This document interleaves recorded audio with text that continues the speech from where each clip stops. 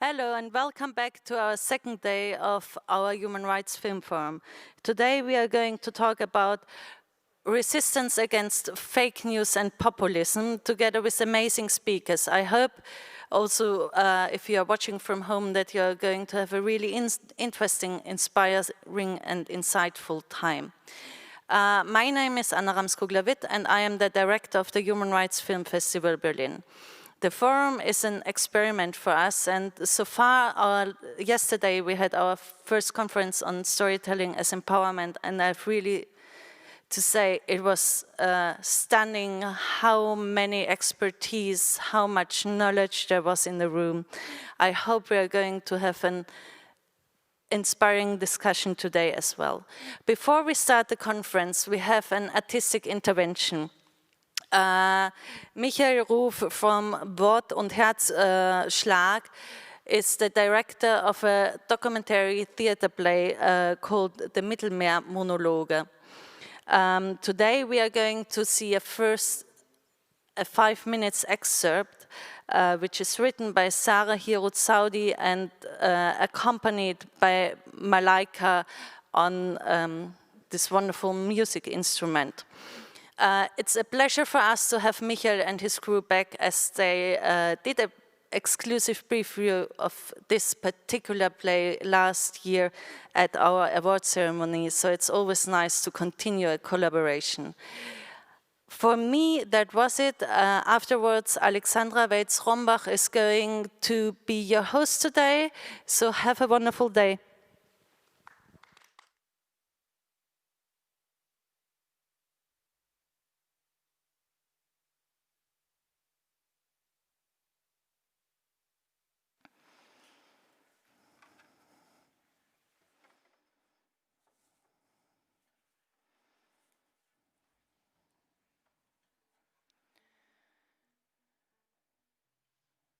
Ich denke oft noch auf See zu sein. Ich weiß nicht, wohin ich will, aber ich will nicht in Meeresnähe bleiben. Ich habe gesehen, wie die Menschen ins Wasser fielen und ertranken. Wenn ich unter der Dusche stehe, dann habe ich das Gefühl zu ersticken. Ich habe Angst vor dem Meer. Ich heiße Naomi. Ich bin 27 Jahre alt. Geboren wurde ich im Westen Kameruns, im Banjul. Man nennt uns Bamileke. Ich sollte 5 Tage vor der Abiturprüfung gebären. Das Abitur war wichtig, um meine Ausbildung machen zu können.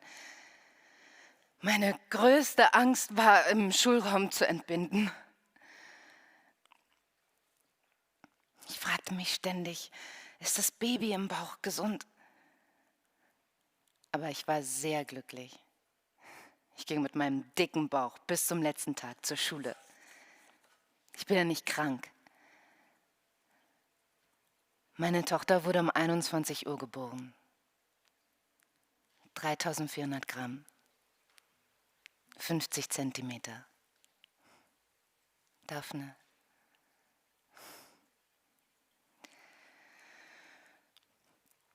Es wirft mich in meine Vergangenheit, ein schwieriges Thema. Ich wusste nicht, dass man es bei Frauen auch macht. In der Schule spricht man nicht darüber. Es gibt eine Organisation, die Beschneidung bekämpft. Frederik, der Vater meines Kindes, wollte mit mir einkaufen gehen. Das Kind sollte bei seiner Mutter bleiben. Ich wollte meine Tochter aber mitnehmen.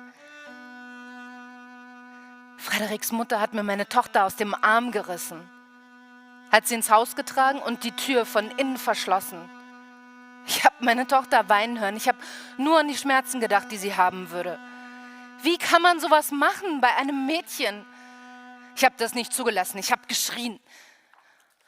Ein Nachbar ist gekommen, hat die Tür aufgebrochen. Und meine Tochter lag weinend am Boden. Die Schwiegermutter und eine andere Frau haben die Beschneidung vorbereitet. Der Mann hat meine Tochter herausgeholt und ich bin mit ihr weggerannt. In Kamerun hätten sie mich früher oder später gefunden. Dann fragt man nicht, wer hat das Sorgerecht. Frederik wird seine Tochter wiedersehen wollen. Ich werde nicht Nein sagen können. Mein Ziel war, einen Ort zu finden, an dem ich mit meiner Tochter leben konnte. In Frieden.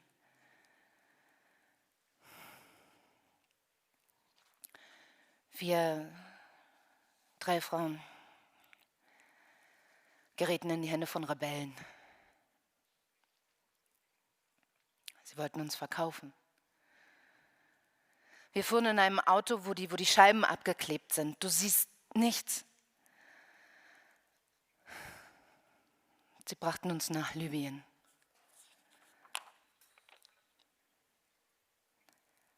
Wir wurden zum Strand gebracht. Das Boot war nicht stabil.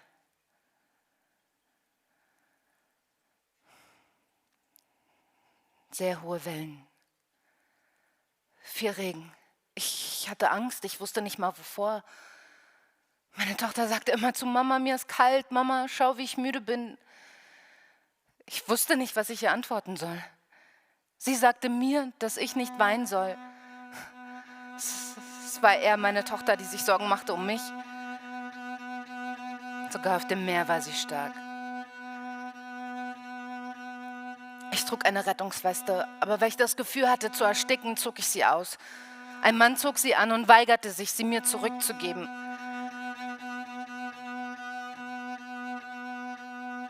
Das Boot zerbrach in 2 Teile. Ich gab Louis das Kind und sagte, ich habe keine Rettungsweste, wir werden sowieso alle sterben. Bleib du beim Kind, halt es fest. Er nahm das Kind. Weil ich aber sah, dass er es nicht richtig festhielt, sagte ich, gib mir mein Kind. Das Kind hatte auch keine Rettungsweste.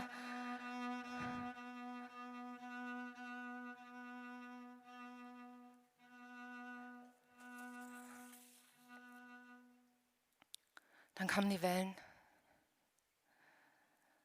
Sie haben uns getrennt.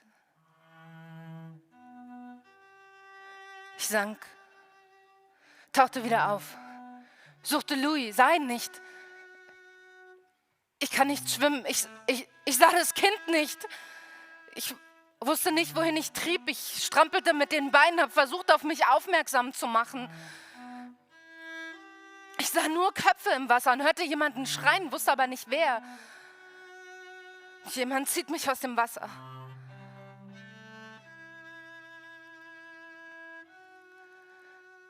Wenn ich davon erzähle, habe ich immer Angst.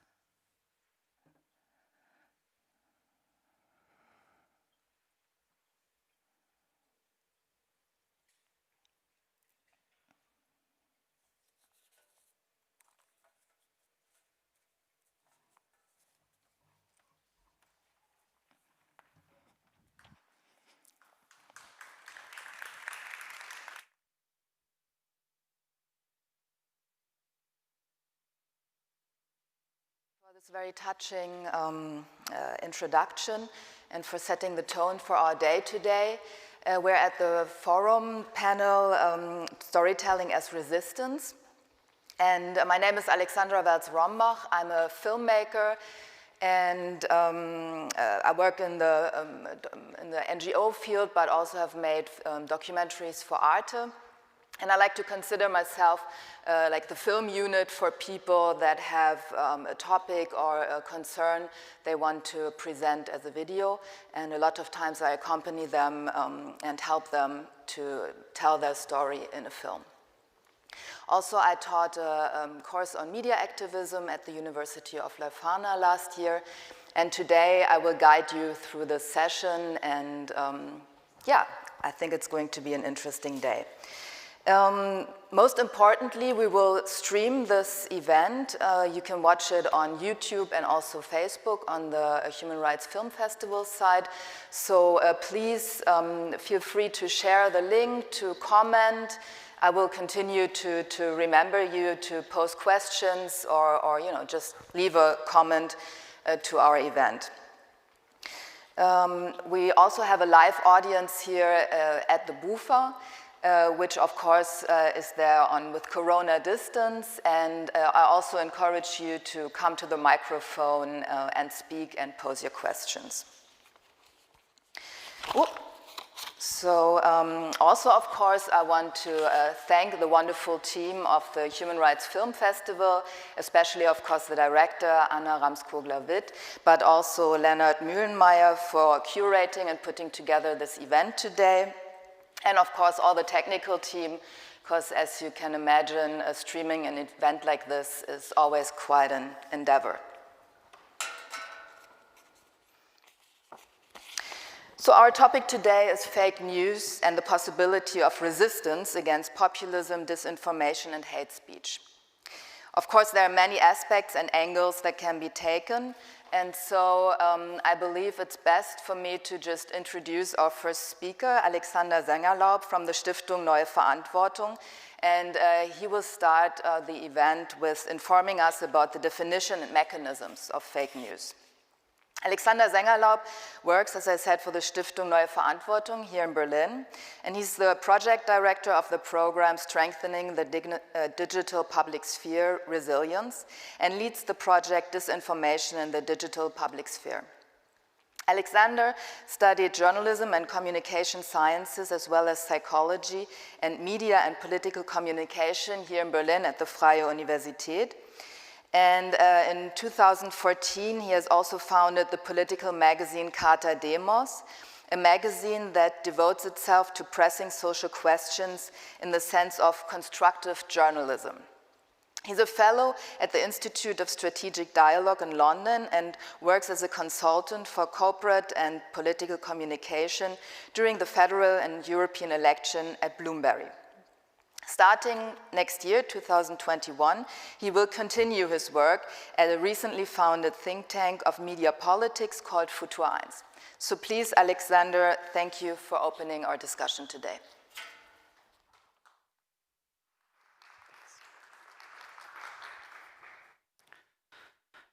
Thanks for having me here today. I want to talk about disinformation and the reasons why it's so urgent right now. Maybe we can see the presentation coming there. A lot about this phenomena is connected to this man. We know him way too good already. The next elections are coming up, and I don't know if you remember, but in the beginning when it was his first press conference, he said to a CNN journalist, "You are fake news." And this is also a storytelling and a narrative he's continuing all the time in his presidency. And I want to show you a little bit how this is connected to the digital structural change of the public sphere. Because I'm coming from communication science, and you all know that the way how we communicate, the way how we inform ourselves changed rapidly and like crazy. And I want to show you a little bit how this is all connected to the topic of disinformation. So maybe to put this together in two sentences, there's a nice quote I want to share with you from Paul Sethe. He is the funding editor of the FAZ. This is one of the most well-known German newspapers. He said in 1965, the freedom of press is the freedom of 200 rich people to spread their opinions. And in 2018, the anchorman Armin Wolf from the Austrian television channel ORF, he said, today freedom of press is the freedom of about 3 billion people with internet access to put their opinion online. So this changed at first, that we are all a part of these public discussions right now. This is awesome, but this comes with a lot of questions as well, because the main question is, are we ready for this? Do we understand how public spheres are working, how algorithms change our opinions, how social media is maybe changing your political opinion? At first, I want to come with a definition, because it's important when we talk about disinformation, what we are talking about. So fake news are disinformation. Disinformation means that someone is intentionally misleading someone with false news. This intentionally misleading comes for two reasons. Reason number first is to convince people from a political opinion, or to make money with fake news. This is also an option. And we have to divide the fake news term from other ways of using the term fake news, for instance, how Donald Trump is using the term. Because he's saying fake news to media institutions, because he doesn't like the opinion or the way they cover his presidency. But this is something completely else to disinformation. And that's why we are not using the term fake news. We better use the term disinformation when it comes to the intentionally misleading. And there are some things in the middle, like poor journalism. Poor journalism means that sometimes, of course, in journalism, things can go wrong. This is happening from time to time, but this is not fake news as well. So in the best case, media are correcting themselves and saying, okay, in the first version of our article, this was wrong. And yeah, this is the way it should be. So this is the definition. Let's continue with the challenges of our nowadays public spheres that we face. Because disinformation is not something new. Disinformation and politics were always connected. Look at the Cold War, look at National Socialism, look at all the other things we had already in history. But right now, we have this digital transformation of the public sphere. And I want to narrow it down to 9 points to show you what changed and why are fake news so urgent. So the first thing I mentioned already, it's a great thing, it's like a democratization of public communication. We all can be a part of this. But this also means that we have to know how it works. So what's totally important when it comes to this democratization, that we have a lot of media literacy in our societies, so that people understand where are news coming from, what's false, what is correct, what is opinion, what is fact. This is extremely important, and we are a little bit lazy when it comes to media literacy. We need to be faster to teach this, not only to the children in school, also to the older generations that have also a lot of problems with the internet and the questions I mentioned before. The next thing we see is the diversity of sources, and this means a fragmentation of media usage. This means if I'm 14, I'm maybe on TikTok and using totally different channels in comparison to the older generations who are still maybe using video text. If you remember this was on the television where you can read news on video text. So this fragmentation comes with the questions if we are speaking still about the same topics as society, because this is important that we have the same topics. The next thing is the speed. Right now, reality and media reality is happening at the same time. Imagine the good old days from the 80s when you were maybe working at the newspaper, then it was time to print the newspaper, and then we had a whole night to wait for the next news. And right now everything is happening in the same time. It's happening in the same time. And this comes with a lot of task for journalism, because there's this old sentence, be first, but first be right, and this is way harder in these media times right now. The next challenge is the repeal of the principle of separation between message and opinion. This is really important, that you find out if something is a fact or is it an opinion. And when you look at the timelines of Facebook or Twitter, everything is mixed up, and it's really, really hard to understand, oh, what is it right now? Is it a fact? Can I work with this? Does that happen, or is it just an opinion of someone? And this is really important, that we can see this really, really fast, what we have in front of us. All this comes with an economical crisis of journalism.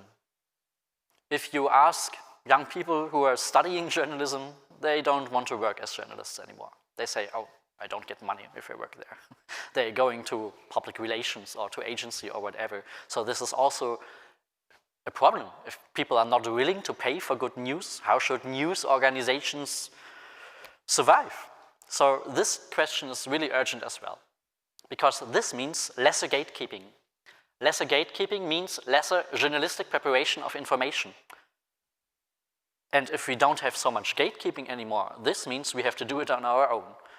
But you don't have the time to go through your Twitter timeline and decide on your own what's right and what's wrong. You can't go to Egypt on your own and find out if something happened yesterday in Egypt. So we need good journalism still in this media age as well. If you have lesser gatekeeping, you have more algorithmic editing of information. This means that it's a little bit problematic sometimes because we know of the attention economy. The algorithms doesn't care if something is right or wrong, if it's quality or disinformation. They don't care. All they are doing is trying to keep you in the platform, like Facebook or YouTube or whatever. So why are we not creating better algorithms that are free from this attention economy, that are maybe caring about facts?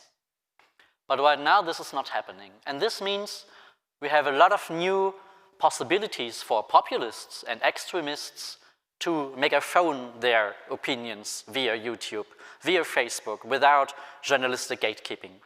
And this is a big problem. There was a decision from the German Supreme Court in the 70s that said political parties are not allowed to broadcast because this should be separated, broadcasting and the political era or political sphere.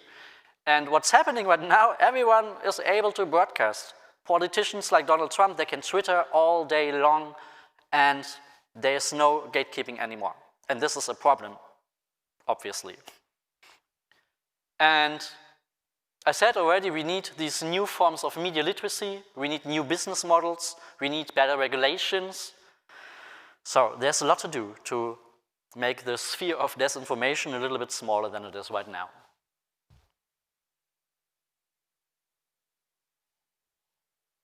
So when it comes to media literacy and your own skills, you have to know a lot right now. You have to be a little bit a journalist, a little bit a debater, a little bit a citoyen, a little bit a communication scientist, and a little bit a fact checker, and a little bit a digital navigator to understand everything that is happening in digital public spheres. So this is a lot. This could be a subject in school for 13 years to talk about this. But this is important if we want to transform in this digital knowledge society that we are in already. So, last thing, America, if you look at America, it's a really divided and polarized information system. If people vote for the Republican Party or the Democratic Party, they don't have a channel where they come together and speak about how the world is. You can see this here right now. It's the trust from people who vote for Democrats or Republicans in different media organizations. And if you are a Democrat, you maybe believe in CNN or MSNBC, and if you are a Republican, you watch Fox News. But if there's no arena where people come together and really debate, and not like in the debate we've seen on Tuesday, democracy is not working if we are not able to come together and speak. And this is happening in America awfully right now. That's not happening anymore. So the last thing I want to show you that disinformation is not just connected to the polarization of the media landscape, it's also connected to the polarization of societies itself. And there's a really, really awesome historian from Pennsylvania. Her name is Sophia Rosenfeld, and she said, if you want to fight fake news, you also have to look at the political, such as dramatic inequality in our societies. It has resulted in citizens living in such different worlds today, with so different experiences, education, and opportunities, it's hard to imagine how they could ever acknowledge the same facts if you live in different realities. So that's the little spotlight on disinformation. Thank you.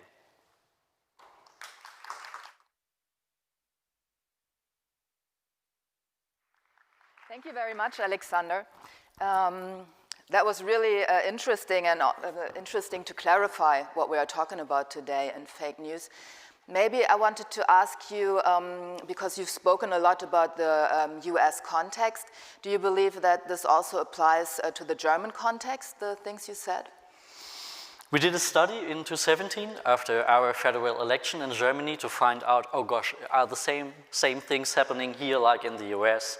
And the good news is that Germany is way more resilient. For instance, we have the public broadcasters, the like ARD and ZDF. This is like a wall against disinformation. So the German society, it's getting more and more polarized as well.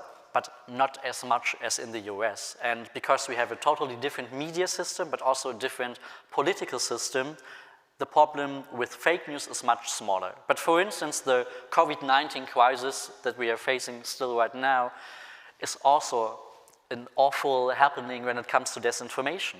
People find maybe strange information, not only from the US president that they should drink bleach or whatever. So we are also facing these problems about disinformation. So we need media literacy here as well. We need better regulations, as long as the problem is not as big as in the US. So we still have time to act.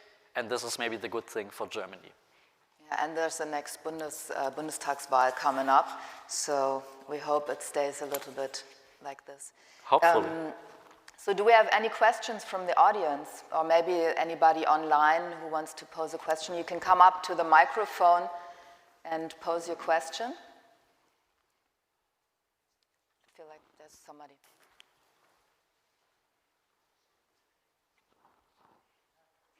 Belina, thank you so much for your talk. One of the groups that I've been watching the reports is the Reporters Without Borders. And it's not just that it's like the funding for journalists are cut, but some of them are being killed in different countries. And I was wondering kind of what you're seeing from the German perspective to protect journalists. Like how does that, what's the interaction? Thank you. Thank you for your question. The protection of journalism is really important. Even in Germany, we are facing more aggression against journalists when it comes to the Pegida demonstrations or other things where journalists are faced with the term of Lügenpresse. This means, yeah, Lügenpresse, you know. But when it comes to other countries like Ukraine or maybe Belarus right now, it's really, really hard, even in Europe, in some countries, to work as a journalist. When it comes to Hungary or Poland. So the European Union, I feel like, is really weak when it comes to the way or the question how we can protect journalists in Europe, for instance. And so we have to make clear our values are the freedom of speech and the freedom of journalists to make their work, because it's really important for democracies. The first thing that is dying if a country is turning from democracy to autocracy, it's always the journalists who are the first ones who are, get taken apart. And we have to find better ways to help them from other countries, in the countries that are facing a lot of repressions right now. So I think the session is up. Thank you, Alexander, for joining us and giving this insight. I hope you will stay around for a bit and continue to follow our forum. Thank you very much. Thanks for having me. Thanks.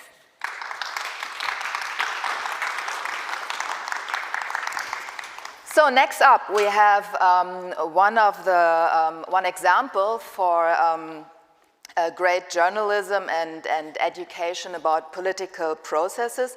I'm very, very happy to welcome Sam Soko, the director of our great opening film Softie that was screened here on Wednesday.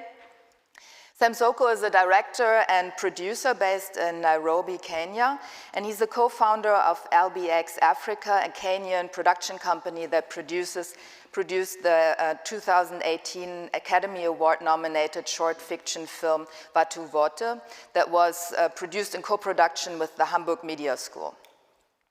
The Human Rights Film Festival opening film Softie was his first feature documentary project and premiered at the 2020 Sundance Film Festival, where it won the special jury prize for editing. Soko is producing feature documentaries in South Sudan and Kenya, and his stories want to give an insight and prominence to previously unheard voices. So I'm very happy to welcome Sam Soko to the stage. Would you please come up and give him a hand? Thanks. Thank you. Thank you very much for your film on Wednesday. Oh, thank you so much. How was it? How do you receive being in Berlin, showing your film here? It's been incredible, especially, you know, you're always unsure anytime you have a new audience going to watch the film. And it's interesting how there's a kind of resonance of our experiences in Kenya and how other people in other places are resonating with this story. And even like what the previous speaker was talking about, we're like a case study of what he was talking about. So maybe, I'm not sure if everybody online and in the audience has already had a chance to see your film. Maybe you can just give us a short summary of what we can see there. So Softie is a story of Kenya in the last 10 years, told through the lives of one of our most flamboyant and notorious photojournalist turned activist, Boniface Mwangi, and his family. I'm actually lucky to be around today with his wife, Njeri Mwangi. So it chronicles their life and how the work that they do, particularly in activism, because in the narrative he decides to get into politics. And all these decisions are all influenced by a series of events that have happened in our country in the last 10 years. Yeah, and I think anything else would be a spoiler. Let me just spoil one thing, because for me it was especially striking how well you made the point of opening up the film with the links to colonialism, tribalism, and the corruption that you're facing today, and placing it also in the colonial politics that your country was exposed to. It's very interesting if you think about it, and I've been really kind of, the mind has been marinating a lot on when we started filming Softie. That's around 2013. So, short backstory. In 2007, we had an election, and it was probably the most polarizing election we'd ever experienced. We had two candidates who were quote unquote from different sides, but not necessarily with different messaging. Like, they were not necessarily presenting different values. Like, it wasn't like, I'm a socialist, or this is, I'm on the right, and these are my core beliefs. It wasn't anything like that. The whatever they were presenting was based on our tribal inclinations. Tribal inclinations is, Kenya has 43 tribes or more. And all these tribes were like, we've been in the place called Kenya for a very long time. But we were colonized by the British, and what the British did, in a way and means to govern over us, they decided to define us in the way they thought would be best. So they'd be like, you are a loyal person because you're from this tribe. You are disloyal because you're from this tribe. You are, because this is how you look, you should be a security guard. Because that's what they did. So once they did that, once we got independence, those definitions were never broken down. So they continued. So by 2007, everything had just boiled into this incredible melting pot, and it was just about to blow over. And that's exactly what happened. So as a consequence of that, many people were killed, neighbor turned against neighbor, and in 2010, we got a new constitution. And the idea of this constitution was to integrate us better, to build a much more democratic society. So when we started filming in 2013, there was a sense of hope that I could go to the street and protest, and the police would respect that right, because it is my right as a Kenyan to protest on anything. However, what happened in 2013, the police started to react to protesters. And interestingly, at the same time, we just got a new president. in the span of those 7 years to date, because I have filmed a ridiculous number of protests over that period. So in 2013, we were able to protest and get to the gates of Parliament. Like, we protested right in front of Parliament. Like early this year, there was a protest against ridiculous amount of corruption and the terrible, terrible actions of the police through extrajudicial killing. Protesters could not even get out of their homes. Like, you'd get out of your house, your flat, and there are police right outside your gate. That's the consequence of not having, of disinformation and not engaging in, like, being woke to the liberties of journalists and media being taken away. So this leads me to the question, when is the film going to be shown in Kenya? In 2 weeks. Very good. It's a big achievement, I think. How did you manage? Where is it going to be broadcasted? In cinemas or on? So it's interesting how, so the film has got an adults-only rating. So that means if you watch the film, you get how ridiculous that is. But that means we could only show the film in certain places. And what happened is a lot of the theaters were interested to show the film. So we'll be releasing nationwide in several theaters. Like, theaters are opening up in Kenya, of course, to a limited capacity. But we've had it's like a ridiculous amount of interest in the film, particularly because of the other Kenyans who've watched the film outside Kenya have told the Kenyans in Kenya, you have to watch the film. And it keeps us awake at night, but we're very excited that that's going to happen. Absolutely. From what I understood, also this format of film, to make like a feature-length documentary, it's not very common in Kenya for political communication. Not only for political communication, just even for social conversations.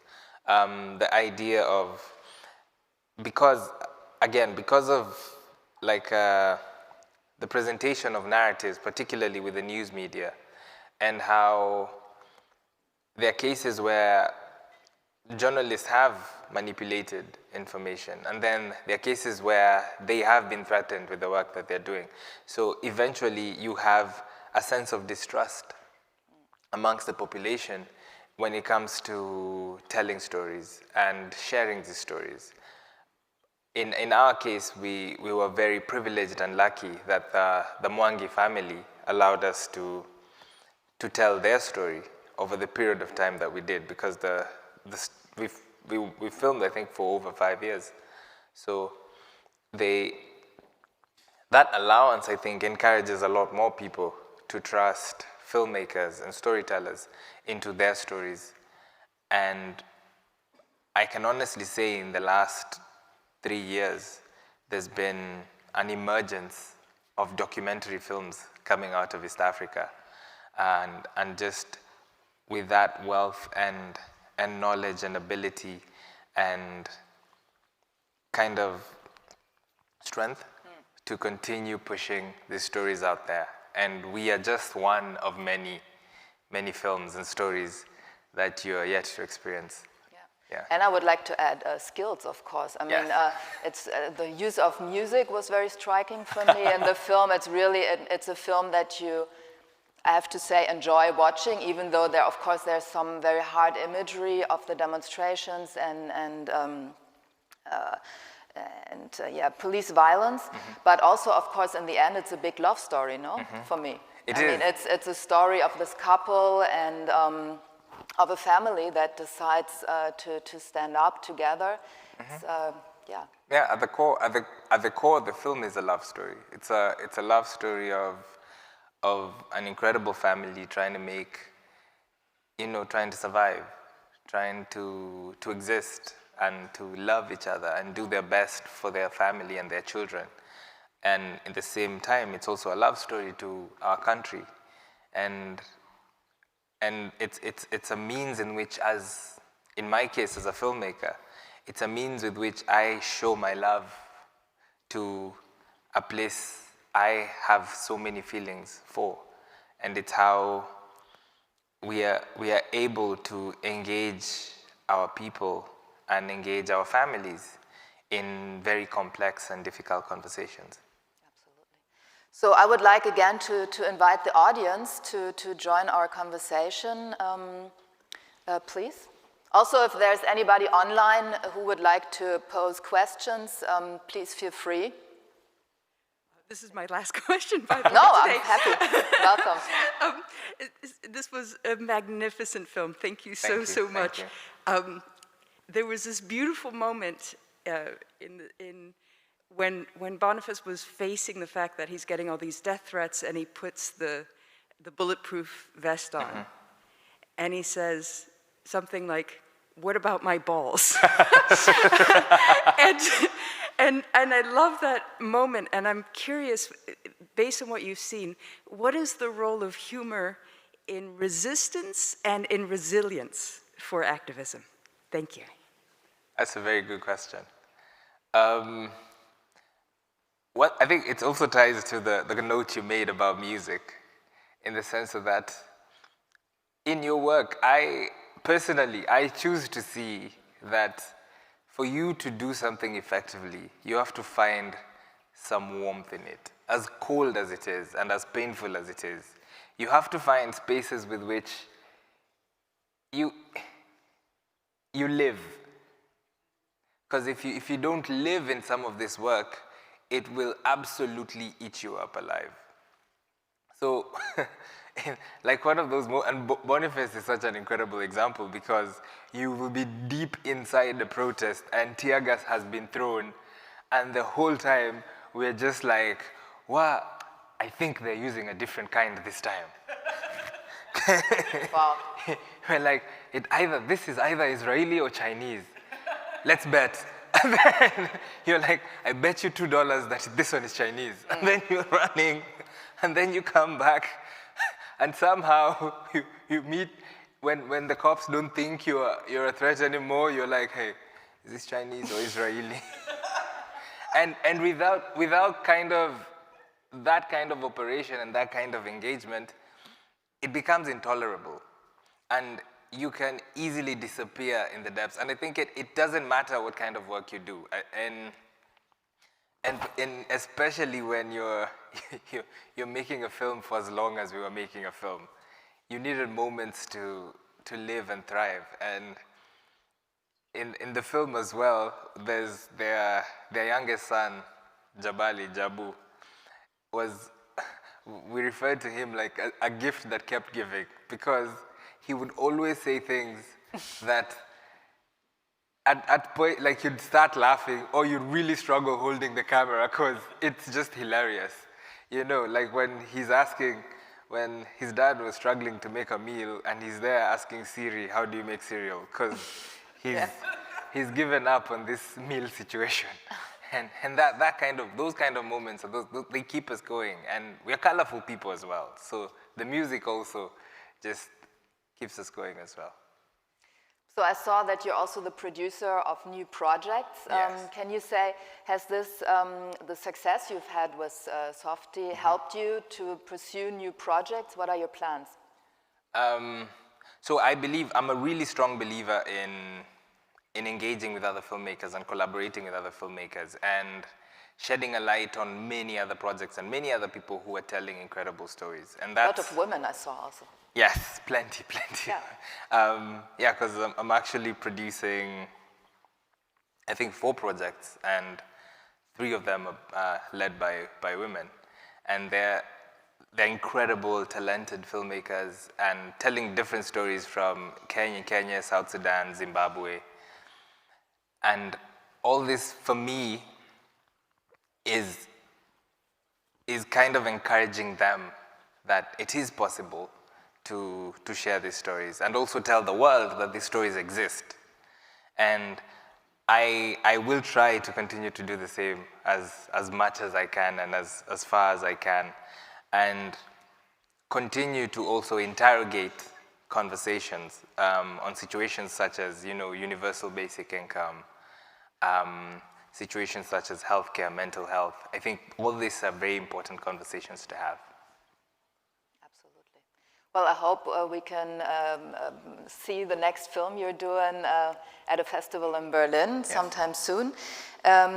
This afternoon, we will have another talk with Ms. Mwangi, with Anna Ramskogler-Witt about more issues of the film. And of course, if you're intrigued now to watch Softie yourself, you can do so online through the Human Rights Film Festival website, and there are also more screenings of the film. And I strongly recommend you do it. It's a great film. Thank you very much for being here. Thank you so much. Thank you, everyone. Thank you.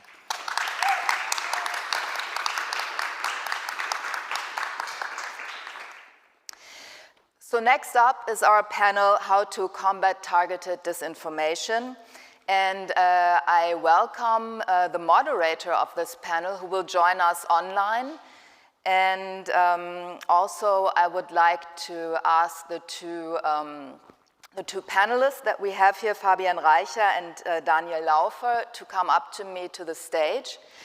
And I hope Cristina Helberg is already online.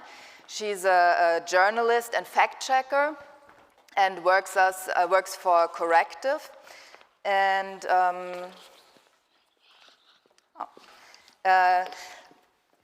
basically her research focuses on disinformation on the internet, abuse of power, and social inequality. And I welcome her. I hope she's gonna come on the screen. Hi. Hello. Thanks for being here. And I think we'll take a second to have her come on the screen. For me, it's a very great experience to have this hybrid festival and see how online, offline panels work out. And thanks again for the technical team to facilitate this. Cristina, are you there? Here we go. Maybe I take this out of the way and leave the stage and leave it to you, Cristina. Welcome. Yeah, thank you. Hi. So we can start? Please. Okay. So hi everyone, I'm very happy to join you online together with Daniel and Fabian, who are sitting right in front of you. So I will just quickly present them both. Daniel works as a journalist at net.politik.org in Berlin.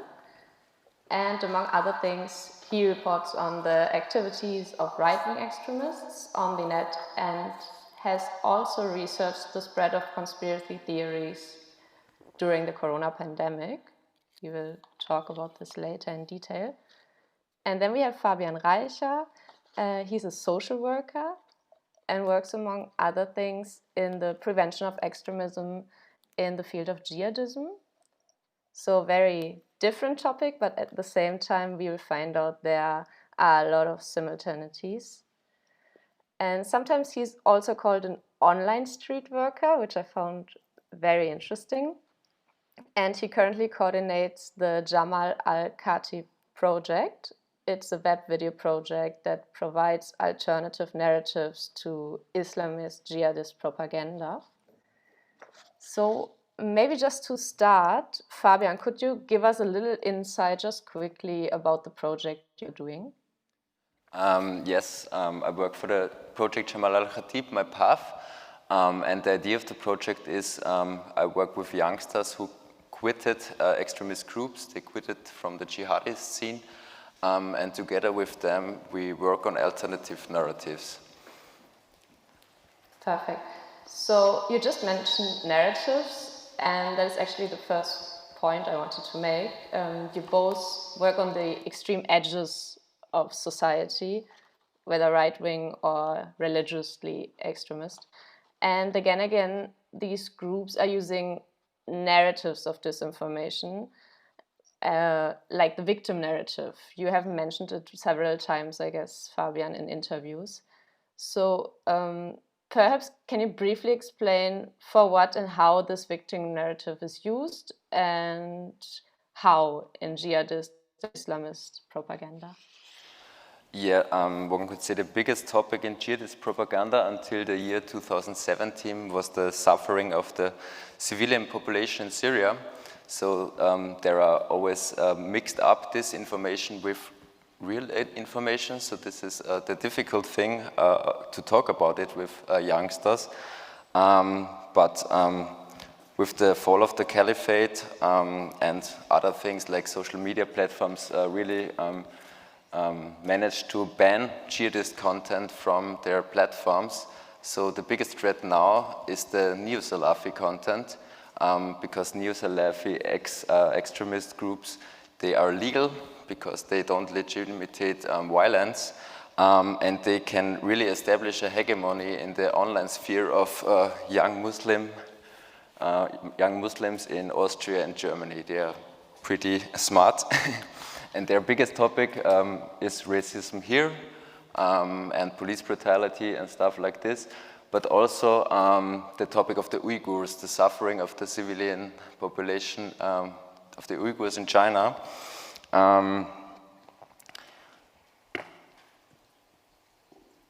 There are two key narratives in this topic. Like the first is the victim narrative. The people there are suffering because they are Muslims. One could say this is the message, the key message. And the second narrative is the us versus them narrative, also a very big narrative. Those two narratives interact with each one. Like one could say the us versus them narrative is the world is watching and the media is silent because they are only Muslims. So this is mixed up with the victim narratives, and I have one example of viral content concerning this topic. Maybe you could show it.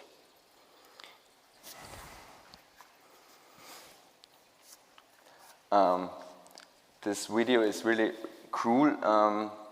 It's like about a 4-year-old girl who gets humiliated by adults, but also by peers, and the topic is, the key message is, this girl is only 4 and she is getting humiliated because of her Muslim faith. The thing is, this video is from Mexico and not from China. So it's totally disinformation, but it works perfect online. Like this video got, you see here, 50,000 likes, but it went up on different pages, so it became very big. And the aim of such propaganda is to get views, of course, to grow bigger, but also to isolate vulnerable individuals from society and make them receptive for the call to action. The call to action depends on the group, like with the caliphate, the call to action was come to the caliphate and help us to join the fight. Perfect, thank you, Fabian. So for me, because I research disinformation more on the right-wing side, a lot of what you just said sounded very familiar. So Daniel, do you see parallels in those narratives to the tactics of right-wing extremists, or how do they differ maybe? Absolutely. I would say that for them it's also very much this narrative, it's us against them. And a few days ago, the German TV channel ProSieben aired a documentary in which they had some leaked material where some sort of press officer for AfD actually spoke about how they would react if a certain election, in this case in Hamburg, would not turn out well for them. And he said literally, during all of this he was filmed, but he didn't know that he was filmed, and he said literally, we'll just go for the victim role. And basically what he meant was they would say that there was a lot of attacks on AfD. This election was right after the right-wing extremist attack in Hanau a few months ago. So he beforehand already prepared some kind of explanation why they didn't succeed at the polls, and they made it look as if the press was responsible for the failure of this right-wing radical party. So it's clearly the same kind of strategy. And actually, after this election, when one of the prominent figures in this party spoke about the results, he blamed the press and their terrible attacks on this poor party for failing so badly at the polls. So you have that very clearly. And you see it a lot. Actually, for example, in 1945, there was the bomb attack on Dresden by the Allied forces, and historians agree that no more than 25,000 people died back then. But the head of AfD, on the other hand, claimed that the number was rather 100,000 instead, even though it's simply not true, and he claims that. Why does he do that? He wants to come up with this narrative that the Germans are the victims, and there's this guilt that is totally unjustified, and we've always been the victims as a nation due to this narrative, and he's trying to basically fight that. So at the end, I guess, it doesn't really matter so much if you believe what he's saying, if he can really convince you, because it's just enough if you start doubting what really happened. Another case was an attack in Bremen on an AfD politician, and it never became known who actually attacked this man.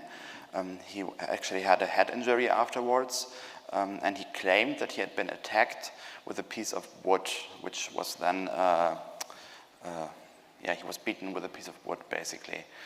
However, there was surveillance footage of the scene which showed that there was no piece of wood, and his head injury was actually from the fall, and personally I would expect that at this point they knew that this kind of injury was from the fall and not from a piece of wood.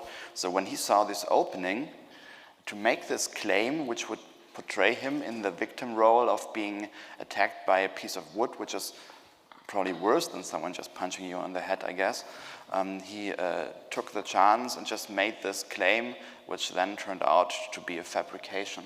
So I guess you have a lot of that with right-wing extremists as well, who just want to, they want to shift blame, I guess, for a lot of things that happen. And they want to make sure that everyone knows that they're the poor ones. Right now we have this weird discussion about cancel culture going on, and the funny thing is that most of the people who claim to have been cancelled get the chance to say this into a microphone all the time. So it's really questionable if there is a cancel culture and they say you can't say things anymore, basically. If you speak the truth, you are being shut down, which I think isn't true. You will just be held accountable for the things that you say, and the things that you say have consequences, and if you lie, you will have to deal with the consequences. And this is actually what they are trying to move away. They want the freedom to make all sorts of ridiculous claims, possibly dangerous claims, and then they don't want to be held accountable. And that's where the narrative again comes in. They just frame it differently. Now it's as if they were being shut down by the other side, basically. Yeah, for me that is a very interesting point to see how they use the same narratives just in different ways. So how do you both think we could combat as a society these narratives? What would work against this form of disinformation? Maybe in your project, how maybe you found something out in your research, Daniel? Well, the very first thing is, I think you really have to think about how does this work and what are they trying to achieve? Because they don't have to convince you. If they may make up things that aren't true, they don't have to convince you what they say is true. It's just enough if they can convince you to doubt the truth, basically. You also see this, for example, with state actors. You've seen it with Russia after MH17 went down in eastern Ukraine, where the Russian state came up with all sorts of different explanations for how that might have happened, just to move away from the possibly true variation that they shot down the plane, actually. And in the end, it's like, okay, there's all sorts of different options. One of them might be true, we don't know, so no one knows what's really true, what really happened. And this is this is probably at the core of their strategy. They treat facts as if they were just another opinion, and everyone can have different opinions and it's totally fine, but they're not opinions, they're facts, and they're like definite facts, and they're not alternate facts.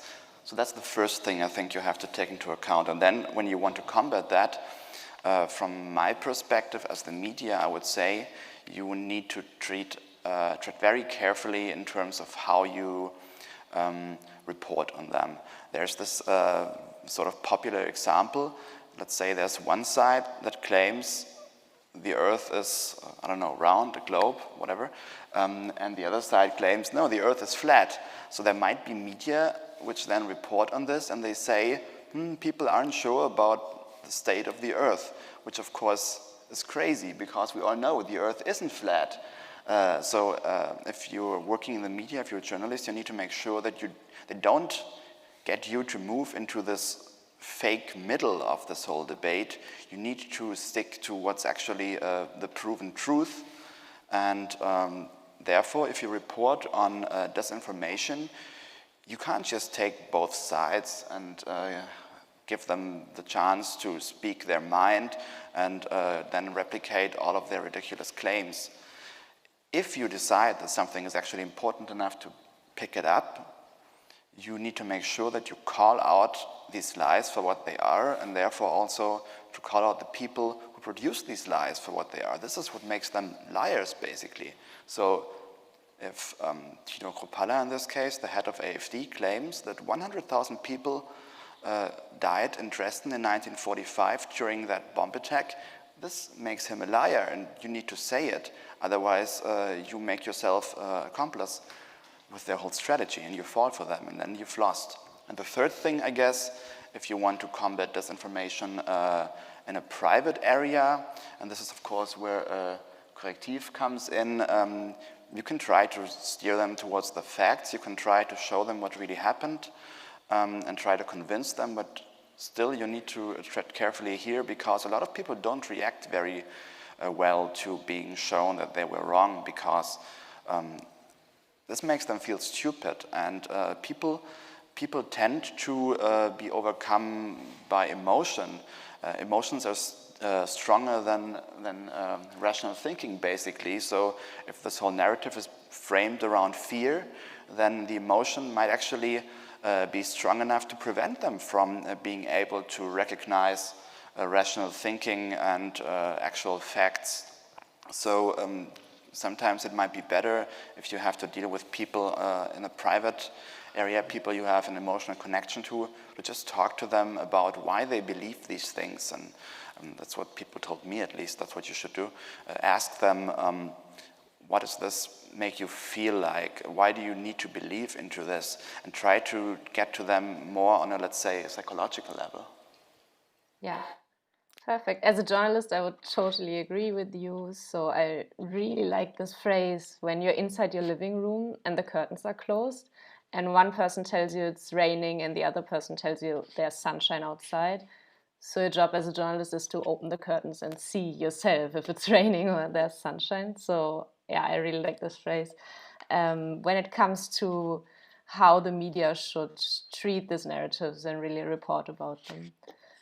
But what you just mentioned was very interesting, and I think it maybe refers to Fabian's project. So how really to talk to people who fall for these narratives. What can you tell us about your experience, then? Sorry, Fabian. With the youngsters I work who quitted the extremist scene, the jihadist scene. I'm a huge fan of Paulo Freire and his pedagogy of the oppressed, and his principles of the pedagogy of the oppressed is action and reflection. You can't just talk about the topics who are relevant, you have to do something. And so we started our own online campaigns, countering the narratives from the jihadist scene. We do this campaign together with the youngsters, so we work with the method of biographical narrative work. Our campaigns, the things we tell, the stories we tell, they're truth, but that really happened to our youngsters, but we have a fictive character. He's called Jamal Khatib. Maybe you can watch it on YouTube.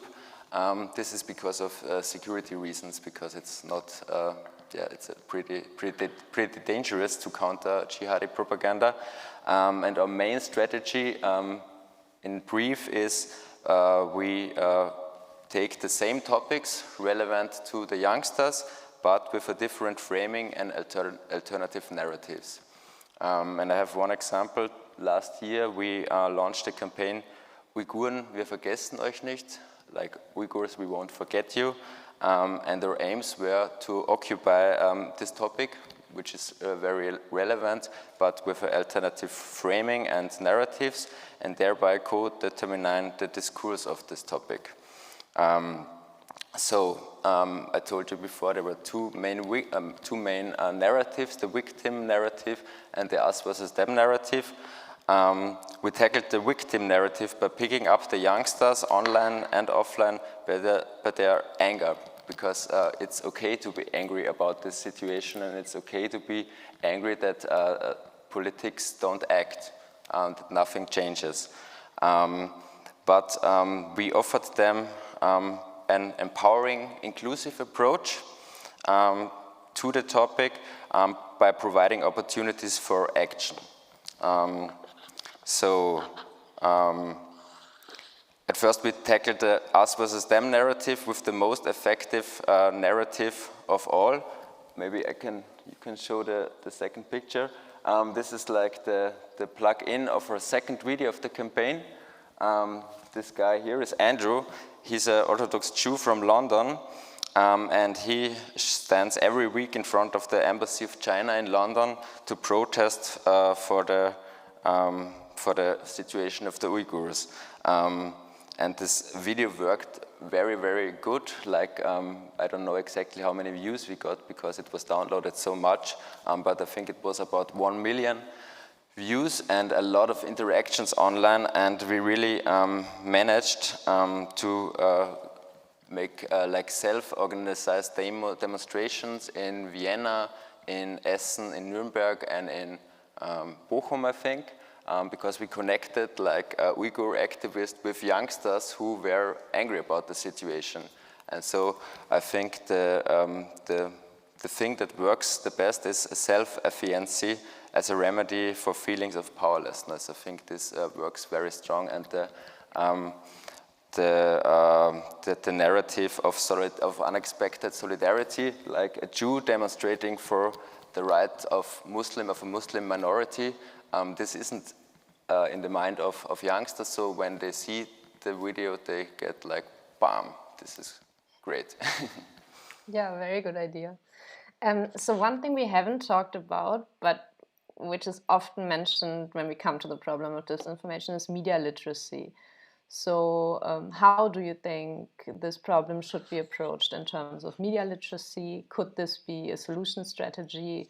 And if so, how should it be taught? The thing is, in an ideal world, people would check things that they read on the internet before spreading them, but the truth is they don't. And of course, there are some platforms which kind of promote this kind of behavior. Let's look at YouTube, for example, which has been huge, I think, also during the pandemic right now in terms of spreading disinformation. There are many people who will just continue babbling on and on for hours, claiming all sorts of things. And as a viewer, realistically, you will not be able to check all of these things because, let's say, this person says one thing and there's some doubt in your head. And before you can actually research that, this person will have the next crazy claim. So basically, they're drowning you in disinformation. You're not able to actually cope with all of this. And the next thing is that they're very good salesmen also in what they do, at least the good ones are. So there's kind of a design error made here. I don't think that people realistically will be able to really shy away from all of this as people who watch these videos, for example. Sure, everyone should be more reflective. We should, I mean, there's this kind of thing where the media skills of the boomer generation specifically are being questioned, whereas older generations tend to criticize the younger generations. But the truth is, we're all falling for these sorts of things as generations, I guess.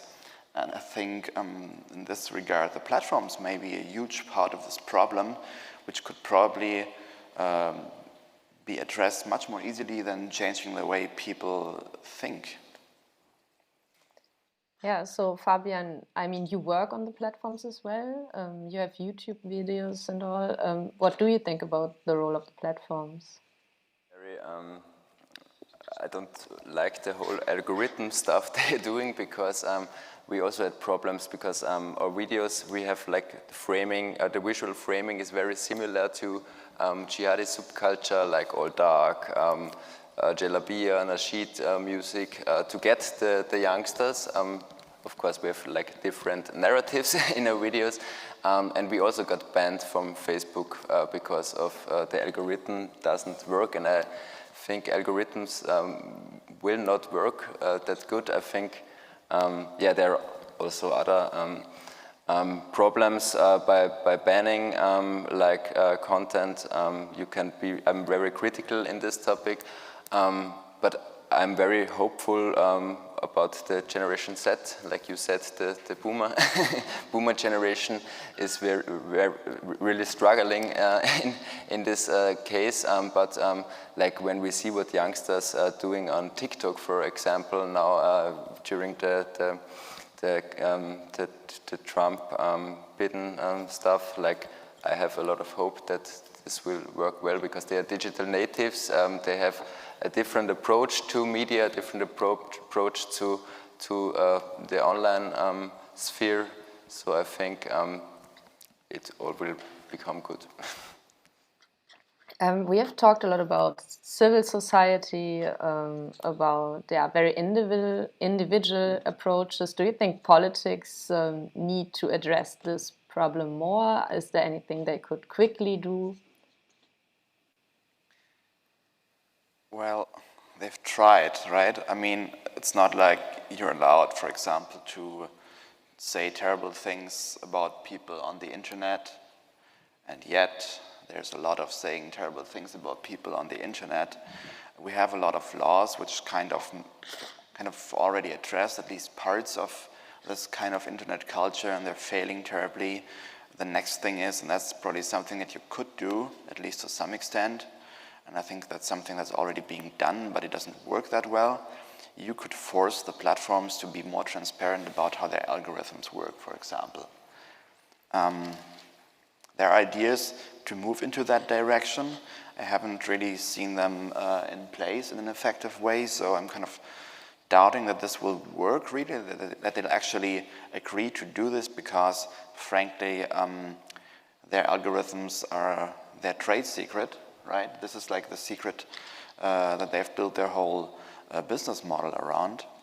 But this might be a point where politics could come in and sort of try to force them.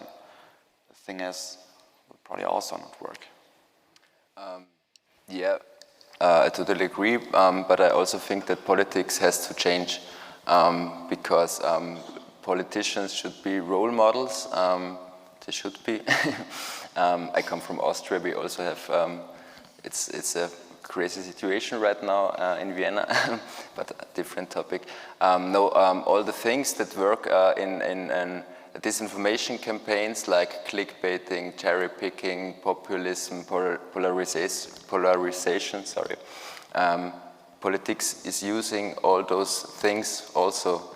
So I think this is the problem. This is the biggest problem at all. If we had like politicians acting different, then I think a lot of things would be solved. Yeah.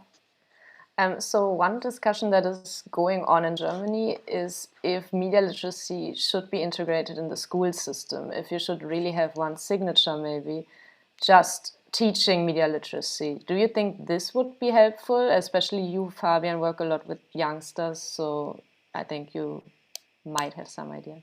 Yes, but I think also the school system has to change. So it's not, the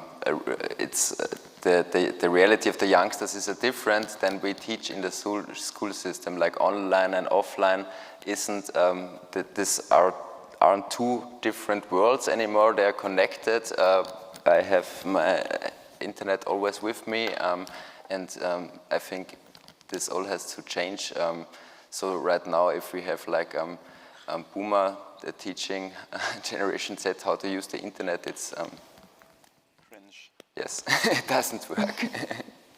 That wouldn't help. So maybe one more point, like during the corona pandemic, many people experienced that suddenly relatives or friends would tell them conspiracy theories, and they had never done so before, and they were kind of helplessly. And I know, Daniel, that you have written an article about this as well. So what do you both think? Because this is really the situation when people are already in the hands of this propaganda. Is there a way to get them out of this, or are these people lost? I think there may be, let's say, 3 steps perhaps. The first step, 3 steps in terms of this, let's call it radicalization for the sake of a better word. The first step might be when they come in contact with this kind of material and perhaps start spreading it in their family WhatsApp group and whatnot, and where you get crazy links from your uncle or something. At this point, when it's like the early stage, you can probably still try to talk to them in terms of rational thinking and try to convince them that there's evidence that proves that this is not real, that someone has been messing with their head. And it might be also good to just show them what, let's say, professional news websites look like, as opposed to what they've been getting their information from. Like, is there an imprint? Do the people who run this website, for example, make it known who runs that, or are they trying to hide it, for example? So this is the first stage, where you can still perhaps rather easily control the situation. The next stage is when it gets more complicated, because at some point people are sucked into this kind of rabbit hole, and what began very lightly now has turned into a full-blown emotional crisis, basically. Now they believe these things on an emotional level, and the thing is, with conspiracy theories in general, once you really end up in this belief and you're really convinced that this is how the world works, it will take you over to some extent. It will change the way you look at the world, because you will see conspiracies everywhere. And this is what, at this stage, you would then be up against. So if you know this person well, if it's someone in your family or if it's a friend, you might be able to talk to them and try to, as I said before, try to get to them on an emotional, psychological level, and just talk about feelings and try to make them feel safe. Those sorts of things, because realistically, during this pandemic, all of us, at least those who take the virus seriously, have good reason to be afraid, and there are people who will take advantage of this fear. So you will then somehow need to balance that out when you talk to your relatives, and to convince them that this fear might be justified, but not in the way they think, and that still you will be there for them, and to basically give them the sort of safety if possible. And the third stage then is the stage where it becomes really sad, I guess, because at some point you've gone all in on QAnon and all these crazy conspiracy theories. This has taken you over entirely. You turn into a different person, basically, and might spend hours and hours every day watching YouTube and other platforms, just consuming a lot of this content. And I think if you're at this stage, it might become sort of impossible, actually, to really get to these people anymore. And that's when, as a relative or a friend, I guess, you might consider that you have lost. Yeah, I would totally agree with you, Daniel, from my experience. What do you think, Fabian? Yeah, totally agree. I would like to make another point on this. I think one of the biggest problem now during the corona pandemic was that there was no progressive movement criticizing the things politicians did about it. Because there are a lot of things you can criticize, a lot of things really, but there were also only like conservative, progressive, conspiracy movements criticizing. And so like the first corona demonstration, there was a video about it, and there was a young woman, and she said she doesn't like right-wing politicians because the demonstration was from the FPÖ, it's like a right-wing party. But this is the only demonstration against this, so against the things politicians do about it, so she had to go there. So I think the corona pandemic is a big chance because a lot of people see that the system, the neoliberal system, doesn't work. And like 2 years ago, who would thought about something like a lockdown? So we all grew up in thinking the system is so stable and everything, there can't be big changes. So this is like also the neoliberal story.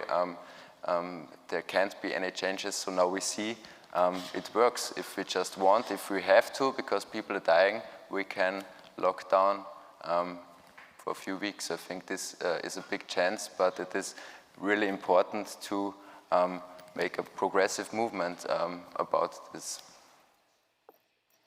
Okay, we are nearly at the end, so maybe one last question. Doing your research, doing your work, have you come across any innovations, any ideas that you think could really help us combat disinformation, or something we haven't just covered in this conversation that is very important to you?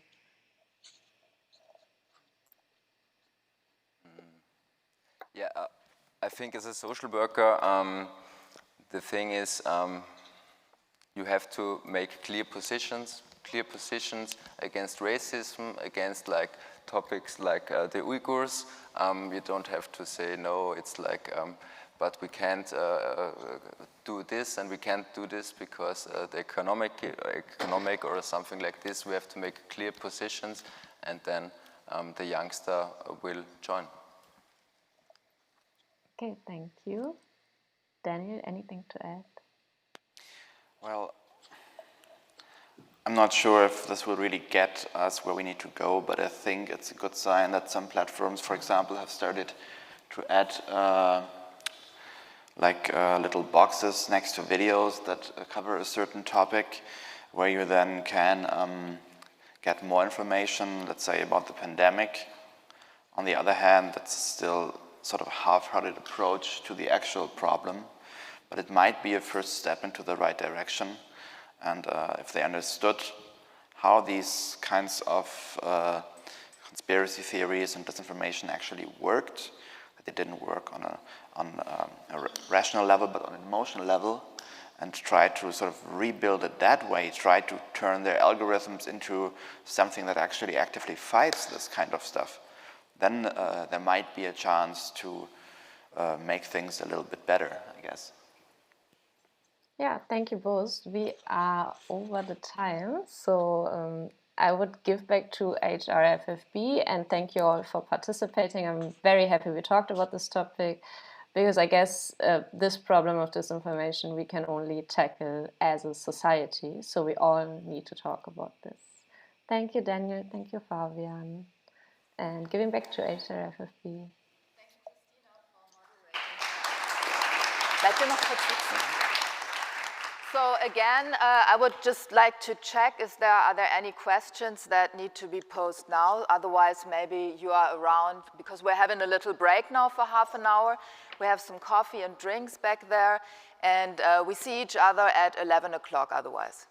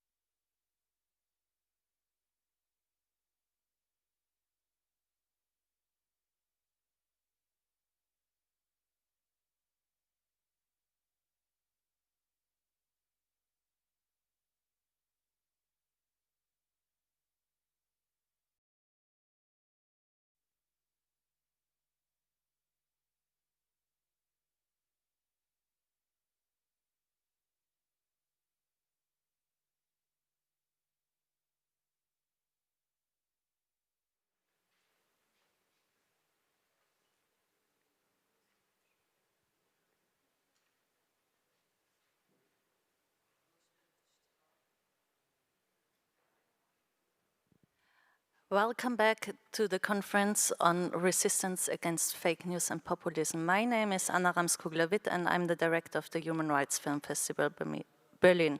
Next to me there is Nicole Rieber from the Berghof Foundation, Michael Ruf von Wort und Herzschlag, and Douglas Herman, a film director of an amazing film we have on in our program, which is called Even After Death. But beyond that, he's also doing a citizen journalist project on Lesbos and working with young refugees there. So we will start with a short introduction round. I won't tell you much about the projects of those three amazing people. I would rather ask them what they are doing and up to. So I will start with our online guest, Nicole. Nicole, you're working on a democracy project with the Berghof Foundation. The Berghof Foundation is a conflict prevention organization based in Berlin, and you're working also with young people. Can you tell us a bit about what your organization and your project in particular is doing in order to foster democratic values? Yeah, thank you for inviting me and letting me take part here online. The Berghof Foundation's headquarters is in Berlin, but I'm actually based in Tübingen, that's in the south of Germany. And our organization is an independent, non-governmental, non-profit organization, and we support efforts all over the world to prevent political and social violence. And we want to achieve sustainable peace through conflict transformation. What does conflict transformation mean? Conflicts are for us nothing negative, but something which belongs to life. And the only thing, or the thing which is really important, is how to deal with these conflicts. And we think this should be in a non-violent and constructive way. We have 3 departments. It's our department Peace Support with a lot of international projects, our research department, and the department Global Learning for conflict transformation and peace education, and that's where I am based and my projects are based. And I work in the field of digital peace education, and we try to use digital tools or methods for our peace educational work, and we try to train people, especially youth, to how to deal with anti-democratic phenomena on the internet, like disinformation, hate speech, and conspiracy theories. We will go deeper in how you train these people in a bit. I'm now addressing Michael Ruf from Herz- und Wortschlag. Ton und Herzschlag.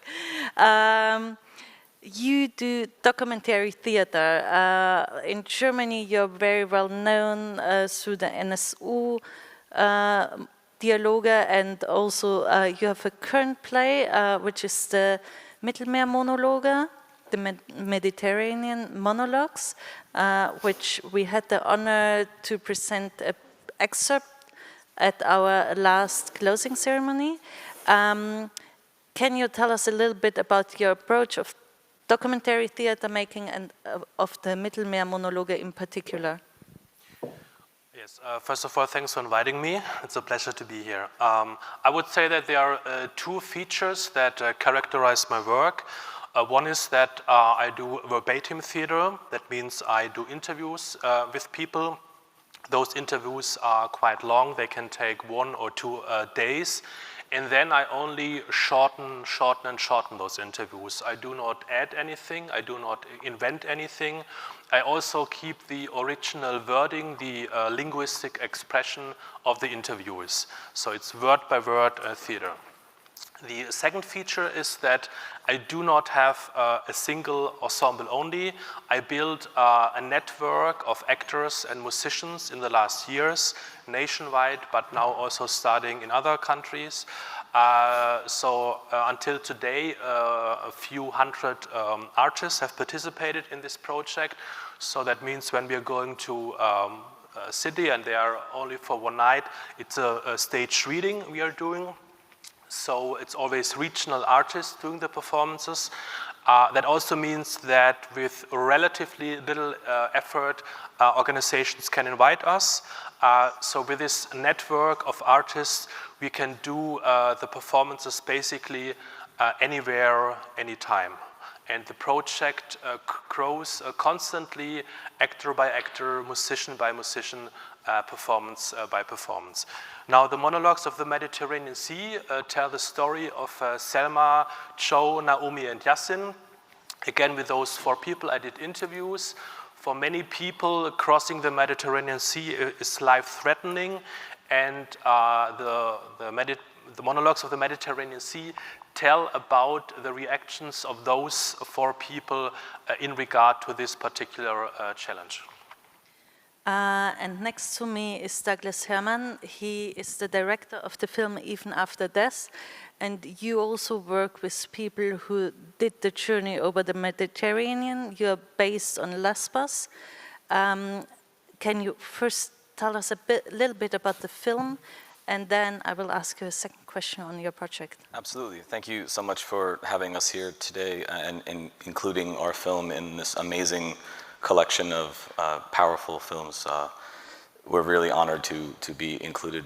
I think our film, Even After Death, is a proof of mission for our program, Refocus Media Labs, because the young people that we work with, they're just asking for an opportunity to put their passions to work and to learn and to have access to education. They've essentially been displaced for years, not just before they reached Lesbos. And our film gave them an opportunity to take the skills they've been learning in our programming about filmmaking and storytelling and put them to play and to move from just a curiosity all the way up to the point of a professional credit. So the film that they created is centered in similar context to this program, where it really tries to harness a collective voice of the experience of crossing, the experience of being on the move to reach the shores of Europe to claim asylum, and it was an attempt to tell the story of all of those who did not make it. As you mentioned, you work with young people on Lesbos, with refugees who arrived there, and you try to train them. Your project developed into something more.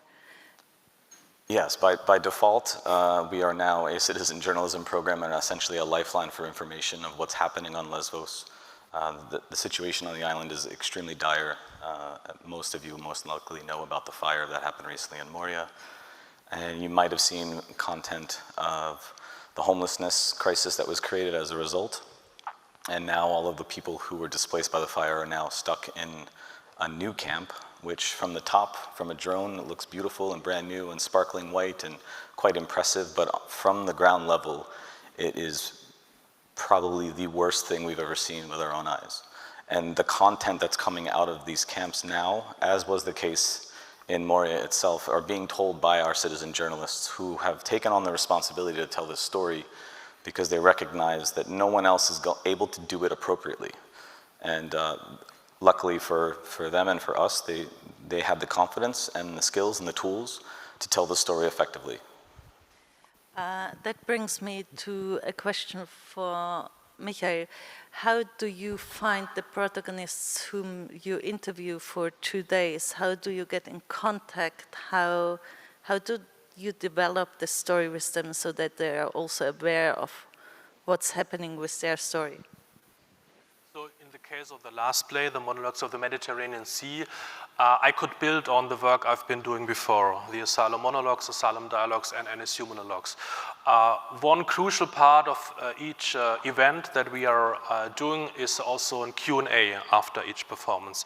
That means that local activists, local experts are participating at that Q&A. They are also telling the audience how they can get engaged themselves.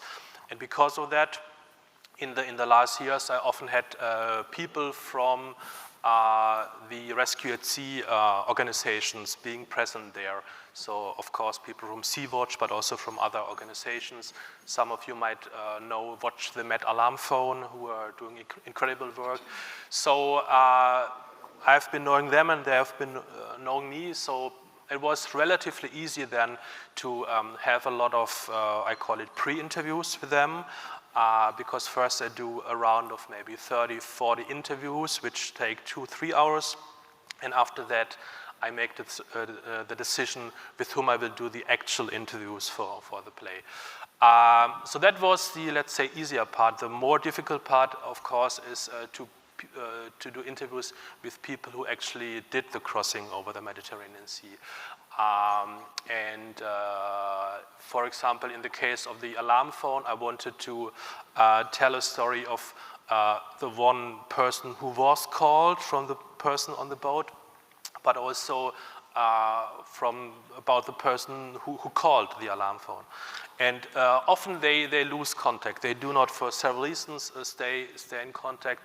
It's similar in regard to Sea-Watch, that they do not necessarily stay in contact. So I had to speak with many people and ask them, are you still in contact, or do you know anybody who's in contact? And after I've been doing this for many months, I finally managed to speak with people who did the crossing. And then it's, of course, a matter of building trust, because, of course, these are very sensitive issues, both psychologically, emotionally, but also politically. So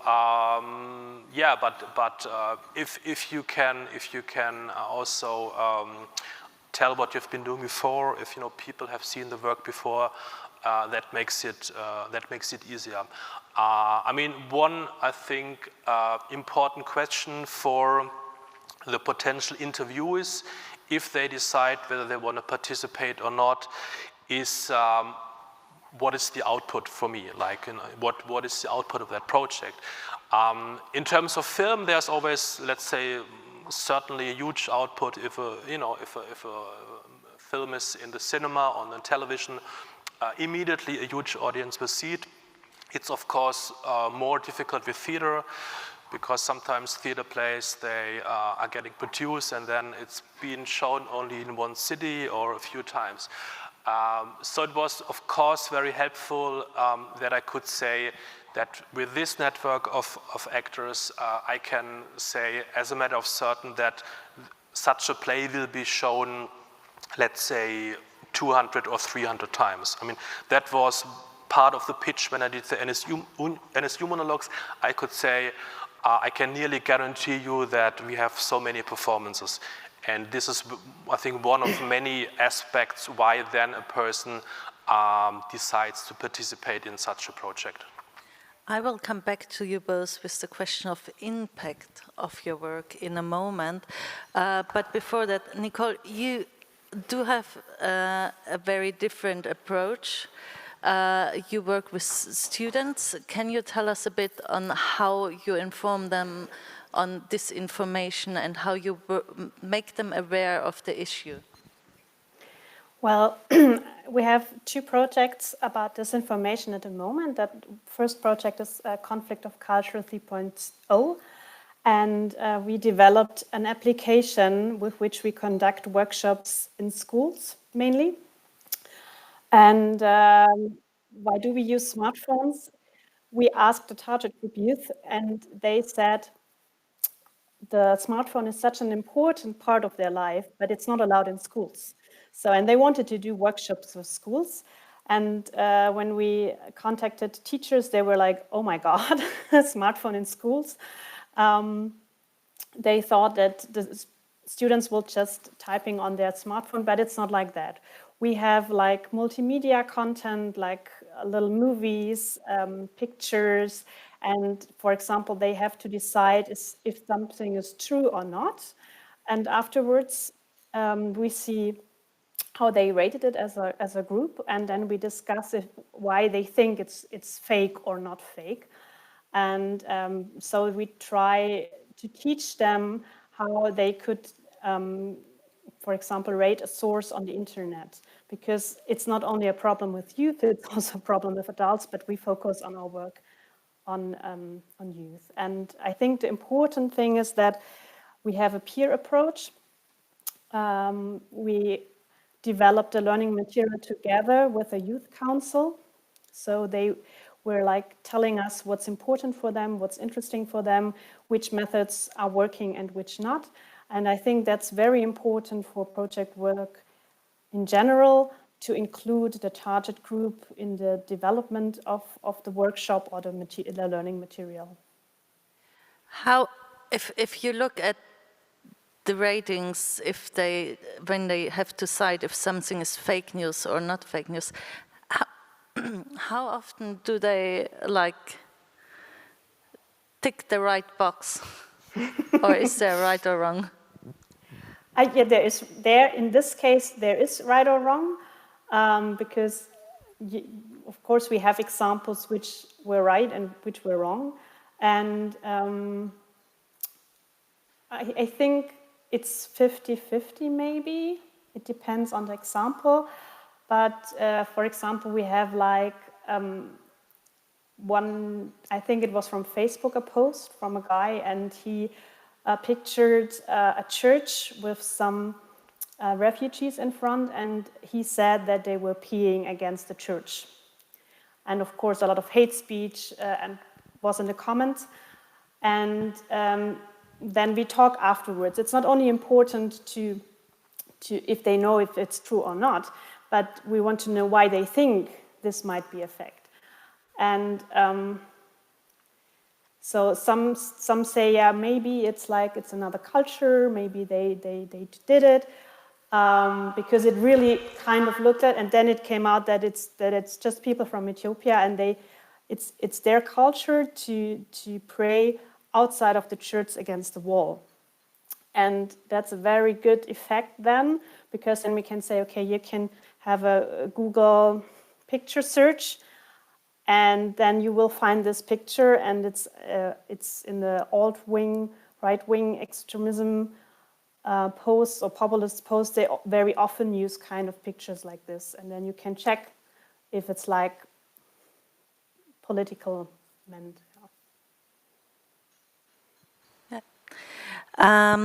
Coming on the question I already announced is impact.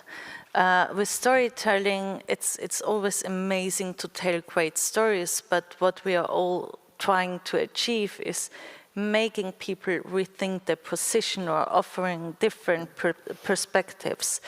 So, Douglas, for you, for the project that you never planned but are now running, the Citizen Journalist Project, how is the reaction of mainstream media on it? And how is the general reaction to it? Do people read and watch the pieces that the young journalists in this camp in particular are posting, writing, filming? If you were to ask me this question perhaps a year ago, I would say that our engagement was invisible, and this was a major problem for us, and we were constantly fighting to have mainstream media pick up the stories from inside the camp so that the individuals who are enduring the situation would have the voice that they deserve. And we have been the beneficiary of a very tumultuous 2020 on Lesbos. Prior to COVID, we had an extreme rise of fascism and a lot of violence and a lot of tension on the island about the outrageous presence of 25,000 refugees in a space for 3. As a result of that, the media started to pay attention to the island again, and once again, the international media started like kind of coming around and fishing for angles and ways in to hear from refugees, but they kept doing it from the perspective of they need to talk to refugees to hear from them, and it was yet still about presenting them as the victims of the situation. So we kept pushing to say, don't present them that way. Give them an opportunity to present themselves as the independent journalists that they are and are becoming. And then once the COVID hit and the international media was locked out completely and could not go to Lesbos to talk about what that looks like in a refugee camp, we put out one piece on BBC News, and then everyone called us. And every single individual news outlet from all over the world was starting to pay attention. So our young journalists took advantage of this opportunity and said, this is our chance. And they have been producing content ever since. And they now essentially have the most well-rounded archive of Lesbos and Moria, and now what has happened as a result of the fire. Once Corona hit again and it was officially in the camp, everyone started calling again, and then their voices again were once being seen as a potential, like, let's talk to the people who are the victims of the scenario.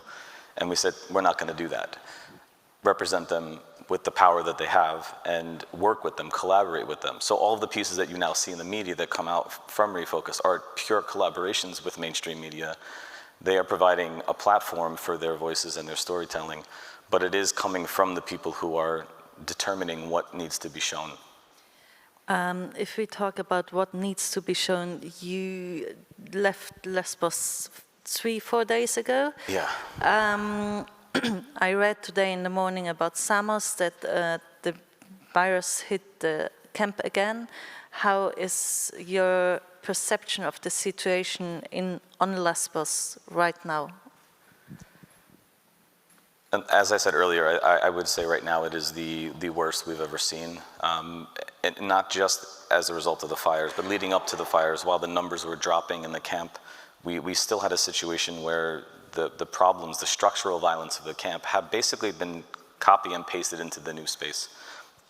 If you can wrap your head around the idea that on September 12th, the first new residents were moved into the camp, and by the 18th, everyone was now in, roughly everyone was in, and it is now October 2nd, I think. They still do not have showers in this camp. They still do not have running water in this camp. They still do not have active toilets in this camp. They have portable toilets, not enough for 11,000 people, and they don't clean them every day. So within 1 or 2 uses, you can't go near these things. They still don't have showers. They get food once a day, distributed after hours of waiting. And if you go to our feed, you'll see what they're receiving. And it is not enough food for anyone, much less a child that's malnourished already, much less a woman who may be pregnant, or a young growing boy, or an adult male. And they're allowed out from 8 to 8, but then they're dealing with the segregation in the stores where they have to wait at the supermarket like 7th-class citizens, while everyone else can just freely walk and go in and out as they want to shop. And everyone else is waiting for hours just to go buy groceries with their dwindling amount of money that they receive every month from the UNHCR, which has been recently cut by 30%. So through the journalist pieces you're bringing out, have you seen, on one hand, I mean, there is, at least from the citizens, a huge solidarity, but have you seen that there is some change in decision makers, that you can reach them through the stories beyond citizen engagement, or did something move a bit at least? What we've seen specifically with Germany is a huge shift in engagement with Lesbos. The Leave No One Behind campaign was constantly peppered with content from our young journalists. The Europe Must Act campaign, which is really pushing for some evacuation, some major change here. All of this content is coming out. We're seeing a massive engagement online through social media in a way we've never had before.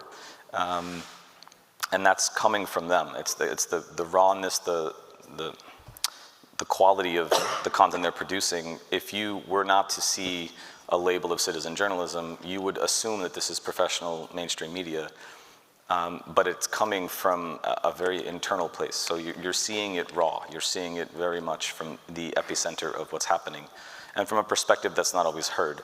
So we see a huge engagement on the local, individual, and political level, but we don't see a change on the policy level, and actually we're seeing the opposite. We're seeing the Migration Pact, which is actually pushing to essentially finance the current chaos, to justify it almost, to say that this just needs to be something that's outside of Europe.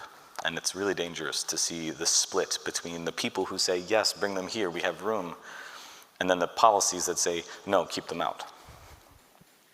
So in terms of creating impact, Michael, with your theater plays, because there are more than just the current one,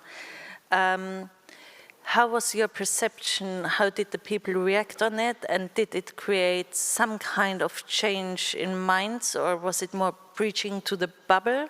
And also with decision makers, did you see that they would react on it through media reporting on your plays? I mean, the question of impact is always very difficult to measure, of course.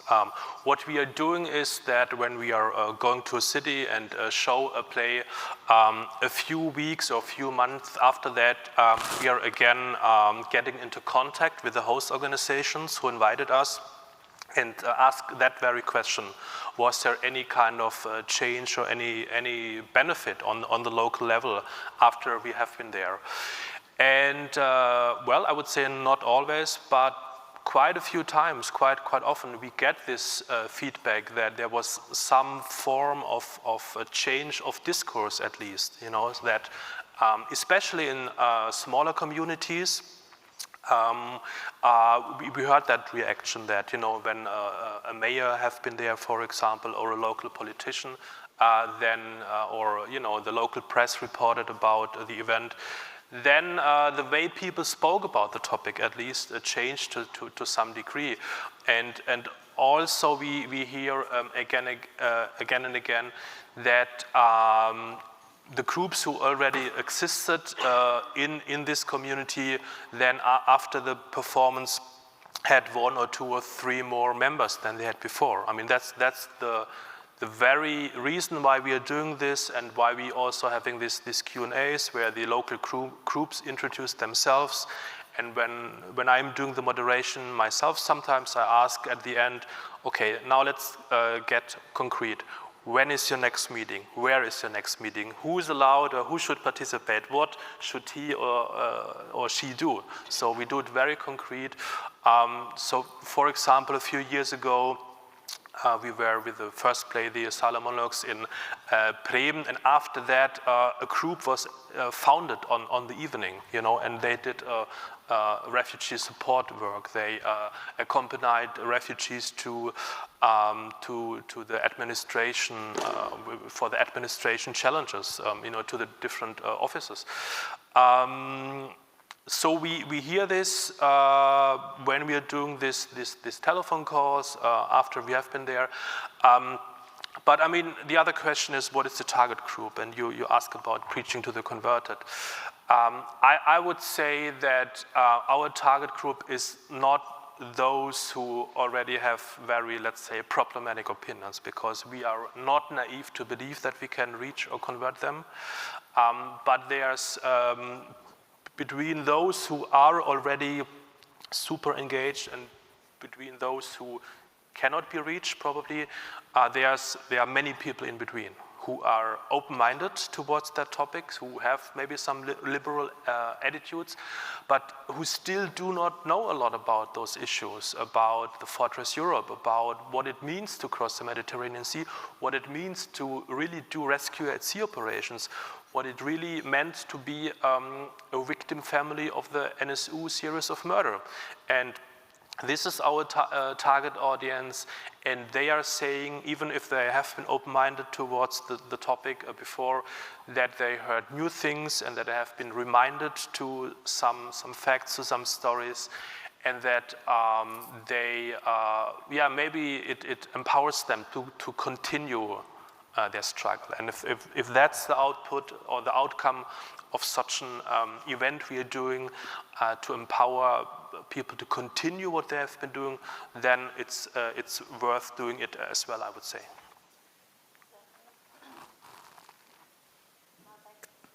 To Nicole, the same question also for you. What is, I mean, your app is kind of a storytelling tool as well, an interactive one. What is the reaction and the impact, especially with the students you work with, that you see? Is there, I hope so, but is there a shift of mind, or how is the feedback from them? Well, we do evaluation, of course, of the workshops, and we get very positive feedback, as well as from the students, as also from the teachers. And maybe I can give you an example. In the workshop concerning hate speech, we start with what discrimination means. And we have a picture, and on the picture you see the words slut. And then we ask the students, is it okay, or is it hatred, or I don't know? And you can see a gender bias there. So most of the girls say, this is not okay and this is hatred, and the boys are different. They say that's okay, or I don't know. And then we start to discuss in the classroom. So we try to create a safe space for reflection. And the very good thing is that we don't need to say that's not okay to write something like that on the wall, because it comes from the group itself, from the target group itself. The girls say that they feel insulted, that they feel not very well, and then the boys say, yeah, well, maybe someone wrote it and it's just fun. But if you then see the reaction of the girls, that's something then they might start to think about it. So that's always a very good moment in the workshops when they start to discuss and they realize that discrimination is not that because I think it's not badly meant, but how it reaches the target group of this discrimination. And another example is that we try to encourage them to do counter speech against hate speech. And the first argument is always, well, if there is this guy and he is really like a right-wing extremist, how can I, what will my counter speech do with him? And I say, well, nothing, but there is a large group of people on the internet who will read this. And for example, me, I'm always very happy if I can read counter speech and see that this is not the opinion of the society, but there are a lot of people who do not think like that. If we just heard about the projects of Douglas and Michael, if you look at the students you're working with and you would think they would read an article from a young citizen journalist from Lesbos or went into such theater play, do you think they would, after it, reflect more on the news they would read online or offline? Yes. No, sorry, go on. No, my question was over. Okay. Well, I think it's important to have stories for young people or even for children from their kind of life environment. So we have this third project, it's called Friedenfragen. It's a website for children and youth, and there we have a lot of stories like videos, audios from children all over the world, telling their experiences, for example, how what war means for them, or what peace means for them, or how it is like to live in a refugee camp in Jordan. And that's very important for the children to read or to see these stories of other children. So I think it's a very good idea and very important that young journalists tell their stories, especially also for the young generation, because they always try to connect. The last sentence we lost. Okay. After you were. Yeah, they try to connect to those people, to the target group. It's more, for example, if a young person tells them how it is to live in Moria or on Lesbos, this is more important because they can more connect to this person, because they think, okay, it's the same age, so she or she has the same experiences. She or he could not go to school, and that's they could much more imagine or could take the perspective because they're the same age. Thank you. Yesterday we had a session about storytelling as empowerment, and one big question that came up, which I would also like to pass on to you three all, is the question of responsibility. Responsibility towards the people you work with, towards the stories you tell, and towards the impact of the stories for the people themselves, because they do get kind of exposed by every photo, by every newspaper article, and that then can lead to hate speech or putting them, using just their photo and putting it in a completely different context, as we heard before with the example of the church. I would start with Douglas and then go to Michael and end with Nicole. it's a kind of a perfect question to deal with what we were doing right before we came to Berlin. We had a week after everyone had been forced into the camp and the international media had essentially left the island and the story was falling away. They felt simultaneously exposed and also motivated to expose themselves even further because they knew that no one else was telling the story now. And they were very appreciative of the energy and attention that the international media brought to their situation. But then they were also saying things in these exit interviews that we were doing exercises with them about their emotional experience and impact of doing this work. And they said, we weren't really expecting anything more than a couple of days of reporting. And then we knew that everyone was going to move on to something else. And then that made us feel abandoned. But it also provided us an opportunity to say, we must do this. And the camp is on a military site. So now anyone with a camera inside is technically breaking the rules, breaking the laws of Greece. And this is part of the plan to turn all of these refugee sites, these closed or, I believe the word they're using is like a secure sites, not closed camps or prisons. But it's behind barbed wire, it's behind military guard, it's behind army control. And then if you use a camera, they're forcing you to delete your files. They're following them. They're documenting all of us. They did this to the international journalists. And now our young journalists inside, who are anywhere between the ages of 15 and 25, are basically saying, what happens to us when they take our phones or they detain us? If you get detained as an international journalist, you can have a lawyer. You can get a campaign online to free the guy from BBC or something along these lines, right? And who comes for us? Who saves us when we're hiding underneath a car because the cops are following us in plain clothes? Who do we call because we shave our head because we're fearful of them recognizing us? And then the flip of it was them saying, if we don't expose ourselves, if we don't put our name attached to these things, if we remain anonymous, then no one will save us and no one will hear this story. So they feel empowered and they've taken on this responsibility so seriously that we owe it to them to push their stories out there as far as possible. And they've also started their own campaign to say, every time we report, lots of people get out of this camp, but what about us? Can we start a campaign to free the Refocus Media Labs crew? Can we get them out of the camp? And they're really serious about it. They're like, haven't we done enough? Can't we go to Germany now? Can't we go to Finland? Can't we go to France? And I'm like, yeah, let's do it. Let's make that. So we're in the process of producing this campaign to try to free them from the responsibility. But while they're there, they feel very emboldened to say, put my name on that. It would be great to have such amazing journalists spread throughout Europe, exactly, telling good stories. Michael, you told us that you interview your people today. You already gave insights into your production process and how you find the people.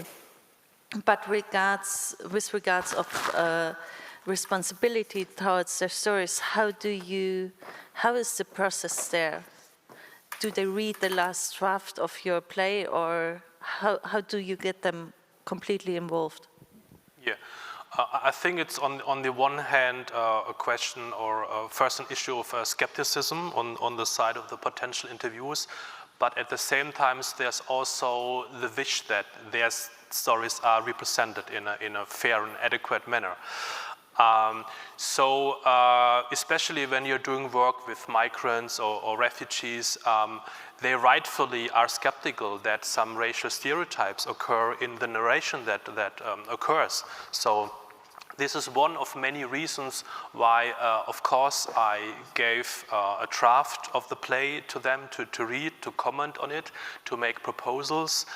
So I'm happy to be very open-minded to any proposals for change. They actually, even if the interviews are already done, have a veto right. So I had discussions with journalists who said, how can you give veto rights to interviews? They couldn't do it, they told me.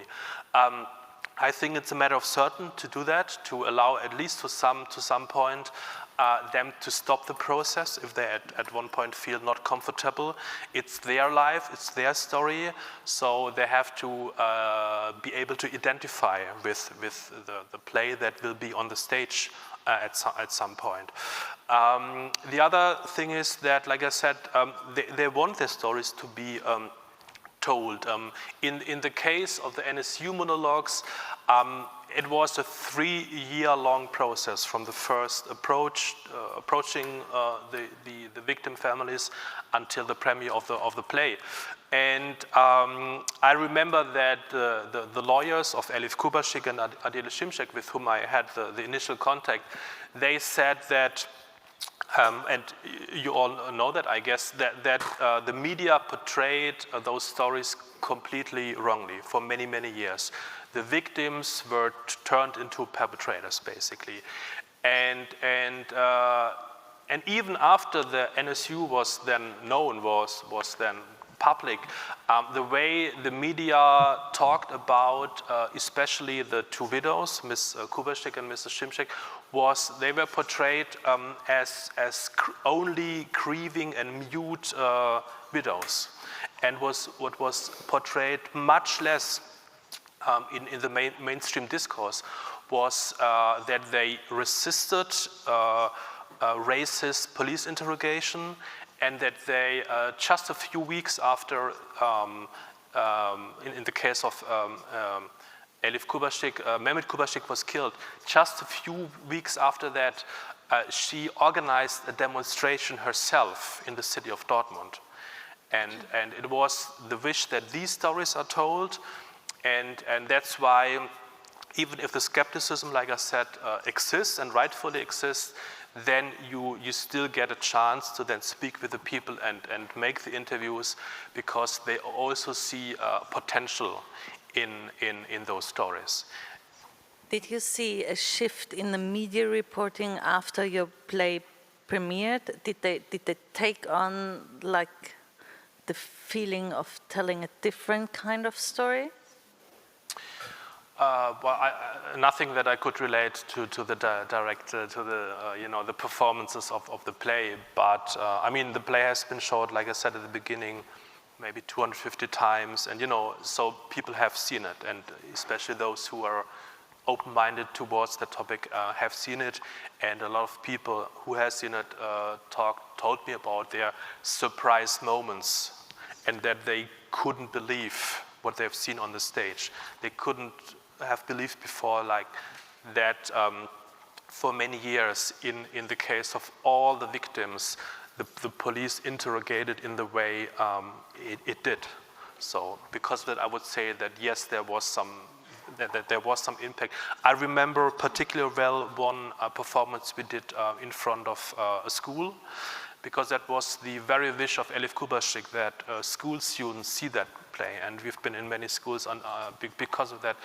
And it was in Dortmund where the killing happened of Mehmet Kubashik, and there were like 200 or 300 students, and after that there was a 1-hour discussion about racism in their life. Okay, and so the play provided this foundation for the discussion that happened afterwards.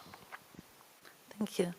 Nicole, also on your side, responsibility, I mean, on one hand, for the more general work of the Berghof Foundation, I mean, working in conflict resolution is a huge responsibility.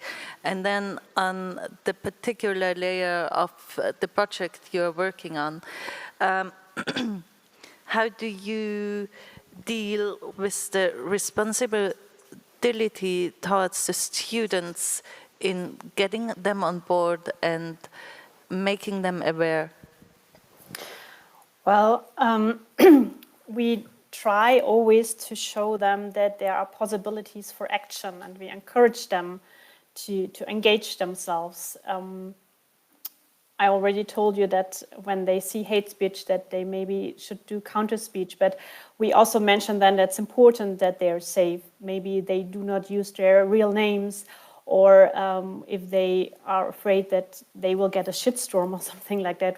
Some students reported this to us. They were even threatened with violence. that they just reported to the platforms or to the police. And we always try to make clear that peace is not only what politicians decide, but that everyone could contribute to peace. And if it's just, they think it's just a tiny action. For example, if you have a fight with your best friend and you not use violence and you're not insulting each other, but you try to find a solution which is fine for everyone, that's also a contribution to peace. And I think one of the best examples how youth engage themselves is concerning the climate change and the Friday for Futures demonstrations. And that's what we try to tell the students or the young people, that they can do something, that they just can take action.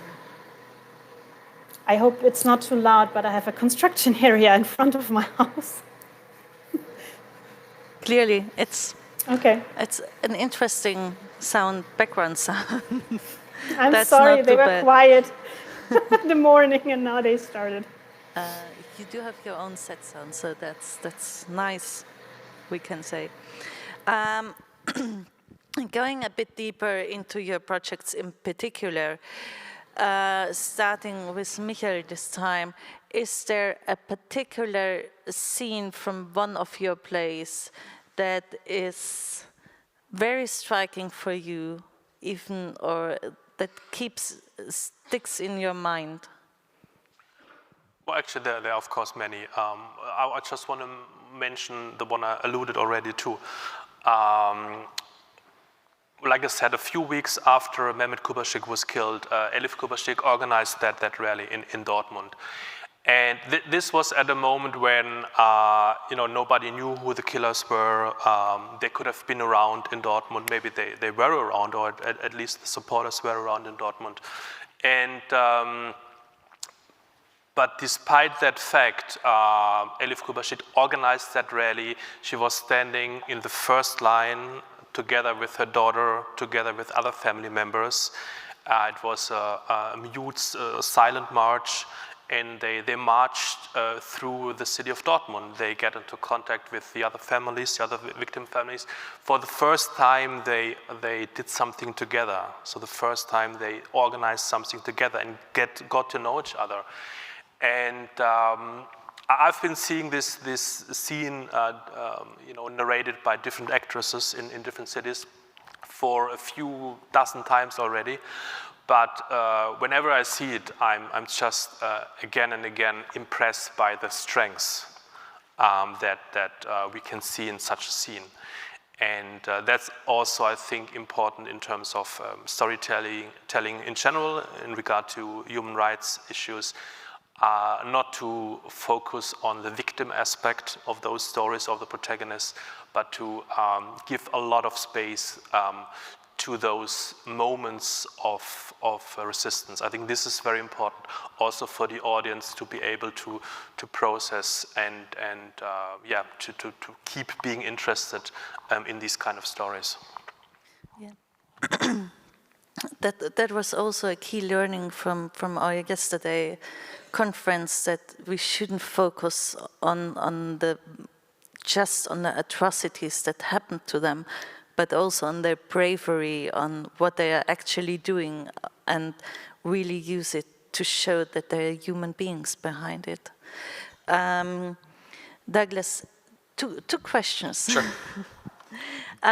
If we talk about stories that stick with you, is there a certain newspaper piece that Refocus Media collaborated on that stick to you?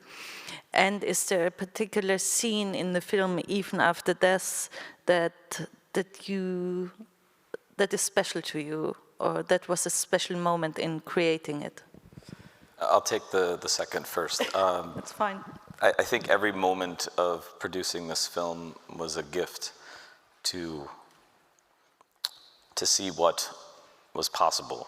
From the initial idea for the film came from our co-director Reza Adib, who is not here today because his asylum case 3 years later is still not settled.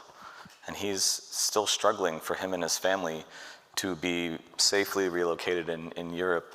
And he was a journalist in Afghanistan before, and we kind of just connected in a way in 2018 that we've never broken apart from. And this film was an idea that he had, and then he was in Athens at the time, Malakasa camp, and then we went back to Lesvos to work with another entire group of students. And then we figured out a way to put these groups together to create this film. So every time we started to dig into how could we tell this story about deaths at sea, how could we tell the story of the people who don't ever have their stories told because they don't make it. The whole film came together because of their engagement, their contributions to the idea, even to the lighting design and to the scenes and to how we'd recreate such a traumatic experience that they've had collectively and individually, and how many times they tried before they succeeded to reach. They recognize how lucky they were to even just endure Moria. And so every day was overwhelming in terms of that. But I would say that the recreation of the journey, the collective journey, the immersive nature of the beginning of the film, where you essentially are with them as if you are one of them, that came from them, and that was a really unbelievable experience to see them design the shots and consider the angles and how to create it and then how to put it together in the sequencing. And it was a daily, constant process. So that was a really powerful time to just witness that and to help foster it. With regard to the pieces that we're doing, we're very excited about a new piece, which I can't even mention who the partner is yet because it's still in edit. But we're very excited about a new piece that's coming out that really kind of delves into the fire and the aftermath of it and what's been going on. But I would say that in the earliest stages of having our young people on camera and shooting, we've seen this evolution of confidence, that in the earliest stages of asking them, would you be on camera? How do you feel about potentially talking to the camera about what you're seeing and taking us kind of into the living environments that you're dealing with, especially in the beginning of COVID?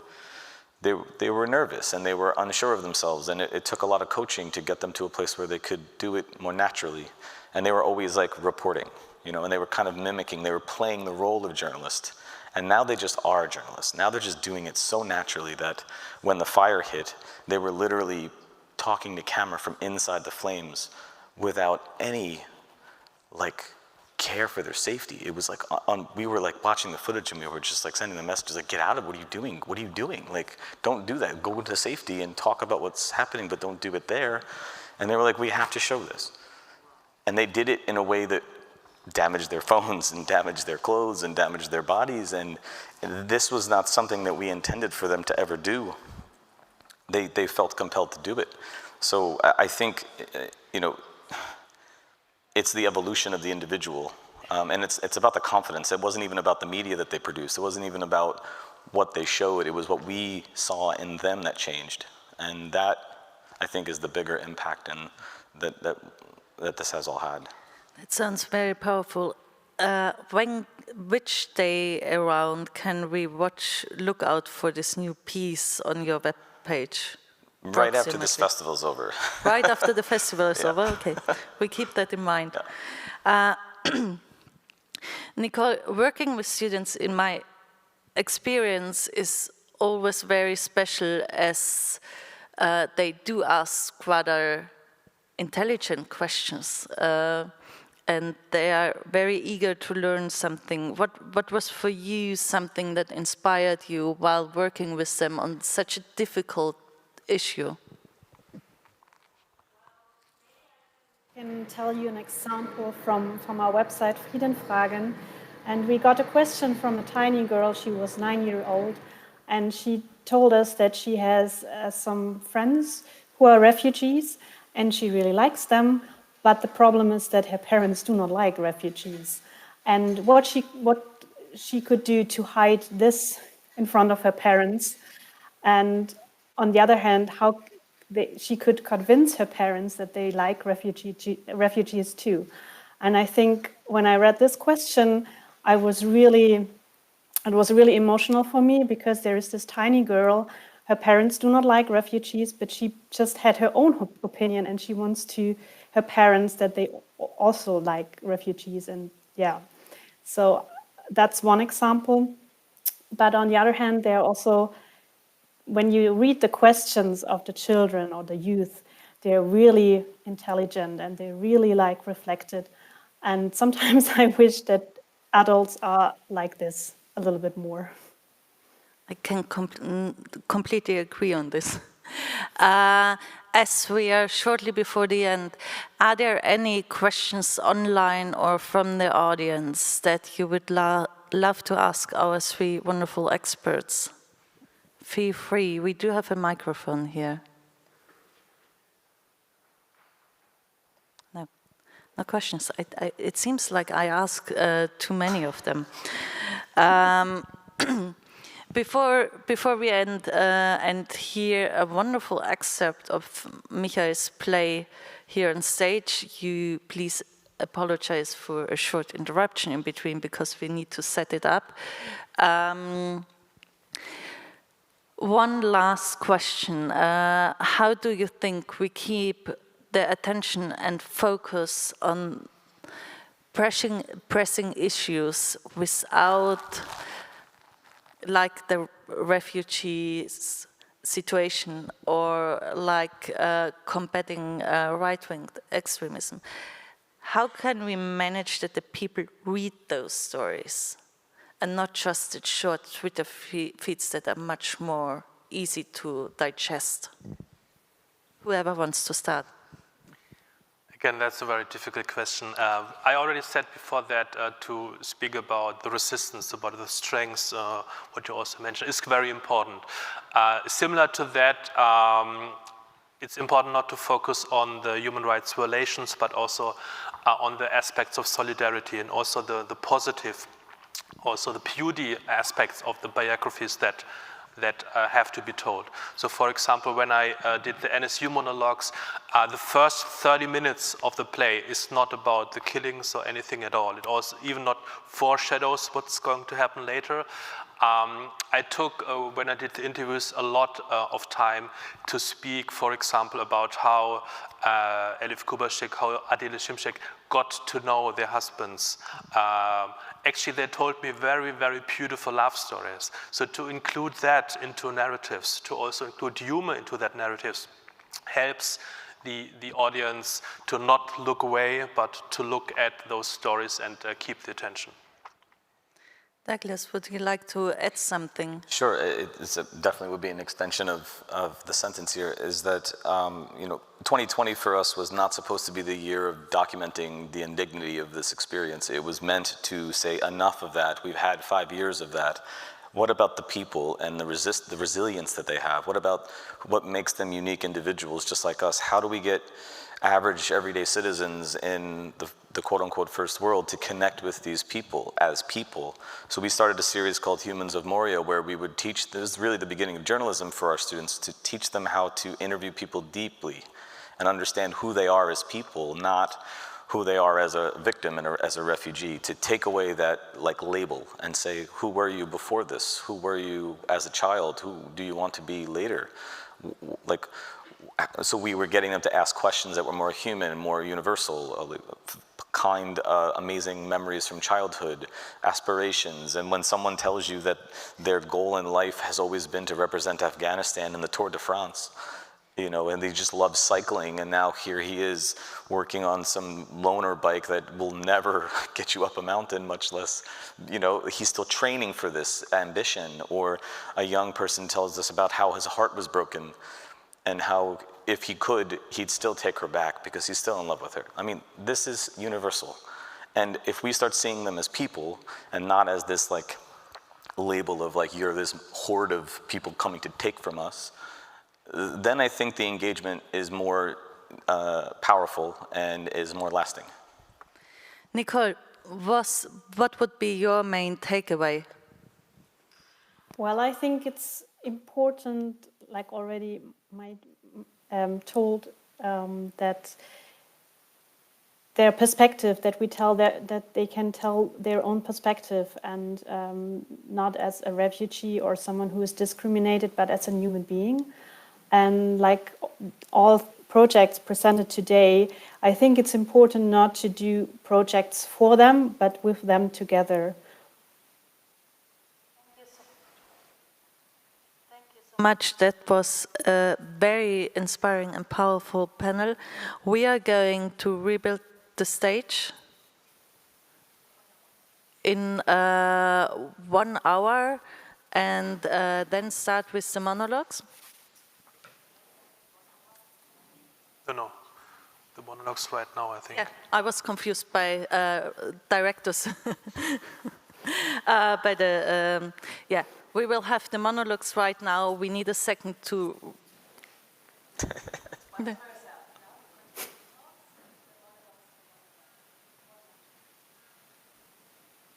Okay, I'm so sorry. I'm really confused here. Okay. Okay, we have to leave the stage now. Okay. And there will be a new speaker online. So sorry for the confusion. Thank you so much for the time. Thank you so much. It was lovely having you here. Thank you so much.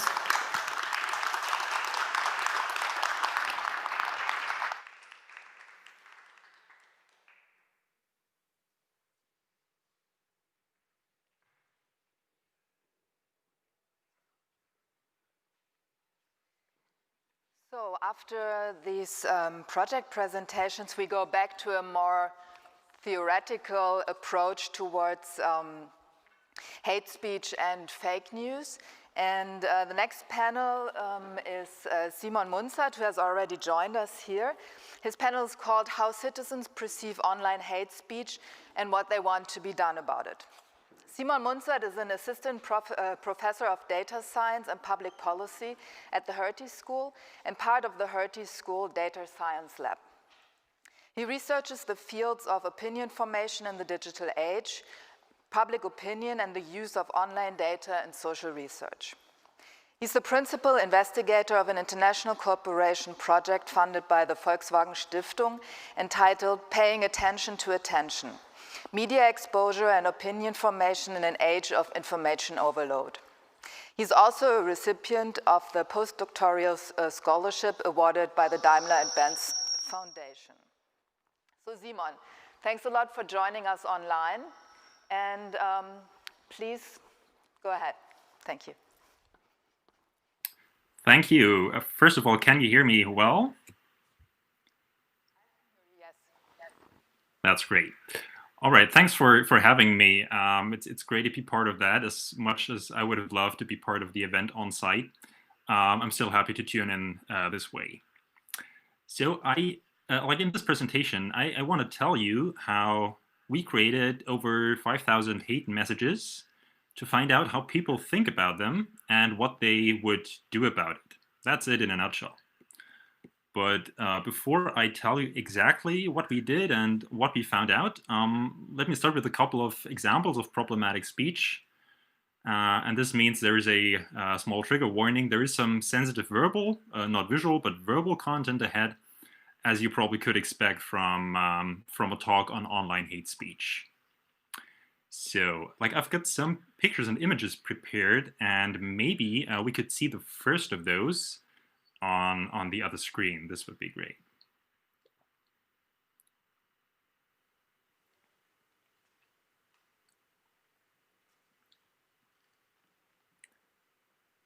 Okay, I see me.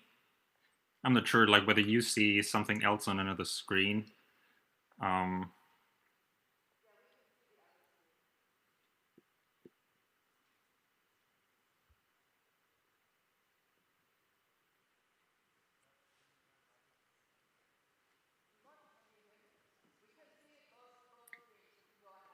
Do people in the room or online are able to see like the first message I put on an image?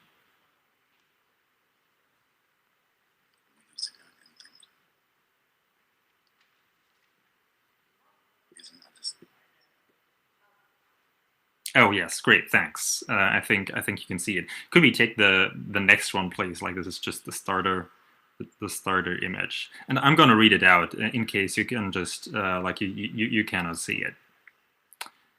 So on this image, you should see a post by like a man, like this is a pseudonym, Tom Brown, posting on a platform.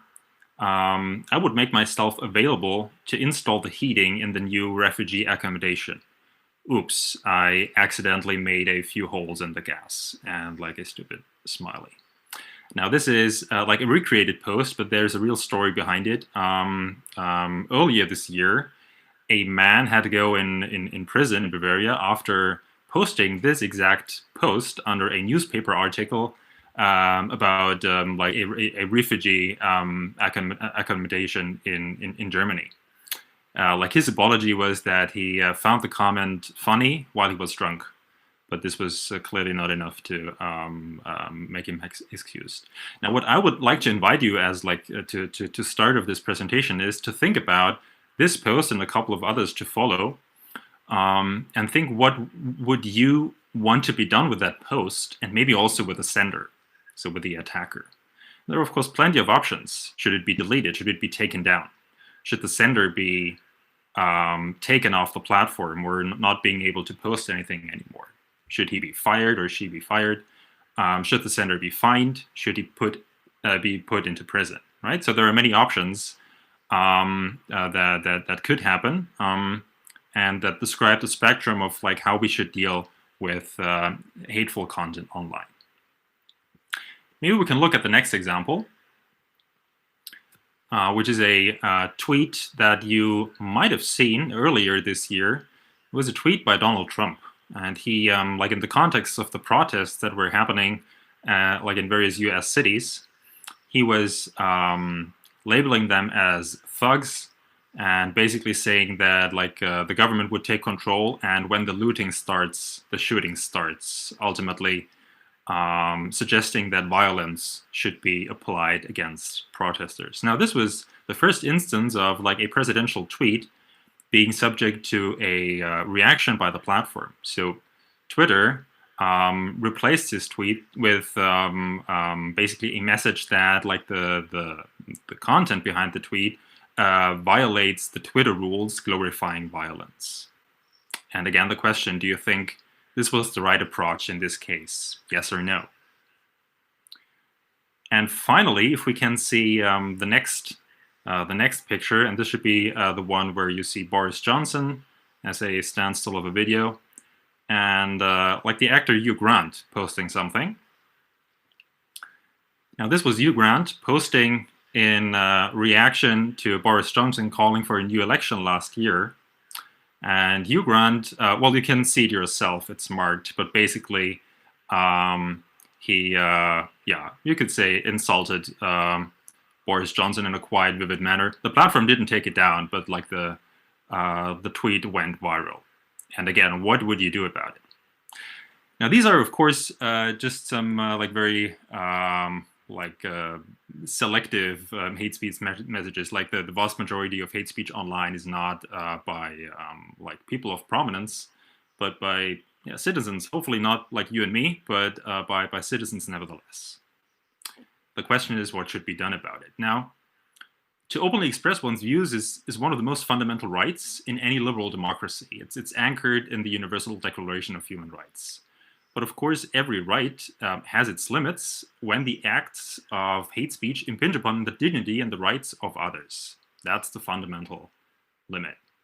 Now, as a result of this tension between free speech and the dignity of others, the question of what is allowed to say, what is not allowed to say in public discourse, but also online increasingly, and how that should be regulated, these questions are highly contested.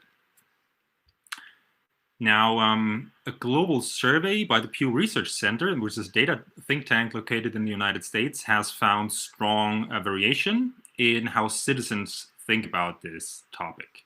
I brought you some data, again, like you see it on the next image, and I hope you can see it because the dots are fairly small. But like to sum up, when you look at the global picture, when people are asked whether one should be allowed to make a statement publicly that, for instance, is offensive to someone's religion or beliefs, globally, only 35% of people are supporting that.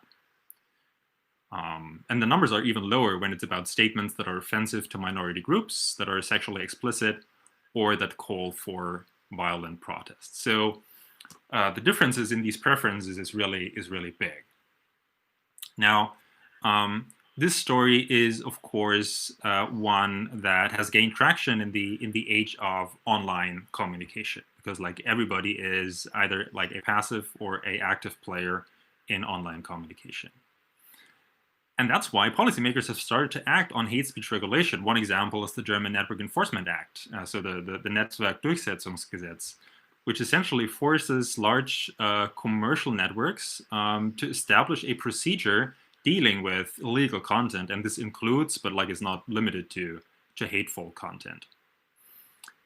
Platforms, on the other hand, also adapt community standards. They come up with their own governance structures, which are publicly visible, such as like the Global Oversight Board of Facebook. But then, of course, they have internal processes of handling online hate speech that are not visible and that are not really regulated. So the fundamental question is, on what basis does action take place? On the one hand, platforms, of course, lack democratic accountability. Nobody decides outside these platforms what they are doing right now. And on the other hand, government action seems really to be not very much informed by public preferences, right? So governments act, but what the public wants is not necessarily reflected.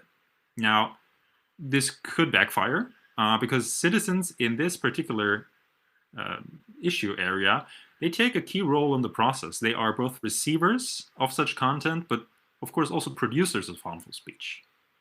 Now, I'm a scientist, or more precisely, as you've heard, I'm a scholar of public opinion and online communication. I care about evidence, and we still know little about what exactly the users of these platforms, the public in general, deems hateful speech. And as importantly, we don't really understand what citizens' preferences are regarding what should be done against hateful content. And this is basically where our project starts. Now, we are guided by three questions. The first being, what is hate speech for citizens, right? So there is no unique definition of hate speech, not even among scholars, but what do people think about it? So that's the question about perceptions. The second question is, what do they want to be done about it? Like, how should it be handled? How should it be regulated? And that's really preferences about policies. And finally, we ask, well, what's the difference between you and me, between other people? So what are the factors that determine these preferences? And also, does cultural context matter? And this brings us to what we actually did in our research. So this brings us back to our like couple of thousand hate posts. Now, when you ask people what they prefer, it's difficult. You probably know the famous saying by Henry Ford, saying like, if I asked people what they wanted, they would have said faster horses and not cars. We think the same could happen when we ask citizens about hate speech regulation. Right? And there is scientific evidence that people incorporate legal practice in their preferences. For instance, as same-sex marriage became allowed in and more countries, people also supported it more and more. And the same could, of course, happen with hate speech regulation. And the question is, would this be for the better or for the worse?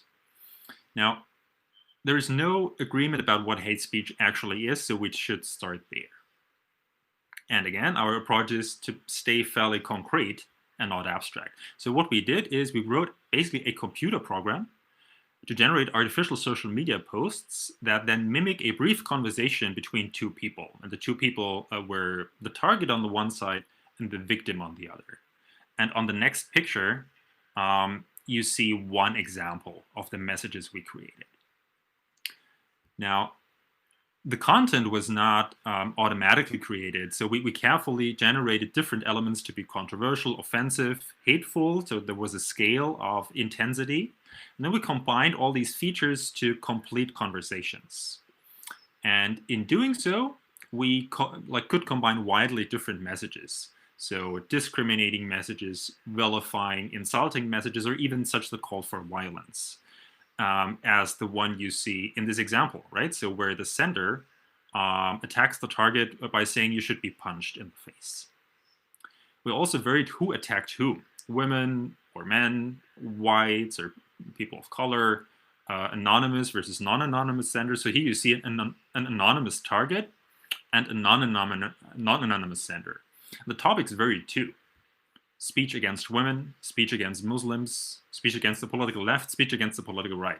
This is because we believe that topics might matter as well in terms of whether people think this should be handled one way or the other. Now, all that gave us a controlled environment that we could use to then see how people would react to such content and what they want to be done about it.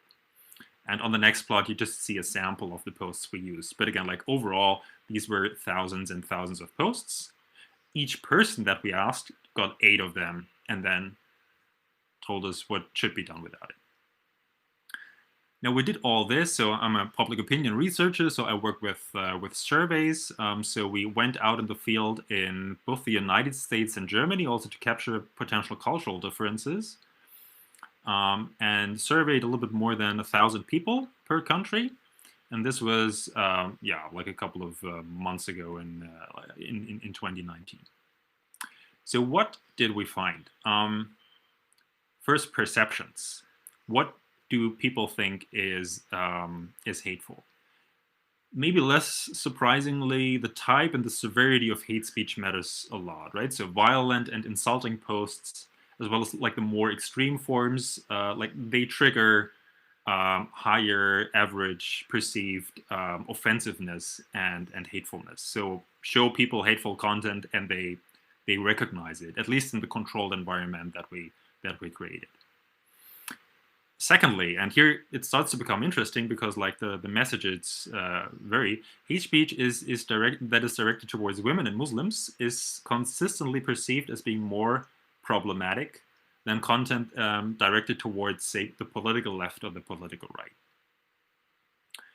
Third, all the other factors had remarkably little influences on perceptions. So this includes like who is it that attacks, who is it that gets attacked, and other features of like this content. Like we had like these like semi-authentic messages, and like they also provided context, of course. Like, it was not just the word, but like the entire package. So this is preferences. The next question is, what do they want to be done about it? And I show you some data, but I'll sum it up again verbally on the next plot. So first of all, we wanted to find out what people want the platform to do about it. So for instance, Twitter or Facebook. And interestingly, for roughly 40% of the posts, and like all posts were at least to some degree problematic, right? So either being discriminating or of course like going all up to violence. For roughly 40% of the posts, the respondents saw no need for action at all by the platform provider. Now, on the other side of the spectrum, for 12% of the posts, the respondent would have liked to see the sender or the message to be banned permanently from the platform. So we have both sides, and this is of course also like depending on like how severe the content is. And the other options are somewhere in between. So whether you can see that right now in the stream, like it should be like the plot with like all the options on the left-hand side. That one, exactly, thanks. Then the next question is, what other consequences should be there? I mean, like there's the platform to act, but governments have the power to, like in terms of like law enforcement, to like, yeah, provide another range of consequences for this stuff. And you see that on the next slide. Now, in about 5% of the cases, respondents thought the sender should lose their job. And this is like a relevant outcome because, as we know, like in particular from famous cases in the US, this has happened before. The question is like, do people prefer that to happen? Very rarely, but it exists. In Germany, where like the instrument of putting a fine on someone, like just paying a fine, paying money, is more popular. Roughly 20% suggested that this would be a good option. But again, the vast majority thinks nothing should be done, which is probably surprising given the content that we created, and probably worrisome, but more on that later. Now, in the analysis of respondent characteristics, we found two robust patterns. The one is that women, as well as people who self-identify as left-leaning or left, are on average consistently more likely to support action against the controversial posts. And this goes across all content.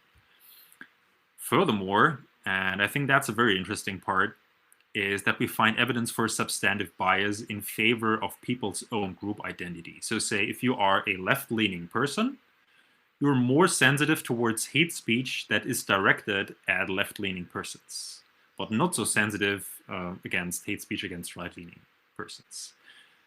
This is something we should keep in mind when we think about solutions to tackle hate speech that involve people like you and me.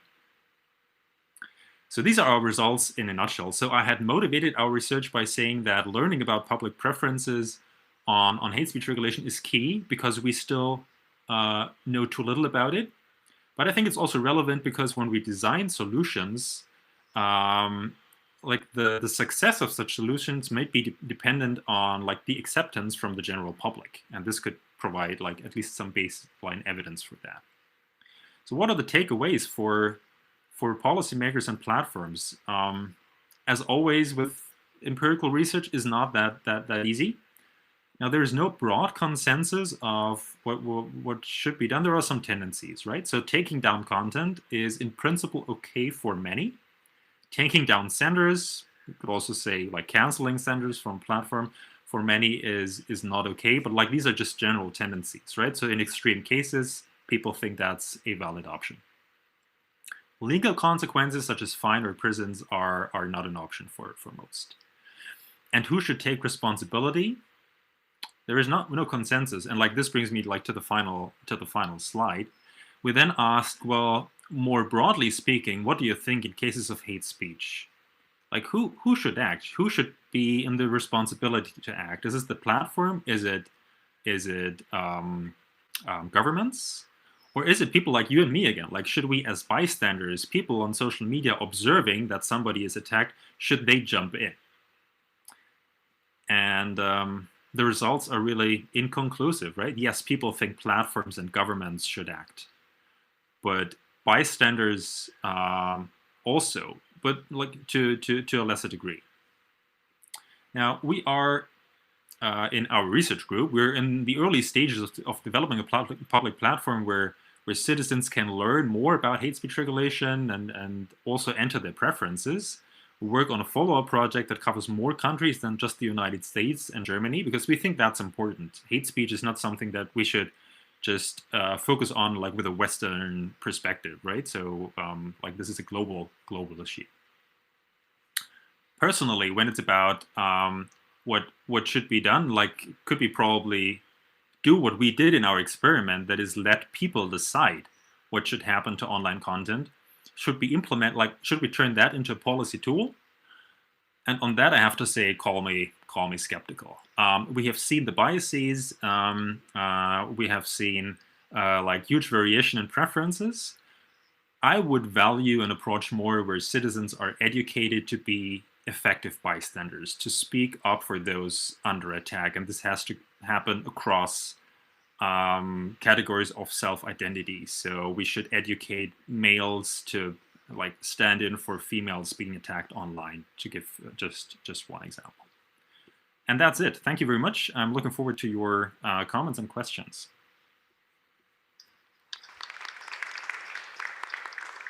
Thank you, Simon.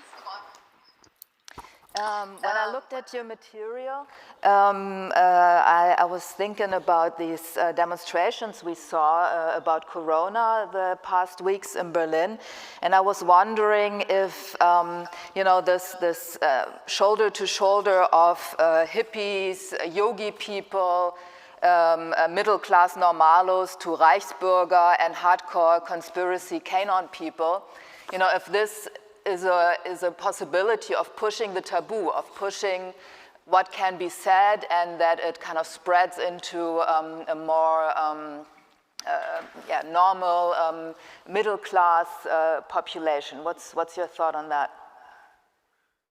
I think that's a very valid and good observation. I mean, like with regards to, I mean, like we observe lots of things in these protests, right? So there's rampant misinformation, but there's also attacks against, like in particular, like politicians, scientists, like what they dub as the elite. I think there is like, again, like the picture is complex. So we see like can have many explanations for why people like become hateful online, and I think elites or just like communication that happens in the public sphere plays a big role in that, right? We see that in the United States, where a president incites people not only in terms of actions, but also like in terms of verbal violence online. And I could imagine similar things to happen in like as a byproduct of such protests, right?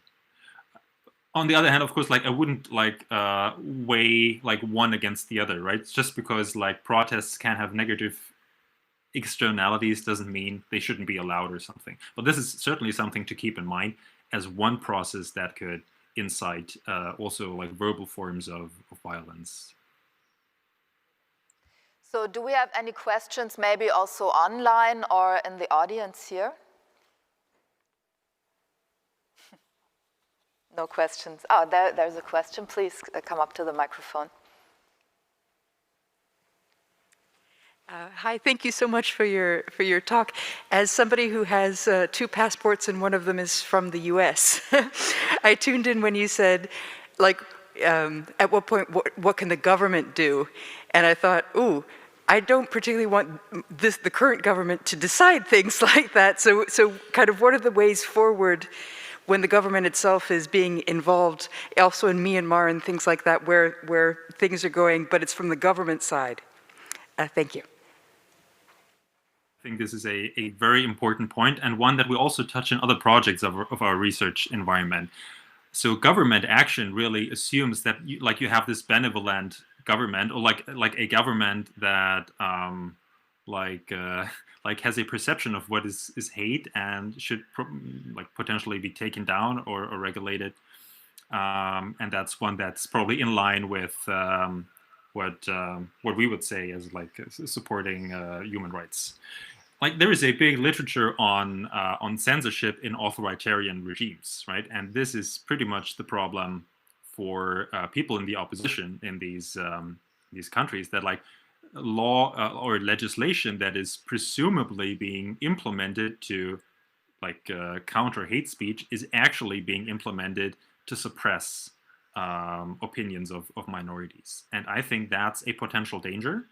And that's an aspect that we should take into consideration in like implementing such laws also in our societies, because yeah, things can change, and not necessarily for the better. Now, what's the way out of that? I don't know. Like I'm for some reasons I'm rather a skeptic with regards to like the German Network Enforcement Act. On the other hand, of course, like I'm not of course, but like I'm a believer in, and like that's probably makes me different from people from the US. I'm a believer in like a say strong government handling things, including of course issues of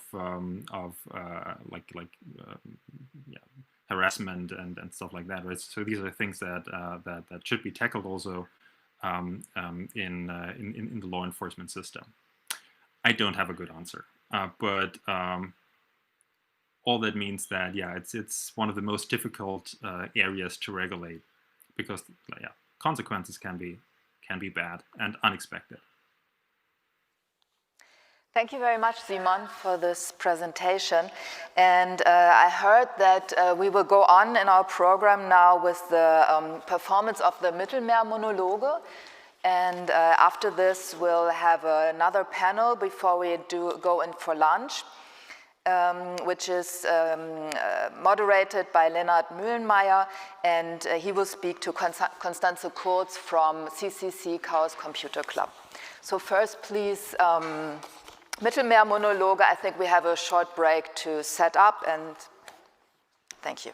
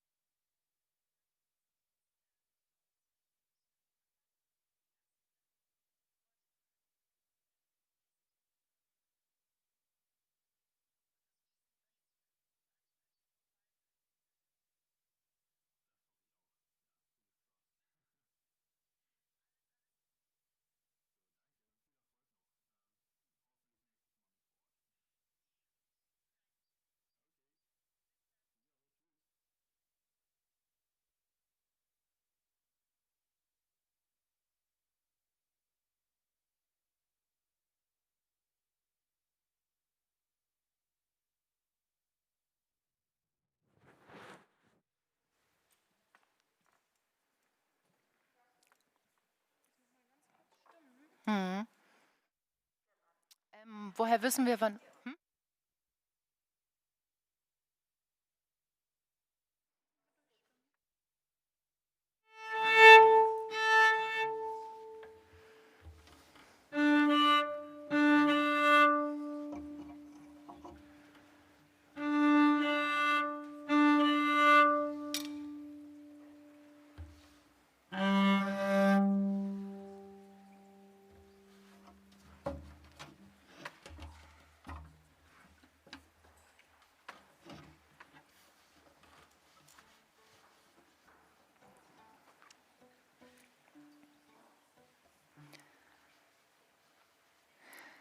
Ich denke oft noch auf See zu sein.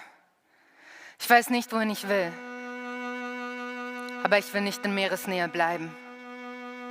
Ich habe gesehen, wie die Menschen ins Wasser fielen und ertranken. Wenn ich unter der Dusche stehe, sind die Erlebnisse im Wasser sofort wieder da. Ich habe das Gefühl zu ersticken. Ich habe Angst vor dem Meer.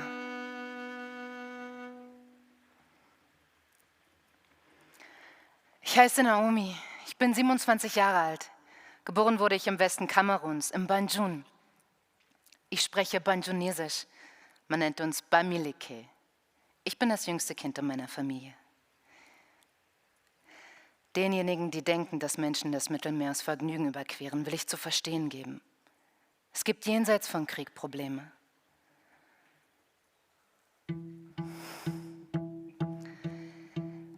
Die Gegnerin, die das Tor erzielte, ist auf meiner Seite durchgebrochen. Und ich habe mich gefragt, was ich falsch gemacht hatte und warum ich kein Tor geschossen hatte. Ich habe geweint. Dabei war es nur ein Traum. Einmal habe ich geträumt, dass das Publikum Beifall klatscht und Schilder hochhält mit meinem Namen. Ich wollte Fußball spielen, das war es, was ich wollte. Pässe spielen, Tore schießen, gewinnen. Ich habe mich oft in unserem grün-rot-gelben Trikot vorgestellt. Mein Traum war, in einer Mannschaft zu spielen, die im Fernsehen gesehen wird. Ich wollte mein Leben mit Sport bestreiten.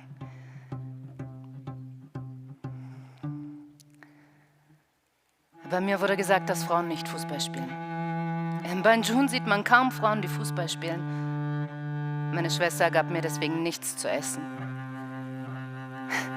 Weil sich das nicht gehört für ein Mädchen, durfte ich mir auf dem Markt keinen Ball kaufen.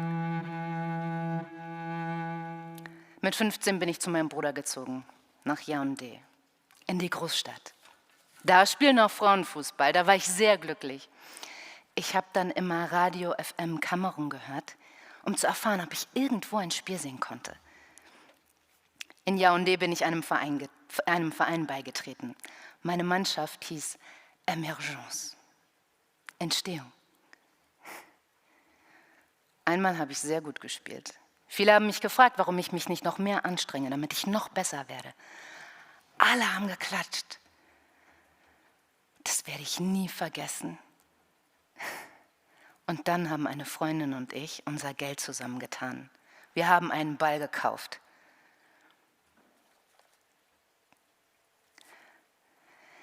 Das Abitur war wichtig, um eine Ausbildung machen zu können. Ich sollte 5 Tage vor der Abiturprüfung gebären. Meine größte Angst war, im Schulraum zu entbinden. Ich fragte mich ständig, ist das Baby im Bauch gesund? Aber ich war sehr glücklich. Ich ging mit meinem dicken Bauch bis zum letzten Tag zur Schule. Ich bin ja nicht krank.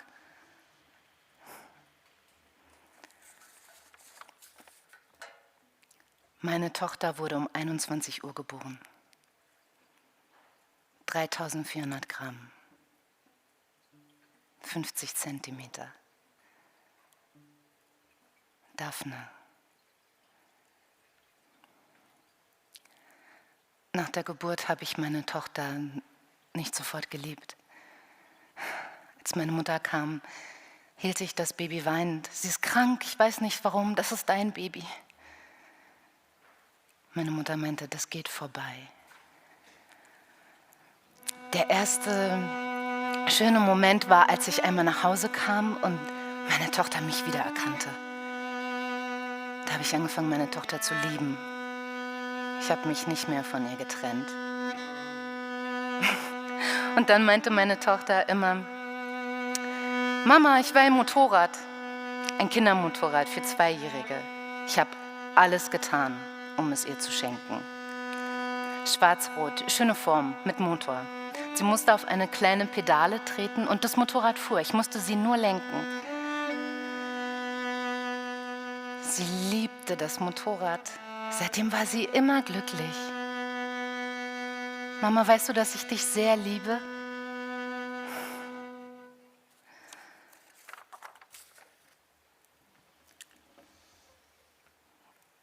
Es wirft mich in meine Vergangenheit, ein schwieriges Thema. Ich wusste nicht, dass man es bei Frauen auch macht. In der Schule wird nicht darüber gesprochen. Es gibt eine Organisation, die Beschneidung bekämpft. Schon wenn ich daran denke, geht es mir nicht gut. Ich mag nicht darüber reden. Ich fühlte mich nicht mehr sicher. Mein Ziel war, einen Ort zu finden, an dem ich mit meiner Tochter leben konnte. In Frieden.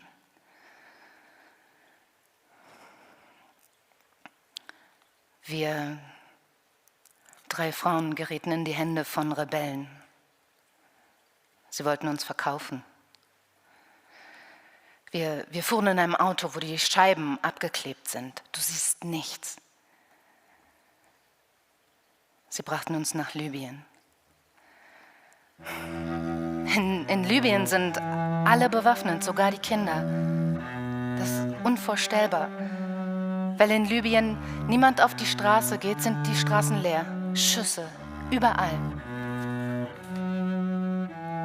Ich will mich nicht daran erinnern, weil jemand wollte mich vergewaltigen. Ich wehrte mich. Der Mann richtete die Waffe auf den Kopf meiner Tochter.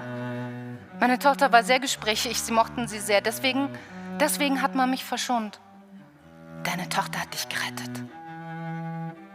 Er ließ mich los. Sie sind mit den anderen beiden Frauen los. Ich weiß nicht, wohin. Von der einen weiß ich nicht mal, ob sie überhaupt noch lebt. Ist sie vielleicht noch in Libyen, in einem Zimmer, eingesperrt? Ich dachte, dass ich meine Familie nie wiedersehen werde. Ich weinte den ganzen Tag, ich hatte keine Kraft mehr. Die Rebellen kamen und holten Menschen ab. Louis, ein Kameruner, half uns, vor den Rebellen zu fliehen. Auf dem Weg nach Zawiya haben mich die Rebellen entführt. Sie wollten 700 Dinar als Lösegeld. Louis fragte einen Freund, der das Geld besorgte. Sie haben mich freigelassen.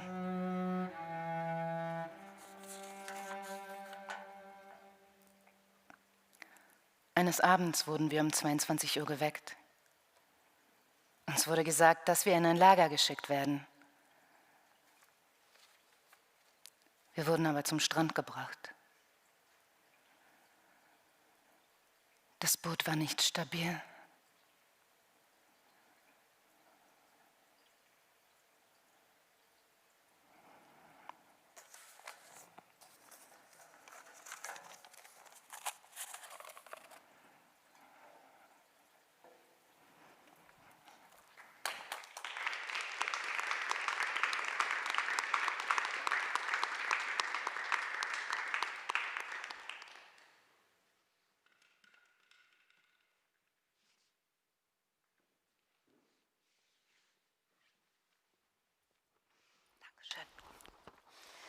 So thank you again to Mittelmeer Monologe. Please look it up online where you can see the performance in your city.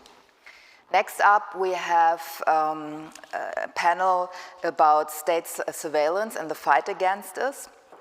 Already everything lost or still hope for the fight against state surveillance? I would ask the moderator, Lennart Mühlenheimer, to the stage. He's a freelance journalist from Berlin, and he writes for Netzpolitik.org, especially about repression and against surveillance. And he's also the co-curator of this forum session. So, Lennart, are you here? Yeah, there we are.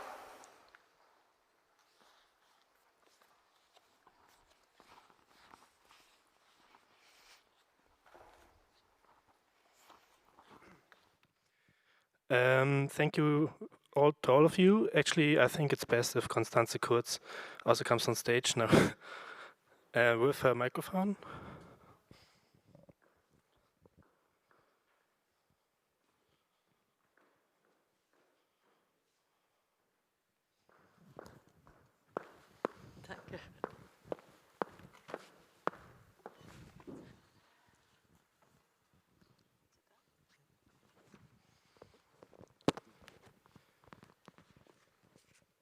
Yeah, so we're here with Constanze Kurz, Dr. Constanze Kurz, so to say. She's an activist. She's one of the speakers of the Chaos Computer Club, a German hacker organization. And she's a journalist, I would say, / blogger, and the publisher of several books. Small disclaimer beforehand, we call each other by our first names, because we've known each other for some time now. And in the discussion we had before this talk, we came to the point to say that she's been an activist for 17 years now, which for me is quite a long time in activism. And so first of all, I would like to ask Constanze, what were the main obstacles and developments you experienced in those 17 years? You could just recapture it briefly.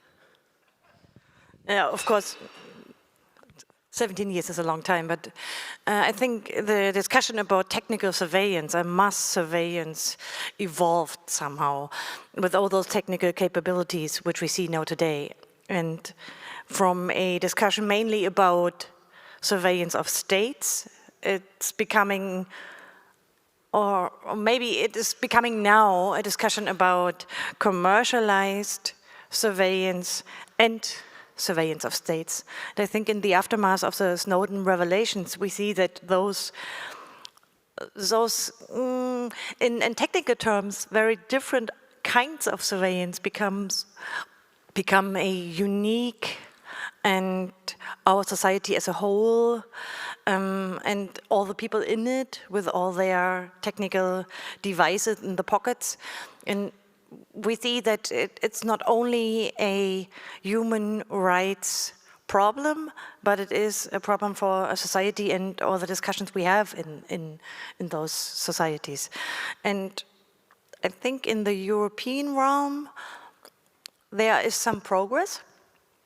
That means we have data protection regulation, which is kind of progressive compared with other continents. But we also see that the commercialized surveillance is stronger than 10 years ago, and also the technical capabilities develop much more in the last maybe 5 or 6 years, especially machine learning and robotization, and also the question of decision-making by algorithms. So that would be my very short, maybe it's not a summary of the last 2 decades of activism, but that's what I see, the changes which are obvious in a way. Yeah, let's look at one example of your work. You had at least one case at the European Court of Human Rights, being a plaintiff, as not even a complainant, but even a plaintiff, against the GCHQ, the British intelligence agency. Could you tell us more about this case and your involvement? This is a case which originally it came from United Kingdom, because the GCHQ, as the intelligence service there, is a British organization and paid by British taxpayers. But since the Snowden revelations more than 6 years ago, we know that the GCHQ is doing some mass surveillance, especially in Europe, via the fiber cables. And since I'm a European, and like everybody else living on the continent, well, I'm part of that surveillance. And so we decided with the UK organization's PEN and Open Rights Group and Big Brother Watch to go to Strasbourg and to ask the judges there if our human rights of privacy are still valuable when we know about the mass surveillance which actually takes place. And we had one ruling already in favor of our case, but we brought the case back to the grand jury so that the court will decide again if the mass surveillance is somehow possible, actually, if we see the Human Rights Convention in Europe. So we will see it this year because a second oral hearing took place in, I think it was in February or March, and the ruling is expected this year, but a little bit delayed because of the pandemic. So we will see if our Human Rights Convention holds actually against that form of mass surveillance. Yeah, I remember one time when we were talking about state trojan, so software that gets injected into computers used by us, by the state, that there was a huge difference between the definition of privacy and intimacy, and you had a good on-point stand at that point. Could you elaborate for us on this? Of course, when we take a look at the case at the Strasbourg court, the Human Rights Court, so we talk about the privacy actually, and sometimes a little bit about IT security because it's, well, it's also part of the case. But there's a smaller space in every human life which we don't have really a good English name. In Germany we call it Intimsphäre. It's the intimate part of every human being life. And the surveillance doesn't stop at the private sphere, but goes into that intimate sphere. And this is part of the case because the mass surveillance can touch that intimate space of every human being. And so we try to argue that it's not only about privacy, but actually about that intimate part of every human being. We have some cases in the German Constitutional Court about that intimate space which every human being has. And the court here ruled that it is to protect. It's nobody, not even in criminal cases, can touch into that intimate core of every human being. But the fact of the matter is that the technical surveillance, mass surveillance, somehow can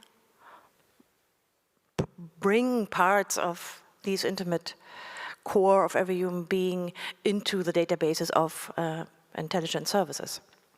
It was also in February this year when the German Constitutional Court again ruled that that part of humans has to be protected. So we don't know how to do it in technical terms actually, because a software which is just trying to collect and maybe find some patterns and communications cannot decide if something, what is communicated is in that an intimate part of a human being. So we have to have some control mechanisms to try to protect it. So we will see if the court in Strasbourg will also have some regulations about that intimate part. I guess in the discussions in the last years, these privacy discussions are strong in Europe, but not the discussions about that intimate part of human life. And we have strong connections with our technical devices and all that intimate stuff which is on our mobile phones is everyday life for most of the people. But we tend to not discuss it anymore. And I think we should, since, okay, that part of human life should be protected. Of course. So, as I see, court cases take like 5 to 10 years usually, and it depends. No, that depends. It's a little bit shorter in Strasbourg because we had a priority case, but in the German Constitutional Court, we wait for 5 or 6 years. That's normal. But I don't think I'm a court activist because I don't see any point in really trying to do the political job for the judges. I think that's a societal thing and should not be picked up by those constitutional court judges. Yeah, it's a reformist way, so to say. And contrary to that, I have a question. Because at one point when you wrote at Netzpolitik.org about one of the cases, the last concluding sentence of this article which was written by you in italic, the sentence, was that you think that intelligence agencies need to be destroyed. So, yeah, you're like, but this is not an opinion widely shared, I guess. Could you elaborate and tell us more why you think those need to be destroyed? It's a kind of German debate. It's a kind of German debate to think about if we actually need those intelligence agencies, not only because of mass surveillance, but because of all the scandals we saw in the last years. It's maybe a different discussion in the United States or in Britain or in France, but actually, since tomorrow we celebrate October 3rd, I think the question if we really need those intelligence services should come up again. We already lost the GDR intelligence services, the Staatssicherheit, and nobody was really sorry about it. And we should ask some really radical questions about the nowadays intelligence services, since the Bundestag and the control mechanism in the German Bundestag really had some trouble controlling those agencies. And we also saw in the NSA, BND, Bundestag debates that the interference between foreign and domestic intelligence services are very strong. And so I think we should ask again if we need those, what shape those intelligence services in the future should have, and if we really need mass surveillance. And I guess since we saw this is Human Rights Film Festival, and we should not only think about Germany, of course, and maybe Europe, where we are privileged, but we should think about other continents and their human rights, because the court decisions and the political decisions and regulatory decisions here in Europe and in Germany are being watched in other parts of the world. And if the Five Eyes state, like New Zealand, Canada, United States, Great Britain, are actually the masters of technical mass surveillance, and Germany is part of the larger network of intelligence services and has a law which allows those mass surveillance. We should ask ourselves if this is the right way to go, and if we maybe in a digitized society should ask ourselves if we need those intelligence services. In February, we saw in front of the Karlsruhe German Constitutional Court that the Bundesnachrichtendienst, which is the foreign intelligence services here in Germany, really didn't have any good arguments for those mass surveillance anymore. And nevertheless, the ruling was very clear, but the German Bundestag some days ago decided to make a new law and again allow those kind of technical mass surveillance for the BND, Bundesnachrichtendienst. So I think this is a fundamental wrong decision. Well, maybe not very surprising. Thank you. So would you agree that it's exhausting working on these topics? Short question. Exhausting, bone grinding, you know what I mean? Like it's not easy going. Well, I think most activists tend to be a little bit optimistic, and they believe that you can change the status quo, and that you, with your activism, can change parts of society to better, of course, and that's what I do.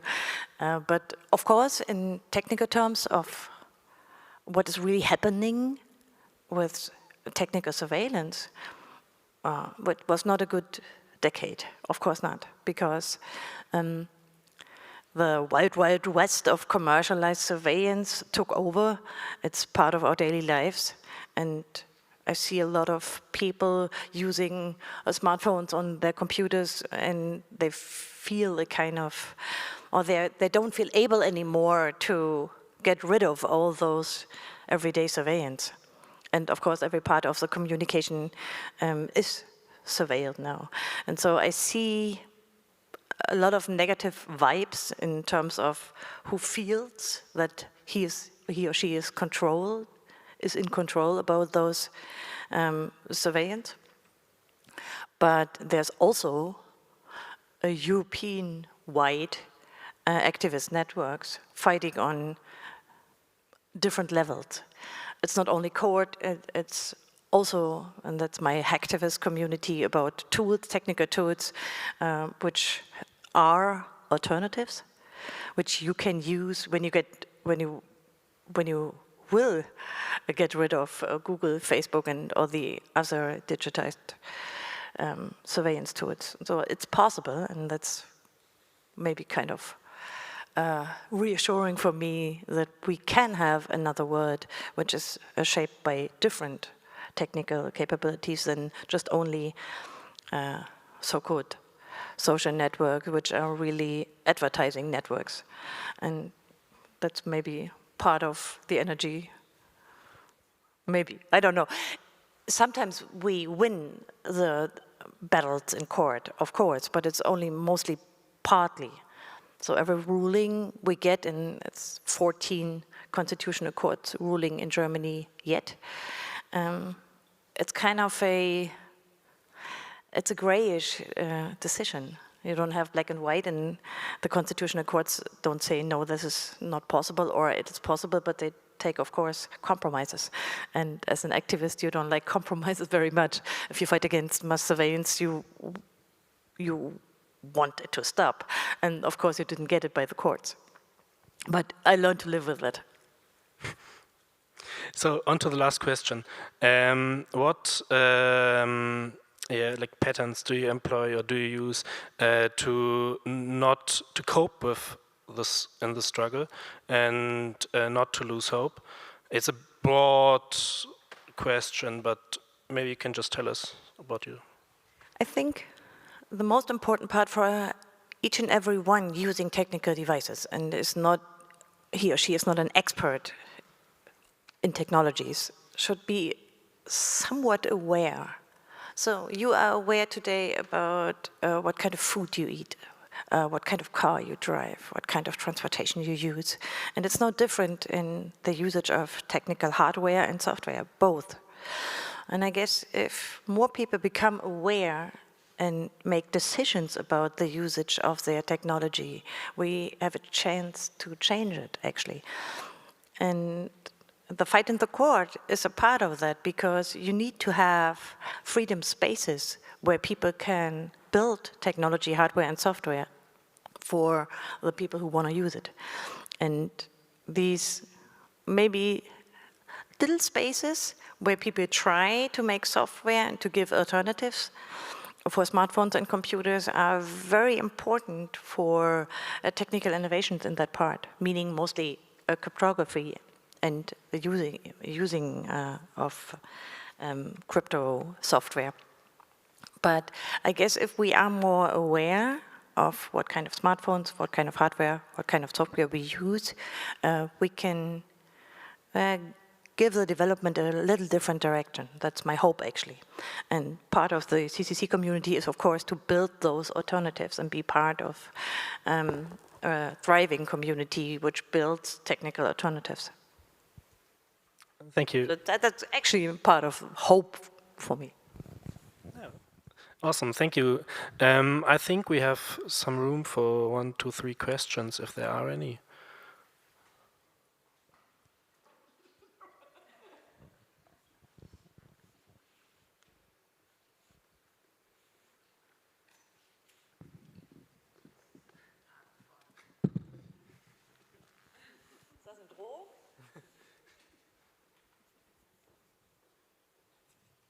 All right, I guess we can wrap it up. And maybe I have a question for you, Leonard.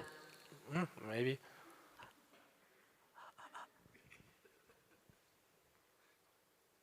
My question would be, actually, you are an activist for just 2 or 3 years, right? So how do you feel about it? I mean, if you started your activism, we are already in a mass surveilled society, so how does it feel? It's a total roller coaster. Seriously, sometimes when bad law or bad techniques are used, you feel real downish. But on the other hand, I have a court case against the Minister of the Interior in Germany after the Freedom of Information Act. And the day we announced that we are suing Mr. Seehofer at court, it really felt good. It felt empowered. And with all these moments, even this one being a big one, but then also the things you hear after it, like, yeah, cool, you do it. That's the empowerment I think people always need to keep fighting against, as we're talking about state surveillance, but about every aspect of life that is endangering minorities and people. Maybe it's a sign that the belief in the system of rights and human rights is very strong, stronger than I maybe thought. And actually, if you take a ruling from the Constitutional Court or Human Rights Court, then, as I described earlier, you don't get a yes or no, but you get a grayish decision. But the belief in the right system seems to be very strong, which is maybe encouraging. But if you are a long-time activism, sometimes the cynicism takes over and you don't believe it's possible anymore. But hopefully the strong belief in the human rights system and rights system should really continue, because it's maybe the last resort for some of those fights which we have to take to the courts. That's the best closing remark we had. Thank you.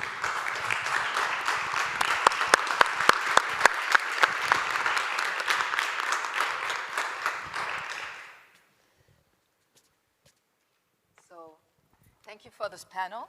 Thank you. Ich habe so ein Ding. And so now picking up on keeping the hope, I think it's most important for activists to eat a lot. So we break for lunch now for 1 hour and see you back with, at 2 o'clock with a talk with Markus Beckedahl from Netzpolitik.org and Republika. Thank you very much for watching and stay online in 1 hour.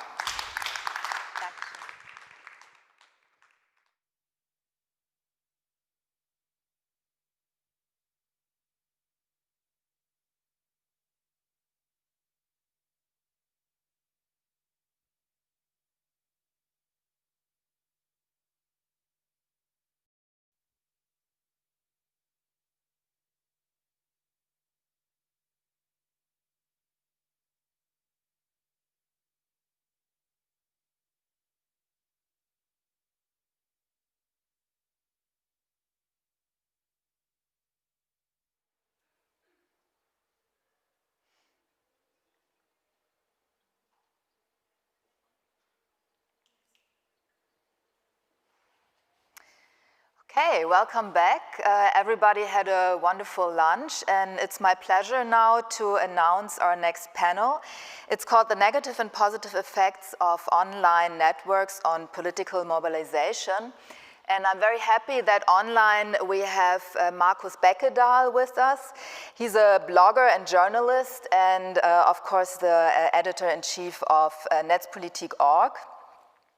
For which original form he has already blogged in 2002 and has developed the platform since 2004. Netzpolitik.org was started as part of New Thinking Communications, and which he co-founded, and of course he's also very renowned for being the co-founder of the most important analog event, the Republika, that's an opinion leader on everything concerned the digital world. Markus Beckedahl is also a member of the Medienrat der Landesmedienanstalt of Berlin-Brandenburg, and he was a member from 2010 to 13 of the Enquete-Kommission Internet and Social Society in the German Bundestag. Also, before Netpolitik.org, he was involved in green politics, and of course, a lot of people will know him from his weekly Bits newsletter that is sent out to the Netzpolitik universe. So, hello, Markus. I'm very glad you can join us. Maybe I check first if you can hear me and I can hear you, because I don't see you. You went offline for a second there. Hello. Maybe you give, super. I don't know why I'm always dropped out of the system with my video. Then I have to reload, it takes a while to be again with you. That's fine. You're a little bit, you sound a little bit buffered, a little bit scrambled. I don't know if there's any way here we can solve this problem. Oh, I'm very sorry. We report a lot about broadband politics in Germany, and it's a big failure, and you see it in my case now. Yeah, I'm sure you know these hassles with the online connection, so we have to cut and reload, unfortunately. I think you might have to log on again. Very sorry. Okay, I try.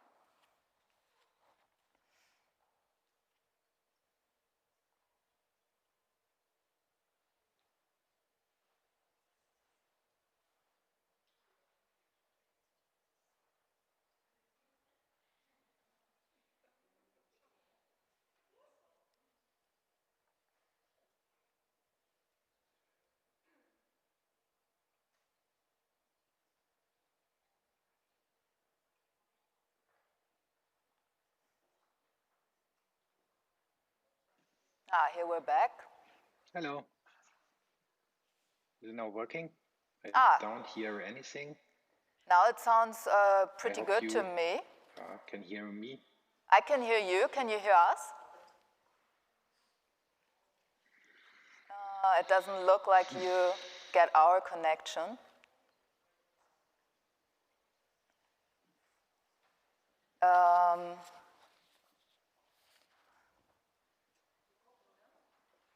Ihr sagt mir Bescheid, ne, wenn wir... Ich weiß auch nicht, was ich noch machen soll.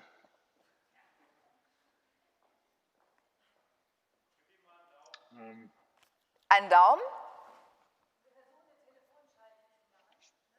Ich höre überhaupt nichts. Also, möglicherweise hört ihr mich. Wir hören dich. Ich kann noch...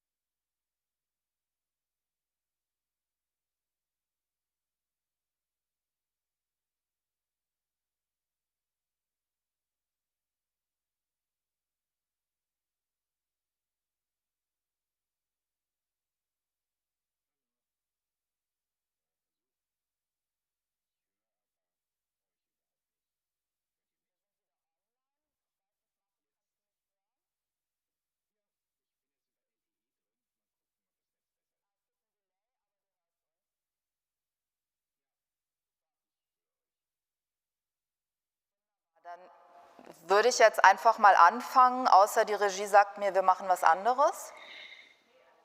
Wunderbar. Fangen wir an. Herzlich willkommen. Bitte entschuldige. Vorgestellt habe ich dich schon. Netzpolitik.org ist, würde ich sagen, das... oh, sorry, I have to speak English. So Netzpolitik.org is, I think, the most trusted site for information on the digital world. You're the editor-in-chief. Maybe you can tell us first a little bit about the concept and your work at Netzpolitik.org.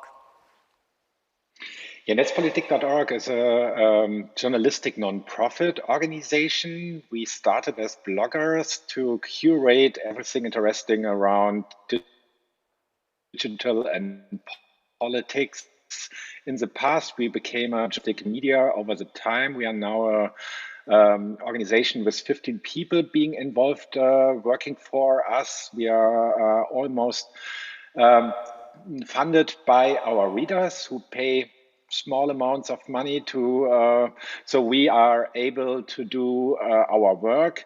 And we work as a mix between investigative journalism around everything digital, and we do analysis on a lot of law processes on the German, national, and European level. So our main goal is to get people informed about how politics are shaping the internet and how the internet is shaping politics, and to get people motivated to be involved in political processes to fight for our digital rights too. Wonderful. You're also the author of the BITS newsletter. Is there any difference? Is that just the newsletter that's been sent out, or is there? Do you have another agenda or another approach with this newsletter? The BITS newsletter is a daily newspaper, newsletter out of the Netzpolitik universum, and it combines all our daily reportings on netzpolitik.org with an editorial on a topic of the day and a lot of other links to other media. So it's a daily curated newsletter. So the readers know what's happening on the day. It's almost or always sent out in the afternoon after work. So you get an overview what happens on the day and what might be interesting for reading in the evening or the morning after.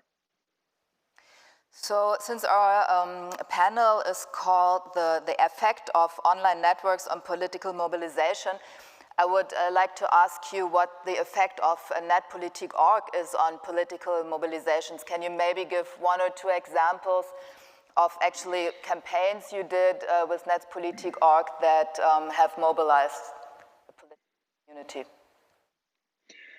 We were much more campaigning in the past when we were less journalistic. Around 10 years ago, we were heavily involved in campaigns like against the data retention on the national and European level or the ACTA treaty. We are following the whole copyright law process on European and national level. So we were reporting about everything boring from the beginning on. Then sometimes the topic gets lots of media attention for 2 days. We are still there and we are still covering the most boring topics after the media attention is gone after 2 days. I don't find them boring, the topics. We too. We heard a lot about fake news already today. I don't know how much you've been following our day today. So for me, it seems, and I was reading this also in your newsletter, I think from yesterday, that there was a new report on non-profit journalism and how this form of journalism can maybe help solve some of the issues evolving around fake news. Maybe you can tell us a little bit about this. Yeah, the journalism has a business model problem. or not every journalistic project fits into the business model thinking. We at netzpolitik.org, we are non-profit. We are tax reducible or reducible. So if you donate money to netzpolitik.org, you get you get to tax reduce with your Steuererklärung at the end of the year. But it's only possible for us because we are doing consumer protection. And consumer protection is in the German law, the Gemeinnützigkeitsrecht.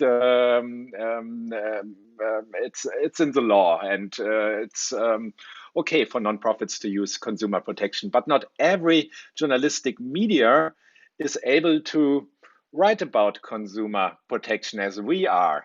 And so we are doing lobbying together with lots of other non-profit organizations, non-profit media organizations in Germany, that journalism would be tax reducible in the finance laws, in der Gebührenordnung. We think it's necessary for the German debate because there will be lots of media organizations now and especially in the future who will get into the holes being left by journalism with no business models. And we believe that more and more foundations and philanthropy organizations will be able to give money to non-profit journalism if there is a tax reducible thing and a legal construction that media organizations don't need to use the hack of consumer protection to be tax reducible and to be a really non-profit, but to be able to do non-profit journalism work. Yeah. When I prepared for this talk, I came across, of course, the famous new video of Rezo, Die Zerstörung der Presse. Rezo, many of you might know him. He's an online YouTube blogger who became famous last year with a video called The Destruction of the CDU. And so this year he's destroying the press, but not really. He's doing it in a very differentiated, very complex way. And also he's, of course, talking a lot about the economics of the online media system, as you just did. And yeah, you did a long, extensive interview with him in the framework of the Online Republika. Maybe you can tell us a little bit what you like about Rezo and how your talk went. Yeah, Rezo is an interesting person. He thinks of himself as being an artist, and he is an artist. He is a singer, he does funny videos on YouTube, he is something other people would call an influencer. And then he had some political video content last year. Before Die Zerstörung der CDU, you already mentioned it, the destruction of the CDU, Rezo became popular for us and for a YouTube crowd for doing criticism on the copyright law debate on European level, where he did a very good YouTube video about the lobbying work of some of our publishers, Zeitungsverleger, the news publishers in Germany, like the FAZ, who were heavily doing lobbying for a stronger copyright enforcement and for their own purposes and their own rights. But they always claim to be, oh, we are totally independent and we are doing journalism here. But if you took a look into the copyright debate, you saw the FAZ is not independent in this debate, as they called themselves. And so he did this video. And then later, 2 months later, Die Zerstörung der CDU came out, and everybody was getting, walking around like chicks oder wie Hühner rumgerannt. Where does this guy came from? Why is he talking about politics, and why is he so successful? And so we had a huge resonance from the Christian Democratic Party in Germany, who were really confused how to deal with a guy from YouTube who has much more views than any television show in Germany, with the criticism on the work of the CDU, the Conservative Party. And so we saw a very interesting debate. And for us, it was very funny because for us, Rezo was kind of like a blogger. We had these debates 10 years before, but on a very small level. And now we had someone from the next generation coming from YouTube, and the Berlin political scene went crazy and didn't understood anything why this happened and how to deal with it. And since that, Rezo always says, oh, he's an artist. He's not a journalist. And this was another crazy situation. A lot of journalists, they said, oh, why is this guy from YouTube talking about politics? It's our job. And he's not really a journalist. And he claims to be a journalist. And Rezo always said, I'm not claiming to be a journalist. I'm an artist and I have a political opinion.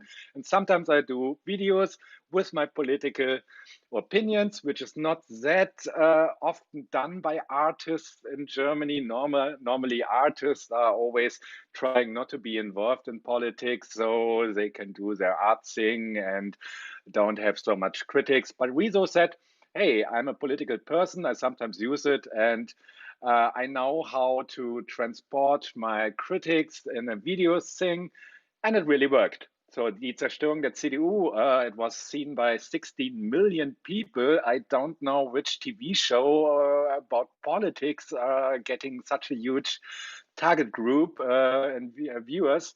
And the last video was, you said it, Die Zerstörung der Presse, where he copied his first political video about the reporting on upload filters by FAZ and Co. And he took a look into his main critics, who always claim to be, oh, they are doing journalism, and people from YouTube, it's not journalism and stuff like that, and hold a mirror into their face. And he argued over an hour how some things he found out, which claims to be journalism, isn't journalism at all, and that we might have a big problem and we should debate about it. And I think it worked. Yeah, what I found especially stunning about his video is the complexity that he uses, because at one hand, of course, he calls it the destruction of the press, and he's harshly attacking a lot of economic models, but more of like Yellow Press or the Springer Verlag. But on the other hand, he's also saying there's a lot of serious, well-researched media, and we need to trust these media, because there are a lot of journalists who are doing a great job, and actually these other people are destroying the trust in the media and in the rightfulness, I would say, of their information. And so he's doing it really well, I think, to point this out. And and he's also really explaining really well all these issues of conspiracy theory, how to decipher them, and he's doing it by his own example. So he's looking at what he knows best, that's himself, and looking at all kind of fake news that are on there. So I strongly recommend watching that video. Also, what you did this year at Republika is you had a complete digital version of Republika this year, for which you established a TV studio, and how did that go? How did this, was it like the big triumph for an event on digital media to finally go completely digital?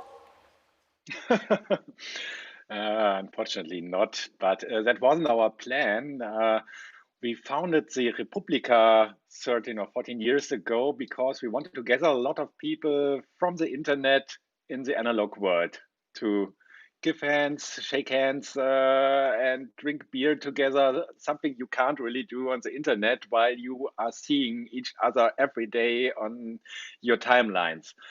And this year it was clear in March that our planned Republika won't happen with 15,000 people in May. So we decided not to give up, to bring a new program which we established or developed within 1 month on a day in May into the internet by live streaming. We had 4 channels, and we wanted to show what's possible, and we wanted to explore and do an experiment what we are capable of in such a short time to develop a whole new program to think about on everything only digital, while before we had a huge program we already had prepared with 20 stages in 3 days with 1,000 spokesperson, and then we had to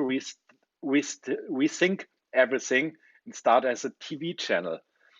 And this worked well at that moment in the beginning of May because everybody was sitting at home. We were in the on the top of the lockdown time. After that, people started getting out and having a lot of holidays from Corona for a short time. But we hope we can do the next Republika next year again in the analog world, because I think if you can do a lot of things online as you are doing now, but it's more like television.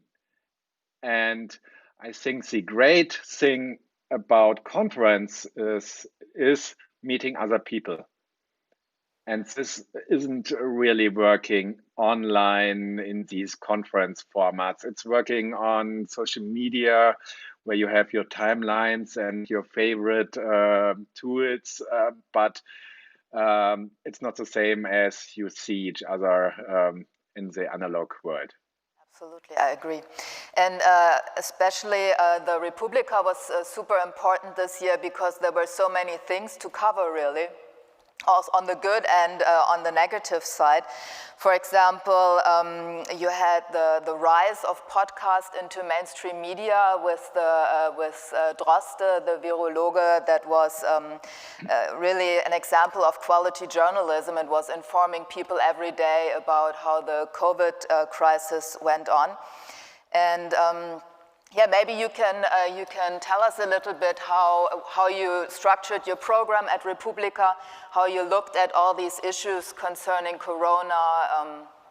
What was your approach there? Yeah, the normal approach of a Republika is to bring most of the actual and upcoming debates around the digital society on stages. But then we have, as I already said, 20 stages, 3 days long, 1,000 spokesperson. And it's a virtual Republika. We thought we need a mix between debates, which are still there when Corona is hopefully gone, and topics which are Corona related and we need to put on stage. You mentioned one thing, the Corona update by NDR, or Norddeutscher Rundfunk. It's a public radio. They started, I think, in March when the Corona pandemic came over Germany, a daily podcast. And it was such a huge success that sometimes millions of people were listening to this daily podcast where Christian Drosten, who is a professor for virology, was talking about his main topic, which was a topic nobody was interested before. Maybe nobody's interested after Corona, but at that time, it was the most trustworthy information you could get. And you had a professor talking about science to an audience of millions. This might be one of the reasons why Germany was so well prepared during the Corona time, comparable to other states. So we had lots of chaos too, but lots of people were had a consciousness what's happening, and I think this podcast was one of the big success points in this. And I talked to the two people who were doing the podcast, two women who were science journalists, and being science journalists always meant nobody takes care about your work because there's only a small target group being interested, and especially when you are in a big channel, I can't really imagine that the people on top are really interested in science journalism when they want to reach a big audience. And talking to these two women who had the success of their life because they had a great idea and it really worked, and they helped shape the consciousness of Corona for a lot of people.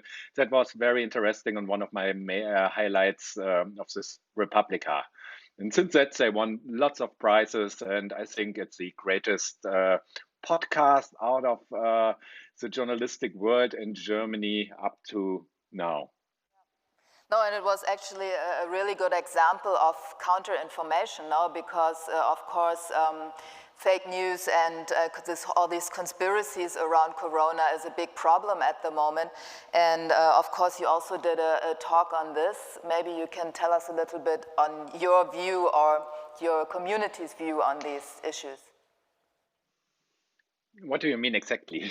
Well, just tell me how you received it. How I saw you did one panel, I think, on how right-wing activists are trying to infiltrate Corona skepticism. We heard before today from a social worker who works with people that try to get out of radicalized youth communities, that the big problem in Corona was that there was no progressive opposition to Corona.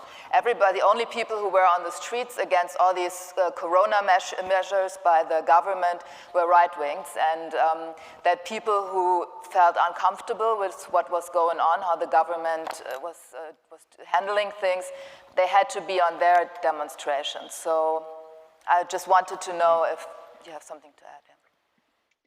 I don't really agree with this thesis, because when I take a look at the Querdenker demonstrations or protests, they were heavily influenced by right-wingers, but there were also the crazy progressive hippies dancing around with Nazis, where everybody was thinking, what's happening now? So there were progressives involved, but not these science-positive progressives. From our perspective, it was interesting and crazy to look what's happening when Corona started, because we are very science-based at Netzpolitik. So it was always clear that there is not a huge conspiracy going on, but there's a real virus out there. It seems to be dangerous. And we took a deep look what politics are doing and how they are, or how civil rights are in danger during this pandemic. And on the other side, we always had all these conspiracy theorists, mythologists, who saw something like they lost control over the whole world. Something is happening. The world is totally changing. And if you don't really believe in science, then it's getting crazy and totally unlogical. And there were a lot of priests talking on their channels on YouTube about what was going on, and you had a religion for everyone, from the progressive side to the radical right-wing side, giving you a worldview who seems to be behind this conspiracy. And at the end, it was almost anti-Semitic narrative. But we were heavily confronted with these views in our comments at Netzpolitik, in mails to the editorial board, and we always try to tell our readers that we are deeply looking into what's happening, but this is not the big conspiracy. It's a real virus. And interestingly, the German government they haven't done so much against civil rights as they could have done. And it was always a vague between, okay, if I'm not really allowed to go on a big rave, is it a lost in freedom? On the other side, if everybody should be healthy, you have to have a wage during a pandemic if you believe this is real, as we did. And so we saw our job at netzpolitik.org to report about what's happening in these conspiracy theory networks, but also what the government is doing and what law enforcement is doing. And the biggest challenge, I think, for civil rights, if you say goes back from the lockdown things, was that people shall write their names if they enter a bar. So if someone has COVID-19 being positive tested after he was in a bar, everybody can be called that they have to do a test too by the local authorities. But we have the problem that the government doesn't want to have a special law to forbid law enforcement to get the list who was in a bar. And this leads to a big distrust by a lot of people who go to a bar who don't want to end up in a police database because they were in the bar, so they write down Donald Duck was here. And the whole system of getting people informed that they might have been infected by COVID-19 doesn't work anymore.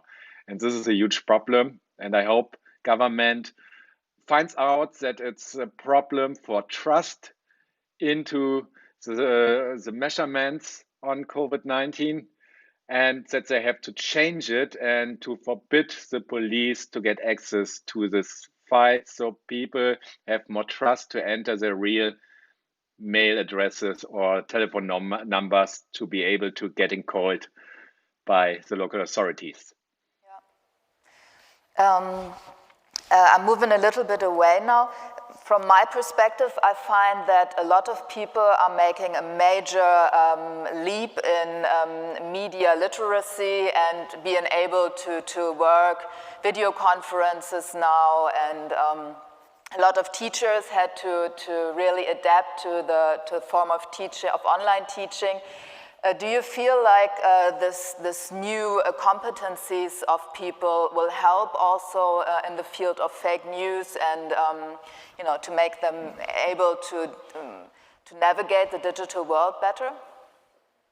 No, because knowing how to use Zoom doesn't mean you are media literacy. It just means you have opened the right browser and click on a link, and that doesn't solve the problem that people don't really understand which sources are trustworthy and all the mechanisms of the online world.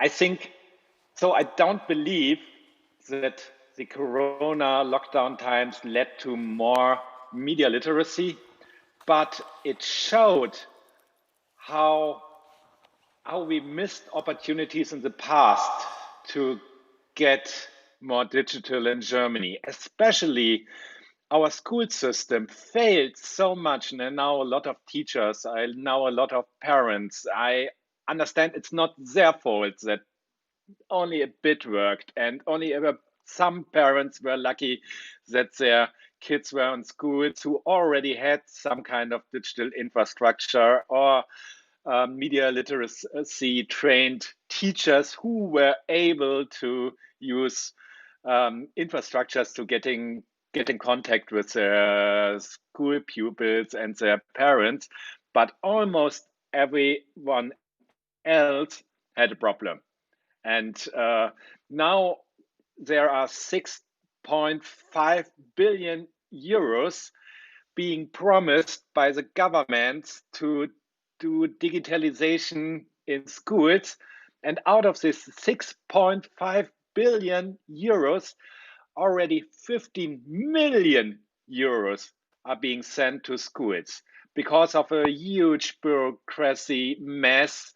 The schools don't have resources to fill out forms. You do all the bureaucratic ways. And autumn is starting, winter is coming. I don't see that this winter will lead to digitalized schools, because where's the hardware? Where are the infrastructures? Who trained the teachers? Nobody. It's all missing, still missing. We will have the same problems again. Yeah. So unfortunately, we can't rely on the users of digital media, as you just said, to evolve. What kind of institutions do you think we need to make sure there are some checks and balances in the digital world? Yeah, at first we need much more money in programs for media literacy. Since 20 years, I listened to a lot of politicians who always promise that media literacy is so important, everybody should know this. And at the end, if you take a look how the political money or the taxes are being spent, you don't find big numbers for media literacy programs. And up to now, we believed as society, if people are buying a smartphone, the media literacy fall from sky. But it doesn't happen. It doesn't fall from sky. Instead, you have a TV studio in your pocket, and you can click on, hey, I'm a sender now, take a look at my live stream, and we are wondering why all these bad things are happening on the internet. It's happening because nobody trained us how to use this, what kind of ethical, moral questions are being involved in having or being a sender in the internet, being able to send out your program, which was 30 years ago only possible for some TV channels with a lot of money. And now we have a huge democratization, and this is a huge problem. And we have platforms we rely on, which are in the hand of some people who can change the way how we communicate on their platforms one side. So we can't really say, oh, I don't agree and I want it back or I want other things. They just say, okay, this is our update. Here are new rules. Accept it or go away, go in the forest to talk to yourself. This is a problem. I hope we will find better regulation systems. I hope we will have strong regulation organizations on the European level, because I think against these huge companies like Google, Facebook, Amazon, and co, you can't really do anything on the German state level, as a lot of politicians still believe in the media policy in Germany. But you have to have very strong regulation organizations with technical persons, with lawyers who are being able to debate everything with Google, Amazon, and Facebook on the same level. Absolutely. I don't know, are there any questions from the audience? I would like to open up. Some people told me they have questions for you, but I don't see them right now. Oh, there's one. Can you please come to the microphone?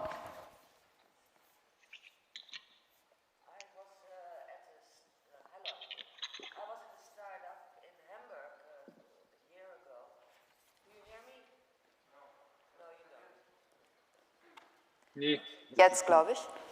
Ja.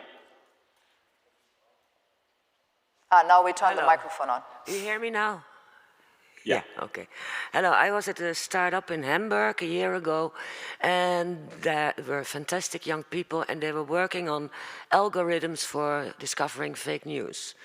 What do you know about it? Do you know anything about it? And do you think it will work?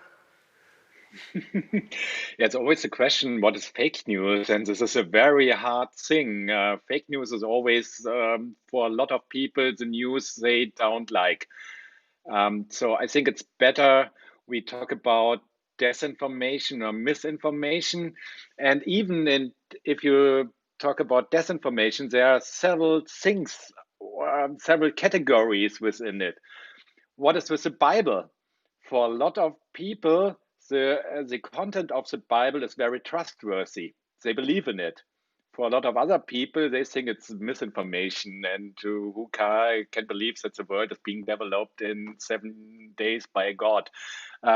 So the question is, how will a algorithm decision system categorize the Bible or other content? What is with a lot of political disinformation, where some real things are being used, but some important things were being missed out in the content, so you have a totally other story than reality, but it's not totally untrue.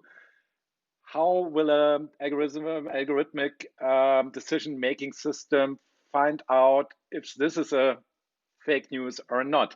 So it's very hard to find it out. I think there will be solutions in the future who works, but it's not an easy debate because it's so complex, even for very intelligent people to being able to understand what is a real disinformation or fake news and what not. Thank you. So if there are no more questions, I would say thank you very much for joining us. Stay around. We're online on YouTube and Facebook for people who just joined us. And please ask questions also online. And next up is a panel on the rise of populism and threats to journalists. And this is a panel organized by Reporters Without Borders. And I'm happy to introduce the moderator, Juliane Matthey, who's a media relations officer at Reporters Without Borders. And Matthey focuses on the situation of press freedom in the American double continent. She studied journalism and political science in Eichstätt and Aberdeen, and then worked for about 10 years as a journalist in the German and American print and online media. So Juliane will introduce the other speakers, and I believe this is Juliane. Yeah, we already have 2 speakers online. Thank you. Ah, there you are, sorry. Thank you very much.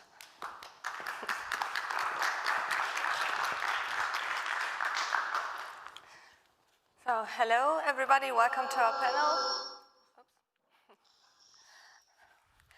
Yeah, welcome to our panel.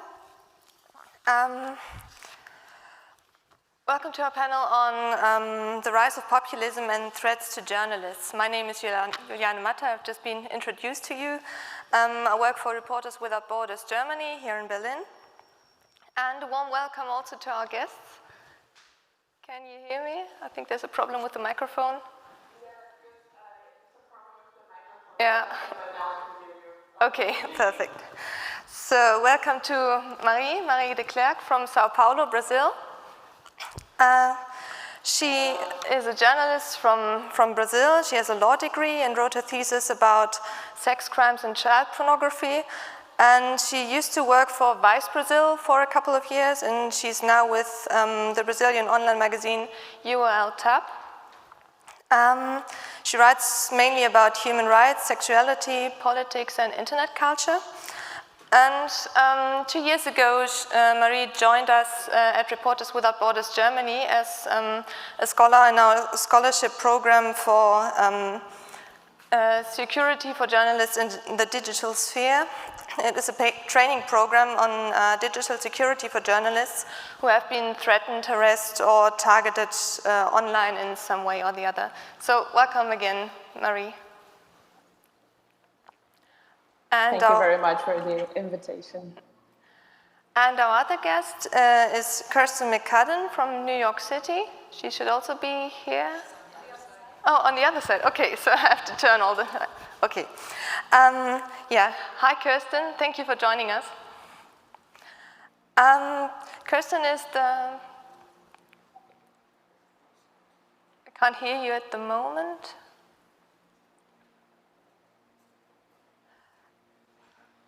Okay, Kirstin, she's the managing editor of the US Press Freedom Tracker, which is a website, an online tool for that tracks aggressions against journalists and the media, in the United States. It is housed at the Freedom of the Press Foundation, where Kirstin works, and it is a collaboration of more than 30 journalism organizations, including Reporters Without Borders. So welcome again, Kirstin. In the next 45 minutes, we will talk about populism in these two countries, in the United States and Brazil, and in what way this phenomenon is related to attacks on journalists and the media. We at Reporters Without Borders have been witnessing an increasingly hostile working atmosphere for journalists in the last couple of years, not just in the United States and Brazil, but in many countries of the world. Journalists are being attacked at demonstrations in Brazil, in the United States, but also in many countries in Europe, in France, for example, when you think of the Yellow Vests protests, or in Germany, where it's mainly concentrated on right-wing protests. And heads of states and governments also demonstrate an increasingly hostile atmosphere towards journalists and the media, also in these two countries that we are going to talk about, but also, let's say, in Mexico, in Hungary, in Slovakia, or even in the UK, if you think of how Boris Johnson talks about the BBC, for example. So the phenomenon is not singular to the United States and Brazil, and the situation in the two countries is not completely comparable, but we do see a lot of similarities. If you think of the both presidents, Donald Trump and Jair Bolsonaro, they accuse the media of spreading fake news. They are targeting individual reporters, and they're mainly not relying on the traditional media, but using social media to communicate to the general public.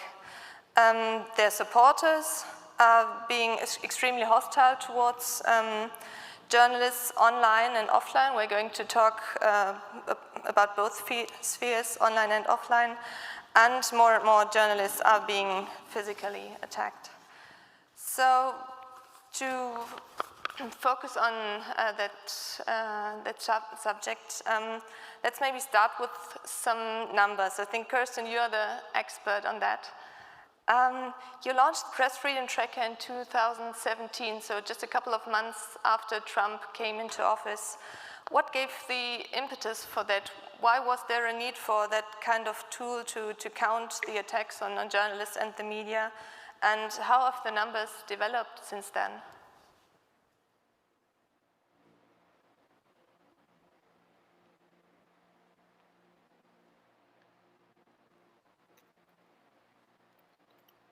I think your microphone is not working, at least we can't hear you.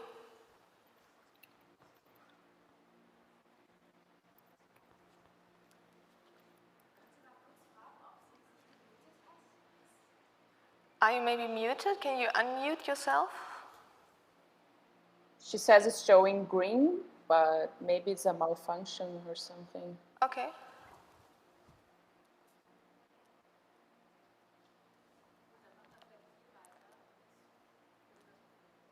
Okay, so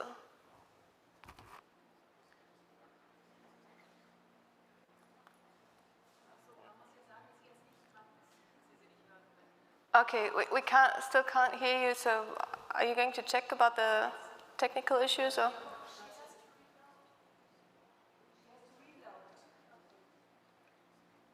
You have to reload, people say. Yeah, she's going to leave. Yeah, Okay. she left and she's going to pop back in. Coronavirus problems, I think that everybody is facing this kind of problems. So maybe we can start with you, Marie. As I said, the problem is in many ways comparable in both countries. What can you say about journalists being attacked in Brazil, and how far has it changed since Bolsonaro came into office?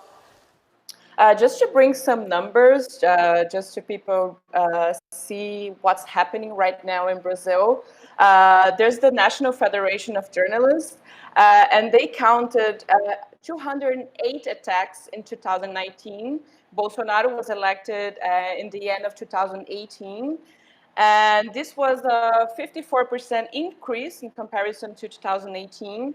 And from these 208 attacks, 121 was made only by Jair Bolsonaro alone. So I think it was, there were attacks for like the media in general, saying that like Globo, which is our main broadcast television channel, Globo is trash, Globo is not reliable. And he did also direct attacks against journalists.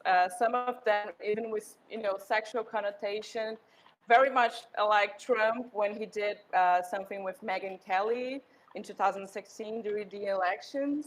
So yeah, the attacks increased. I know that the aggressions, the physical aggressions, they are not as high as they were last year, but I think it's a sort of violence that is escalating, and it got to like a major point during the coronavirus, like when coronavirus happened in Brazil in March. When like Bolsonaro supporters started to make demonstrations against, the social distancing. So this was, I think, the peak of aggressions, like verbal aggressions against journalism. So it was bad before. Being a journalist before Bolsonaro, it wasn't good, because if you talk with somebody that writes only about police violence, for example, it's not a very safe job to do. But now with Bolsonaro, it's increased a lot more, and I think he's instigating, their supporters and people to keep doing that. Kirstin, let's try again if we can hear you now. Hi, everybody. Thanks for your patience. And perfect. Great. Can hear you now. Good afternoon from New York City. Morning here. I'd love to tell you about the U.S. Press Freedom Tracker and the comparison that we'll be making between Brazil and the U.S. Juliane, you were asking me at the beginning about the U.S. Press Freedom Tracker and its launch in 2017. So it'll be very interesting to hear those comparative numbers. The tracker launched in 2017, but actually it was a brainchild of many groups, including RSF, before then. In America, in about 2014, there is a good example that there were protests right outside of St. Louis, Missouri, in a city called Ferguson, Missouri, and there was civil unrest following the death of a black man after a police shooting, and civil unrest around that after the law enforcement felt was not held to account. And in 2014, while journalists were covering that unrest, 24 journalists were arrested while covering those protests, and several were assaulted. And many groups, Freedom of the Press Foundation, Committee to Protect Journalists, RSF, and others, realized there was no central repository for this kind of information. So we might hear it, it might be anecdotal, there might be one blog post here or there, people talking about it, but there was no one place to hold it all. And so the U.S. Press Freedom Tracker was actually born out of, that's one example, but many others, and realizing that in the U.S. there was no central repository. So it launched in 2017, so everything that we'll talk about today is what we have from 2017 forward.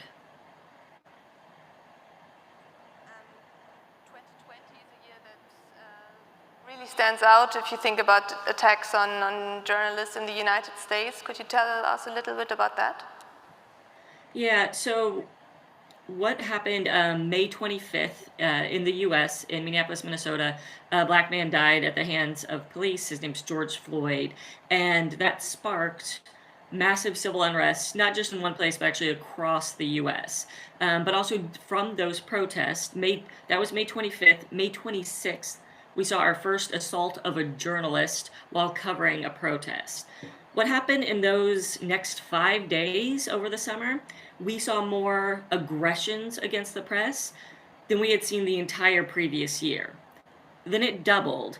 Now, first few days of October, more than 850 aggressions against the press have been reported to the US Press Freedom Tracker.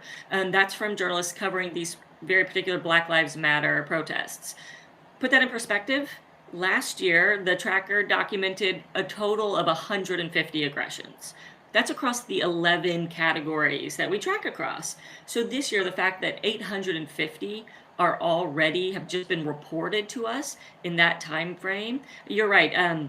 We use the words unprecedented in scope and scale. We've not seen anything like this, and we've certainly not tracked anything like this before.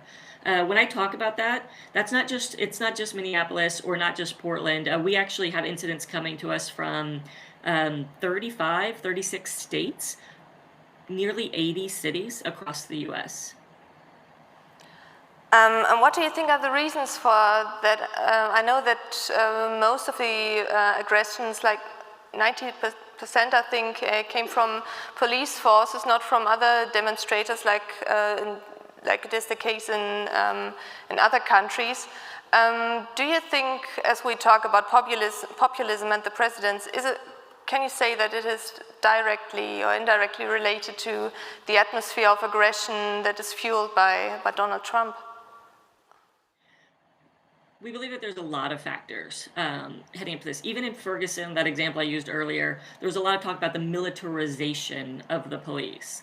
There is a lot of talk about Donald Trump. As a matter of fact, yesterday we published that he has now surpassed 2,300 negative tweets about the media. That's something else that we track at the US Press Freedom Tracker, the negative media tweets. And that's, there are many more tweets than that, but more than 2,300 have been calling out individual journalists, calling it fake news, enemy of the people. All of those go together to create an atmosphere. And as a matter of fact, I believe RSF had a statement that all of this built an atmosphere where journalists and journalism is deemed an enemy of the people. So while many of our assaults, we're able to track, as we track whether the assailant was an individual or law enforcement, and we do divide up like that. And there have been both, but the majority, journalists being hit by projectiles, and certainly the number of arrests, all of that is coming from law enforcement. The arrests are a really good example. So last year, 2019, the tracker documented 9 arrests or criminal charges of journalists. From that May period forward to what we're talking to right now, 116 journalists have been detained or arrested while covering these protests. Marie, the situation in Brazil is a bit different when we talk about attacks on journalists. In Brazil, it is mainly coming from demonstrators, from supporters of the president. Do you think that this climate of aggression, now we're only talking about offline aggression, but we'll be talking about online aggression also. Do you think it all goes back to the president and his anti-media rhetoric, or is there an underlying problem? You already mentioned that there has been, of course, aggressions against journalists and the media before Bolsonaro. It already existed before, of course, because I think that in Brazil we have a problem by trusting the media, because I think, the people actually think that the media, journalists, and journalism is kind of part of this elite, because it kind of is sometimes, but Bolsonaro, I think he escalated everything because during his 28 years of, of being a congressman, he used to have this kind of discourse against press freedom, for example. Of course, he raised his popularity by going on, television and talking whatever he feels like about, being in favor of the military coup that happened in 1964, being in favor of torture. But of course, when he got elected, he got elected by denying ongoing on debates on television, which was something really important in Brazil, which now is it kind of changed everything. And he got elected by saying, you can trust the media, you can trust what the mainstream media are saying. You should get the information with me. So of course that after 2018 he got elected, every kind of attack that we saw against journalism is something like this, because people constantly say, you journalists are against the people. You don't like us because you only say negative things about Bolsonaro. You don't want Brazil to strive or whatever. So this is quite connected to what Bolsonaro says about our work. And he escalates this kind of violence. I'm going to say this after when we talk about what he did.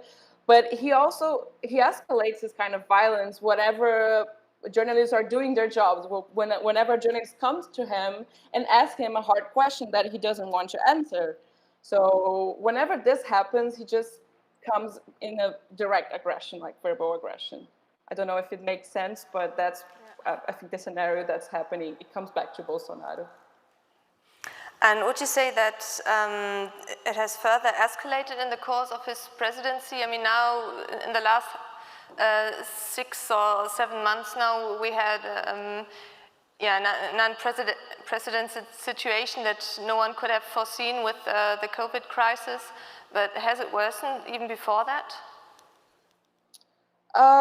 No, with coronavirus, I think that attacks on social media became worse, of course, but also because there were some kind of paramilitary groups that started to organize in our federal capital, Brasilia, and they were really hostile against journalism. So I think this, like the coronavirus situation, kind of escalated a little bit more about the hostility against journalism, because we are the ones that constantly are saying the number of deaths, number of people that got infected. So this kind of information that we're doing, that people are relying on, is seen as something negative, because it's like we are doing something against the economy of Brazil. That's the main, narrative that they say. You journalists are against our, economic situation because you are in favor of social distancing or of these measures of against the novel coronavirus. So yeah, because of the demonstrations that happened due to the coronavirus against these measures, I think it got a slightly worse now that I think the curve is falling and the number of deaths is finally stabilizing a little bit in Brazil. It's getting a little bit better. What would you say, Kirstin, about the influence of the pandemic on the atmosphere towards journalists, and how the president behaves towards journalists and the media? Yeah, Marie, touched on it's these layers that's happening. So in the U.S., it wasn't just it's the coronavirus. It's also the economic downturn that happened at the same time, and when things quieted. What we found at the tracker, we were actually watching. Things were really quiet in our March and April when everybody was staying home, and then as different states started to reopen, there would be protests, both for reopening and against reopening. And what we found, sort of anecdotally, but also we were able to track some of it, that journalists who were out there covering either the reopening protests for or against were being harassed by citizens, by people out there for either wearing masks, usually for wearing masks. The journalists would wear a mask to protect themselves, and that they were getting harassed while covering these reopening or protests to reopen the state. So it's definitely multi-layered, and the coronavirus added one more sort of way for journalists to be harassed. Now it became about masks as well. It was very layered. Maybe it's not a coincidence that both Bolsonaro and Trump are beyond or among the heads of state that got infected with the coronavirus, because both of them have been demonstrating that masks are useless, for example, that the media, if we talk about the media, spreading fake news about the virus. Trump said that media act as agents for China, for example, to spread hysteria. And I think this is also something that Bolsonaro said, that the media want to spread hysteria to topple the government, more or less. Talking about these examples,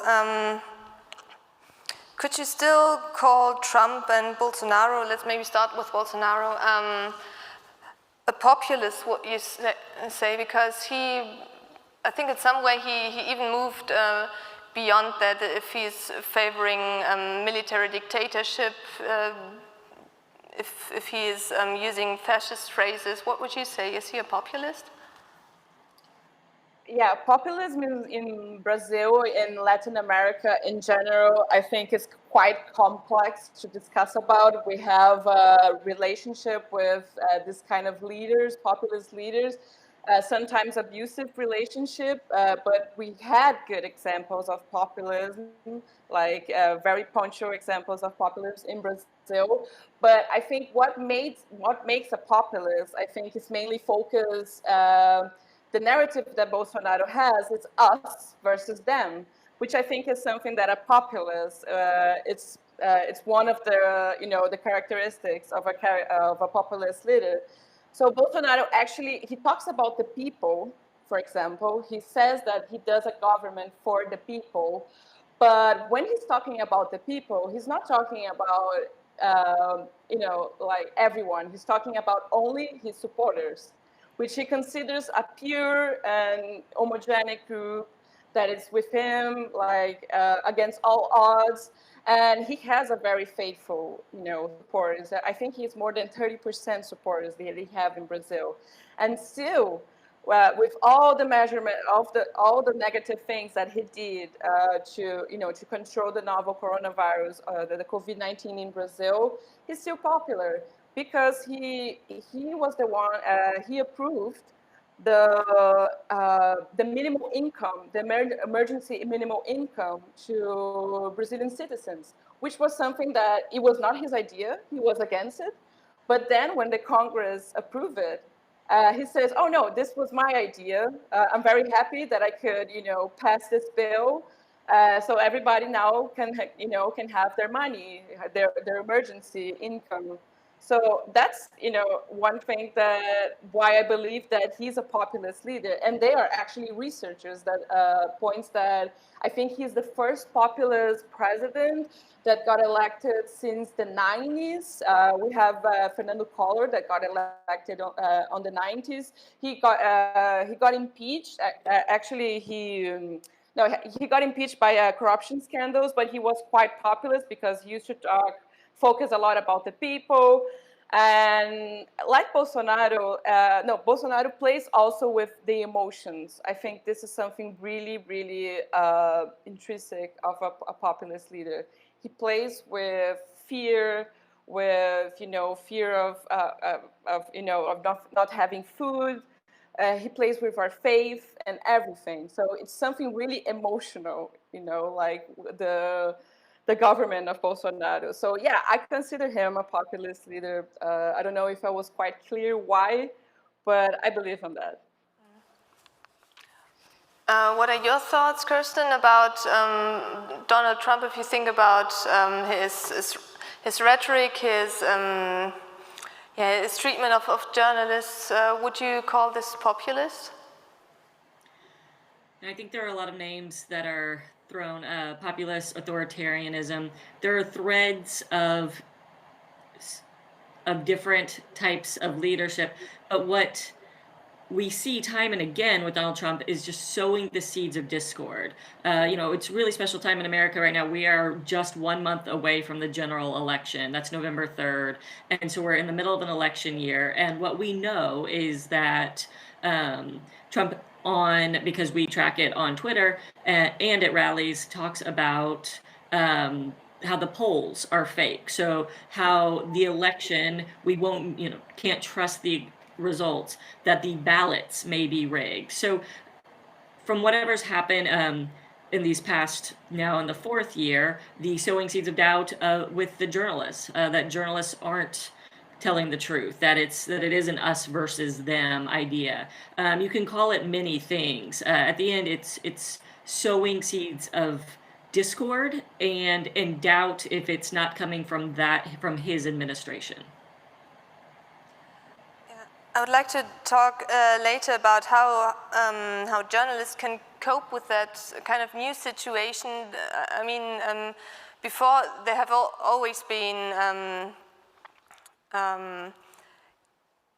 disagreements between the media and the government, for example, but there has always been a common ground that there are certain facts that can't be denied and you can have different opinions on, but how journalists can cope with that, how that we could talk about later. Another thing that I find interesting both about Trump and about Bolsonaro is the way they target women journalists especially, and also people of color, as I found. There are many examples. If we look at Trump, if we look at the White House press conferences, when he clearly doesn't take female journalists seriously, he cuts them off. He says that they are asking stupid questions. He also does that with male journalists, but I think I have the impression that he is particularly disrespectful towards women journalists. And it's hard to measure in a statistical way, but what are your impressions about that? Yeah, well, I'll give you numbers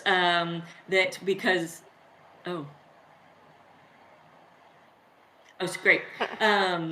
Because we do track the tweets, it's interesting that on Twitter, he actually name checks male journalists more often. So anybody that he believes has wronged him in their reporting. That's Carl Bernstein recently, the Atlantic editor-in-chief. Anybody who publishes, and that's actually, so on Twitter, it's male. But what you're talking about, you're right, with the Daily, the Pools, the White House press corps, and not just what we see that in his actions as well. What's really interesting for us at the Tracker is the way that it trickles down for female broadcasters. And we actually, as in 2019, added the tag sexual harassment to the site, so that way we could track sexual assault, because we don't track harassments in a very firm way, but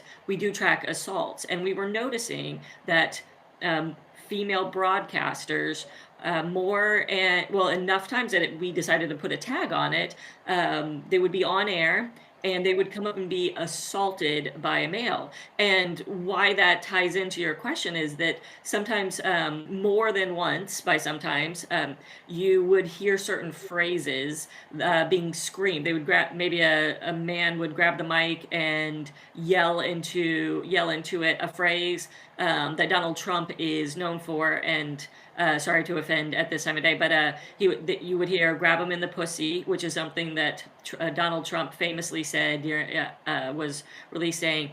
And we're finding that, or grab him, or curse, and women being spanked as somebody runs by them, or being forcibly kissed. All of this has added up that in 2019 we actually put a tag of sexual assault. So that's a way of putting that we are able to track it in a way and to make some connections. Marie, this is also something that you can yeah, you can easily see when you follow what Bolsonaro and his surroundings, his family, his sons are saying. There are many, many examples of them targeting especially female journalists and also the LGBT community when it comes to journalists. I remember the case of Glenn Greenwald of The Intercept Brazil, who was hit with very homophobic remarks by Bolsonaro. So what are your impressions about Bolsonaro and his surroundings, and also about the online world, the influence on misogynistic and homophobic remarks towards journalists? So attacks on social media, they are constant to everybody in every gender, but when it comes to women, the personal attacks, which is when people, where their supporters, they actually research things about the personal lives of journalists. It's most of the time from female journalists. And the attacks are always very much aggressive and violent than happens to male journalists. It's a fact. And Bolsonaro, I mean, even before he got elected, when he was a congressman for 28 years, he had a target, which was a former congressman called Jean Willis. I think he lives in Berlin now. Jean Willis, I think he's the first outed homosexual, that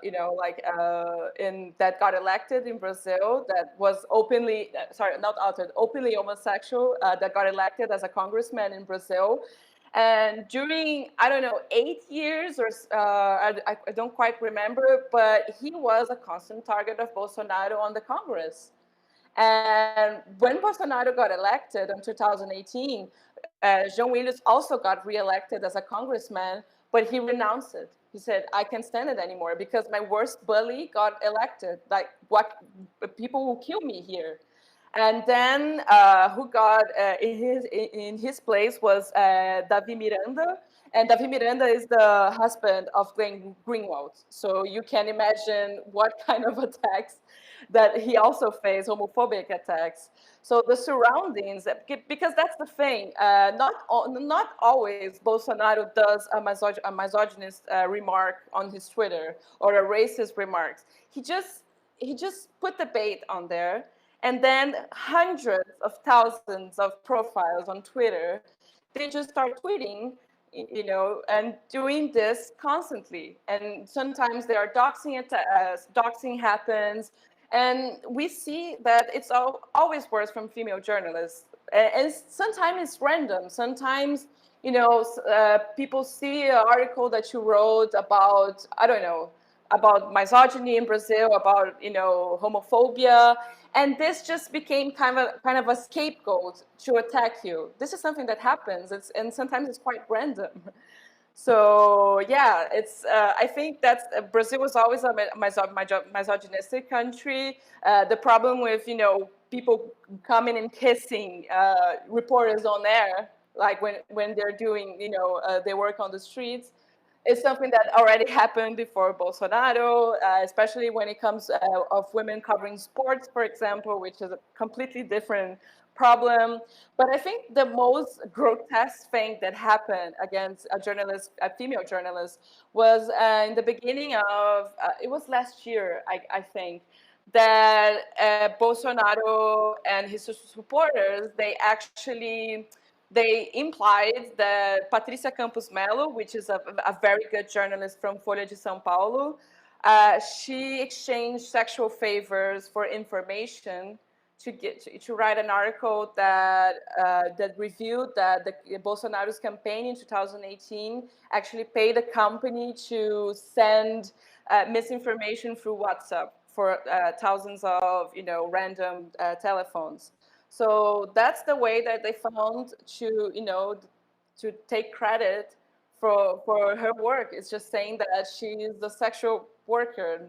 I don't have nothing against sex working, but in this case was really, really grotesque. And he said that Bolsonaro, I think one time, like he did kind of a joke, because scoop in Brazil is called furo, which can be translated as hole, it's butthole sometimes. So he said something like, "Oh, she gave me the furo, she gave me the butthole," or something. It was quite grotesque. And of course, like everybody went against it, but it was, yeah. But he still keeps doing it. It's not something that stopped altogether. Maybe as our last topic, how can you, as a journalist, cope with that situation? I mean, you yourself have been attacked and even threatened seriously online. That was also the background why you came to Germany 2 years ago and joined our program on digital security. Which way did you find to cope with that hostile atmosphere? I think what happened to me, I'm going to just explain very shortly. On 2018, I was covering several misogynistic groups in Brazil, incel groups. One of them was actually responsible for the radicalization of 2 shooters of the Susanna School shooting in 2019. I was monitoring one of those groups. And then because of my articles, those anonymous, they started to attack me and send me death threats and they doxed me and everything. So this wasn't quite common in 2018, this kind of online attack. So it was kind of a rehearsal for what's going to happen after Bolsonaro's election, because now it's so common. But at the time, because it wasn't very common, I thought that people didn't give quite the importance of what was happening to me. And even myself, I was saying, no, you know what, this is not important. Like, I shouldn't be worried about this. There are journalists that after all are killed when they're in field or whatever. But then, you know, it was 3 months just receiving constant emails. I still receive it from this day. Like, they still keep sending me because I kind of became their character. And it's, yeah, I thought that people should give more credit and more emotional support to journalists that are attacked. Now I think it's changed, but to cope on that, I think it was really, really important to have the support of the, you know, my editors, my colleagues. This was really, really important because they were the ones that turned to me and said, no, this is really important. You should go to the police right now. You should tell people about this, like, immediately, because this is not okay. So the support that I got from, I was working at Vice Brazil at then. Vice Brazil doesn't exist anymore. It closed on 2019. But this was crucial for me. And I don't know that this is happening right now if media outlets are actually supporting the way they should be their journalists. But this was quite crucial to cope with this kind of things. But one thing that I did, and I'm going to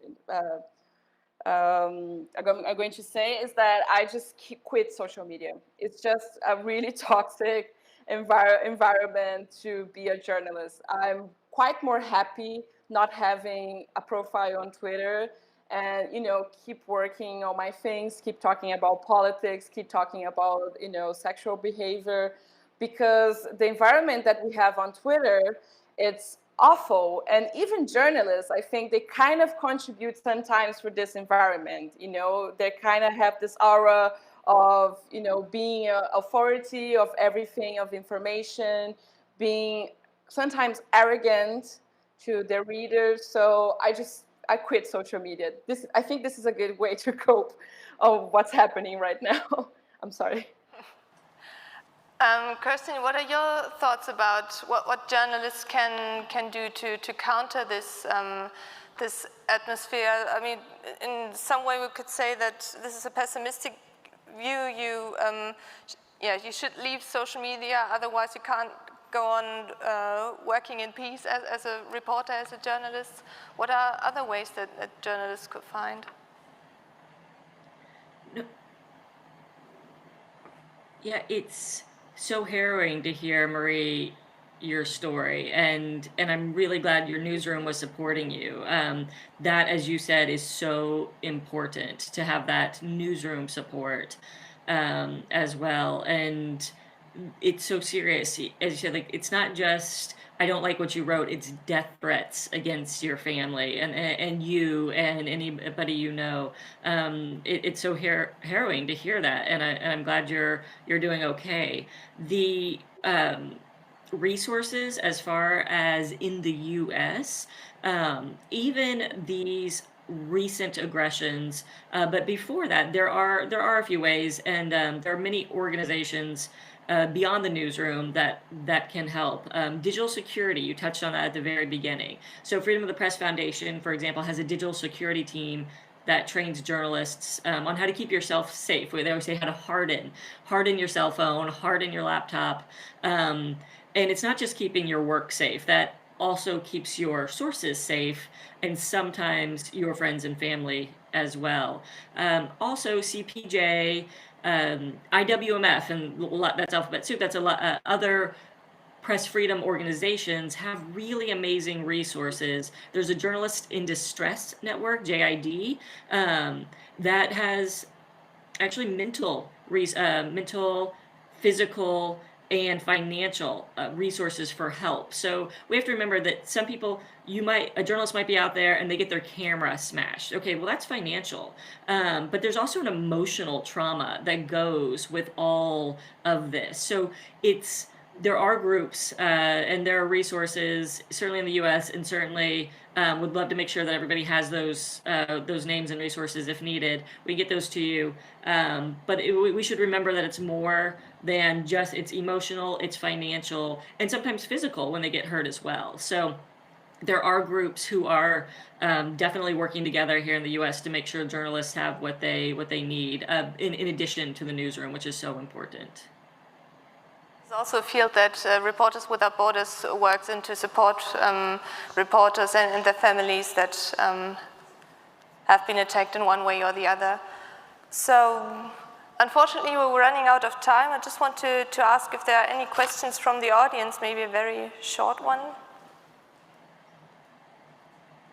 That's not the case, I think. So thank you very much to both of you. Thank you for your time. Thank you for joining us, and thank you for your interesting insights. Thank you. Thanks for having me. Bye.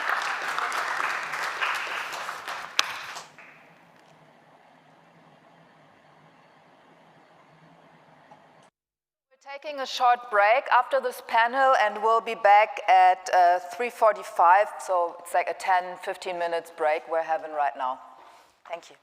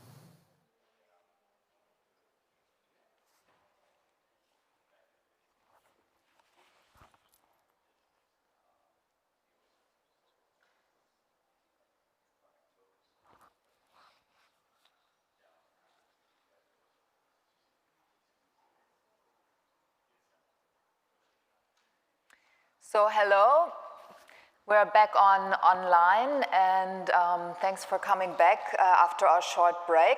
Up next is the panel Resistance Against Populism on a Comparative Perspective. And I'm very happy to welcome Başak Charlie from the Hertie School.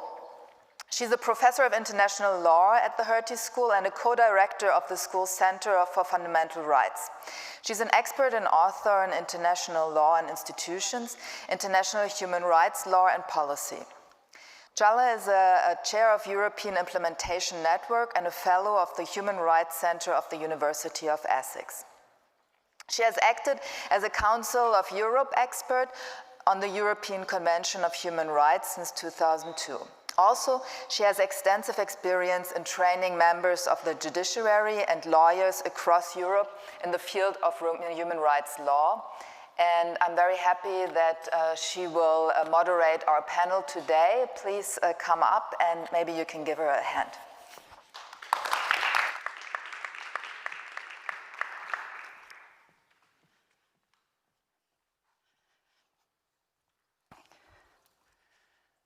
Good afternoon, everyone, and welcome back to the Human Rights Film Forum. We're going to continue our conversation on populism, but the title of our panel is Resistance to Populism, and our aim is to have a conversation about comparative perspectives on how resistance to populism is organized and what kind of effects it has in different places. I have an amazing, a stellar panel of speakers with me. They're all connecting us online today from different parts of the world, from Warsaw, from Istanbul, and from Berlin. I'd like to introduce you our speakers very briefly. My first speaker is Małgorzata Suzułeka, and apologies for my Polish, Małgorzata. I hope that it's okay. She is the head of advocacy at Thank you. She's the head of advocacy at Helsinki Foundation for Human Rights, which is one of the leading human rights organizations in Europe. Małgorzata has been a leading human rights lawyer with the Polish Helsinki Foundation for many years and worked on a wide range of issues. But more recently, she's been working on the independence of judiciary, rule of law, and democracy backsliding in Poland. She's a human rights lawyer, a board member of many important Polish and international organizations, and she's also a member of the Warsaw Bar Association. Thank you so much for joining us today. My second panelist is Ezel. Ezel Buse Sönmez-Ocak is a civil society activist from Istanbul. Her civil society activism has focused on women's rights and LGBTI+ rights in the past decade or so. And she works for Women's Human Rights Organization, an independent feminist organization in Turkey, in Istanbul. Ezel is also a PhD candidate in public law at Koç University in Istanbul, and she holds an LLM in international human rights law from Lund University in Sweden. If some of you online are following our conversation today, and if you're Turkish speaking, you may also know her from her little short YouTube and social media videos where she reads with amazing, soothing, and very authoritative voice the articles from the Istanbul Convention, the convention that aims to combat violence against women, which she might come back to in our conversations. And our third panelist today is Hamid Mohseni, and I think he's joining us from Berlin today. Am I right, Hamid? Yes. And Hamid has been working as a mobile consultant since 2018 at the Mobile Counseling Against Right-Wing Extremism Berlin, which is an independent organization that counsels, supports, and qualifies anyone in Berlin who has to address right-wing extremism, racism, anti-Semitism, and right-wing populism. Hamid studied German studies and philosophy in Cologne and in Berlin, and has extensive experience in addressing right-wing extremism and populism. He focuses on what's in German called Kulturkampf, or culture wars, which addresses also sort of the right-wing hostility and campaigns in social media. Thank you so much for being with us today, and I'm looking forward to our conversation. So let's continue the conversation in this order, and let me ask you our first question. We know that populism manifests itself in different ways, in different places. It changes what it covers, who it targets, the definition of who is an authentic people, who is the elite, who is the enemy, changes in different contestations or different versions of populism. So how does it look like in Poland, Turkey, and Germany these days?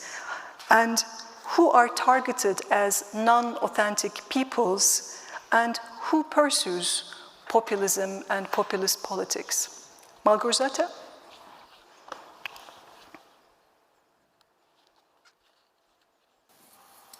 Thank you, Berghof, and thank you to the Hertie School and Human Rights Film Forum for having me today. I'm hearing an echo of myself, but I'll try to manage. When it comes to the populism in Poland, the first thing we need to clear out is the fact that the populism was always present in the Polish political scene since 1999, since the fall of the communism. However, the populism parties either rise or fall in power. And right now what we observe is what is called the fourth wave of the populism. What makes this particular wave of populism since 2015 from the earlier waves of the populism is the fact that for the very first time in 30 years, actually the populistic party gained a simple majority and managed to completely change the system of the state. And this is what I wanted to raise in my short intervention in the beginning, because since in last 5 years we've been observing a sweeping systemic change in the entire system of the state without, however, changing the constitution. And what makes this process so unique is also the fact that currently governing majority, first, maybe to put it in this way, they build their power on two main pillars. The first pillar is that they are taking advantage of the weakness of the democratic institutions that were very young and were built and established in 20 years after the fall of the communism. But the second thing, what this governing majority does is actually praying to the notion of victimhood in some social groups that were left behind in the process of systemic transformation in the 90s and in the early 20s and in the early years of 21st century. Coming back to your question, how the populism in Poland manifests, I would say that there are two layers of that. The first one is the change of the system of the state, which I just mentioned. So this is undermining the position of independent institutions. It is attack on courts, attack on judges, undermining the role of the public media, which are not media anymore. I would say they are just propaganda tube, but also coming after every specific group that could be blamed for any potential failures or could be the enemy of the day. And by this, I mean either migrants, because we cannot turn a blind eye to the fact that Law and Justice, the governing majority party, came into power on the peak of the migration crisis in 2015. But the concept of the public enemy actually evolved in the last 5 years against judges, which was also the part of certain anti-elitist narration. And just what happened quite recently is the attack on the LGBTQ groups. And I'm sure many of you already heard about the so-called LGBT-free zones in Poland. And we can dig into that later, but this is a glaring example of how this populistic rhetoric can actually divide the society. Just one more thing is that this is how And this is how the populist manifest is operandi of this governing majority. And these are the groups that are deprived from some sort of a legitimacy to participate in the political discourse because they are named and they are targeted by the governing majority and its acolytes, namely the public media or the media that are somehow loyal to them. I'm mindful of the time, so maybe I would just stop here and I just sketched the general framework of what I wanted to dig into later, but perhaps now I will leave the floor to my co-panelists.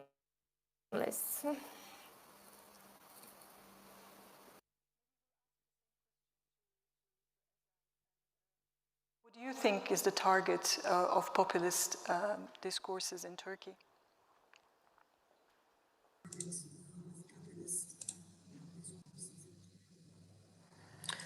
Thank you, Professor. Can you hear me right now? Yes, we can. Can you hear me? Yes, we can hear you. Yeah. Yes, thank you. Thank you. All right. All right. Well, in Turkey, populism manifests itself as a well-known us versus them discourse. Mr. President Erdogan constructs politics itself as a struggle between the people and the elites, the struggle between the conservative, religious majority, the people, and the Western-oriented, more secular elites who were holding the key institutions of power like military and high judiciary for decades. Erdogan and his party AKP have a strictly majoritarian and moralistic understanding of democracy, where only the conservative majority of Turkish society is considered as the people. Thus, according to Erdogan's discourse, only he and his party represent the people and the people's will. These non-authentic people who are disconnected from the values of ordinary people were mainly military and judiciary. But now the institutions of the military and judiciary have been successfully dissolved and maybe co-opted, so judiciary as the enemies of the people anymore. However, now the new target is intellectuals, academics, journalists, human rights defenders, LGBTIs, and we the feminists. We the feminists, yes, one of the new targets groups, as Erdogan clearly declared in his speech a few years ago. He does not believe in gender equality at all. According to him, women and men are not equal and cannot be equal. They simply refuse women as equal citizens, who have equal citizenship rights. So we, the feminists and human rights defenders, accused of destroying the Turkish traditional family, because we defend for women's human rights, right to live from, right to live free from violence, because we defend Istanbul Convention, the European Council Convention on preventing and combating on violence against women, which is the convention that AKP and Erdogan is planning to withdraw from currently. Not surprisingly, indeed, a few months ago, Erdogan said that Turkey can withdraw from the Istanbul Convention if the people want to do so. But AKP is not the only actor in this regard. It's clearly the main one, but it's not the only one. Nationalist party, the mainstream media, even Gongos, government-oriented NGOs, and even some administrative bodies, such as Human Rights and Equality Institutions of Turkey, is the actors, among the actors of these populist discourses. I know it sounds tricky, but let me a few words on it.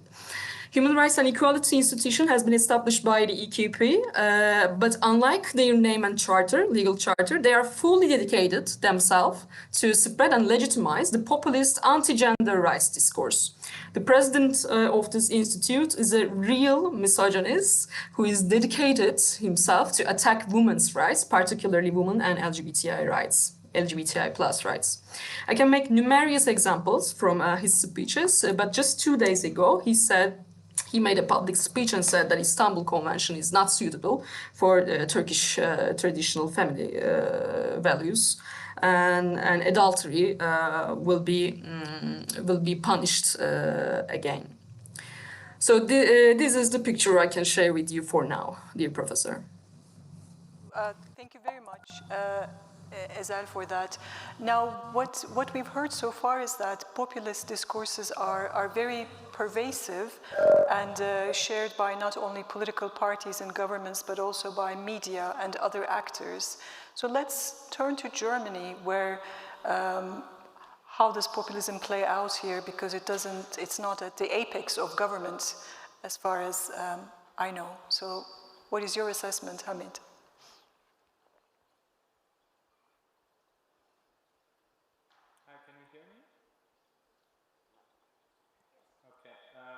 Yes. Thank you. First of all, thank you very much for having me.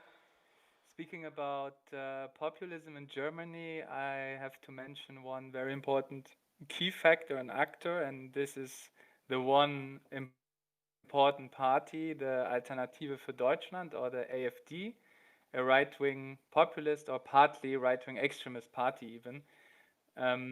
I mean, let me go one step back. There has been right-wing populism and racism and anti-Semitism before, of course. In fact, there are long-term studies showing that 15 to 20% in Germany are open towards discriminating, authoritarian, and, let's say, anti-democratic tendencies. But now this potential is channeled by this new party, and this party is represented in all parliaments, and this is something new and even historic, because Germany, with its past, had a special paradigm, I'd call it, in post-World War II Germany, and that was formulated by the conservatives, always very strong and governing most of the times, and they said, it's hard to translate, but they said, right to us or right from us is only the wall. Meaning that there is no party, and there should be no party on the federal level, more right-wing than the conservatives. And the AfD was able to crush this paradigm. And with this comes a change of discourse, a change of language, resources, and power for the right-wing to inform about political enemies and target them. But as you mentioned or indicated, the difference to many countries is that they do not govern nationally, not even regionally, because they are politically more or less isolated, even when in some local levels there are exceptions. And their perspective at the moment is not so good. Different reasons, but one reason is due to lack of political perspectives beyond their core issues, which is basically migration, law and order, and culture. This is for me very specific for populism. They do not have a really covering and broad agenda, but they take out some points and instrumentalize them and focus on them. So yes, they are not the state yet, you can say. Nonetheless, even if it has not been a new shift, but there has been a definitely a qualitative increase towards at least two groups of people who are targeted. This is the one group is the one up there, they call them. These are all the other democratic parties, the media, the culture institution, science, also now with the corona pandemic and the facts. And then there's another group, the ones down there, the others. And these are especially Muslims or people read as Muslims, non-white Germans, in general people of color, feminists, refugees. And these groups, especially those others, the latter one, without much power, representation, and resources, they get targeted increasingly more since 2015. This is the year of the surge of the right wing, leading also to physical and terrorist attacks, such as the right-wing racist terrorist attack in Hanau in February, where 9 people of color were assassinated and murdered.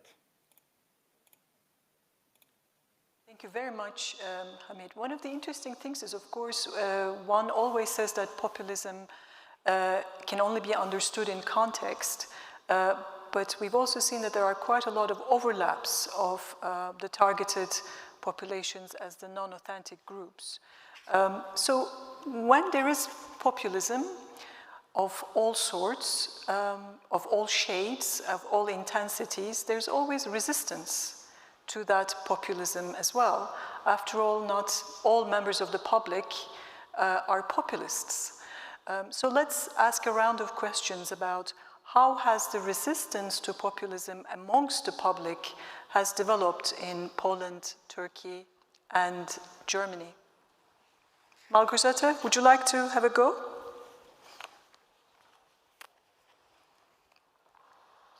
Yes, thank you. Again, when we talk about the resistance in Poland, we have to be mindful again of the national context. So the first sign of resistance we've been observing in the last 5 years is the immense, huge civil society mobilization. And you could have seen Polish civil society taking many of the causes to the streets and protesting in defense of the rule of law, independence of judiciary, and reactions to the actions of the government. And when we think of the resistance, I think of something much more strategic and something that could last longer than just a couple. I tend to think that there is also something new occurring in the Polish political scene. I mean, by political, I mean not partisan just, but the entire public sphere. And we could also see the trend of strengthening the fact-checking, watchdog, and monitoring institutions and organizations. They are either created by civil society, but also by particular activists. So, for example, civil society active organizations are very diligent in terms of documenting the rule of law crisis which is occurring in Poland, and they are providing the counter-narration to the so-called reform of judiciary. So whenever Polish governmental officials claim that courts are ineffective and the judges are just an overprivileged elite detached from the reality, there was always a civil society group that presents that this is a false statement, and they present how the reality in the courts look like. The another thing is that in the times of the complete purge of the public media, we saw many of the talented journalists who worked for years in either public television or public radio, leaving those stations, and they are setting up their own outlets, media outlets.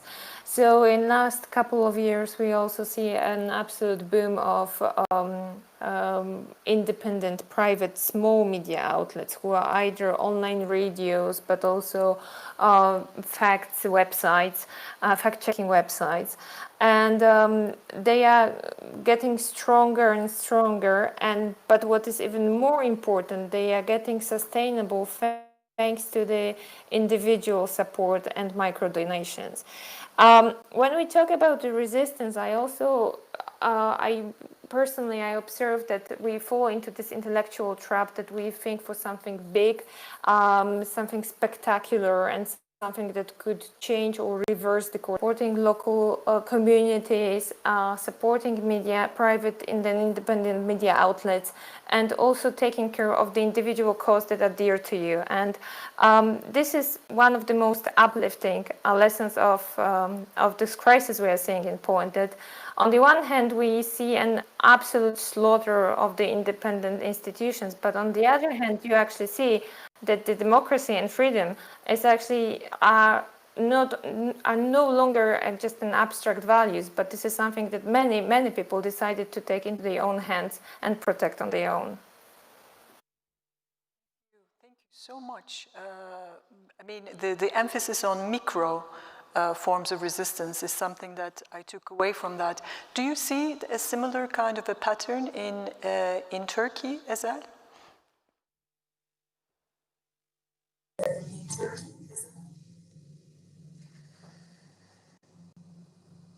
Well, I have some trouble with hearing the other speakers.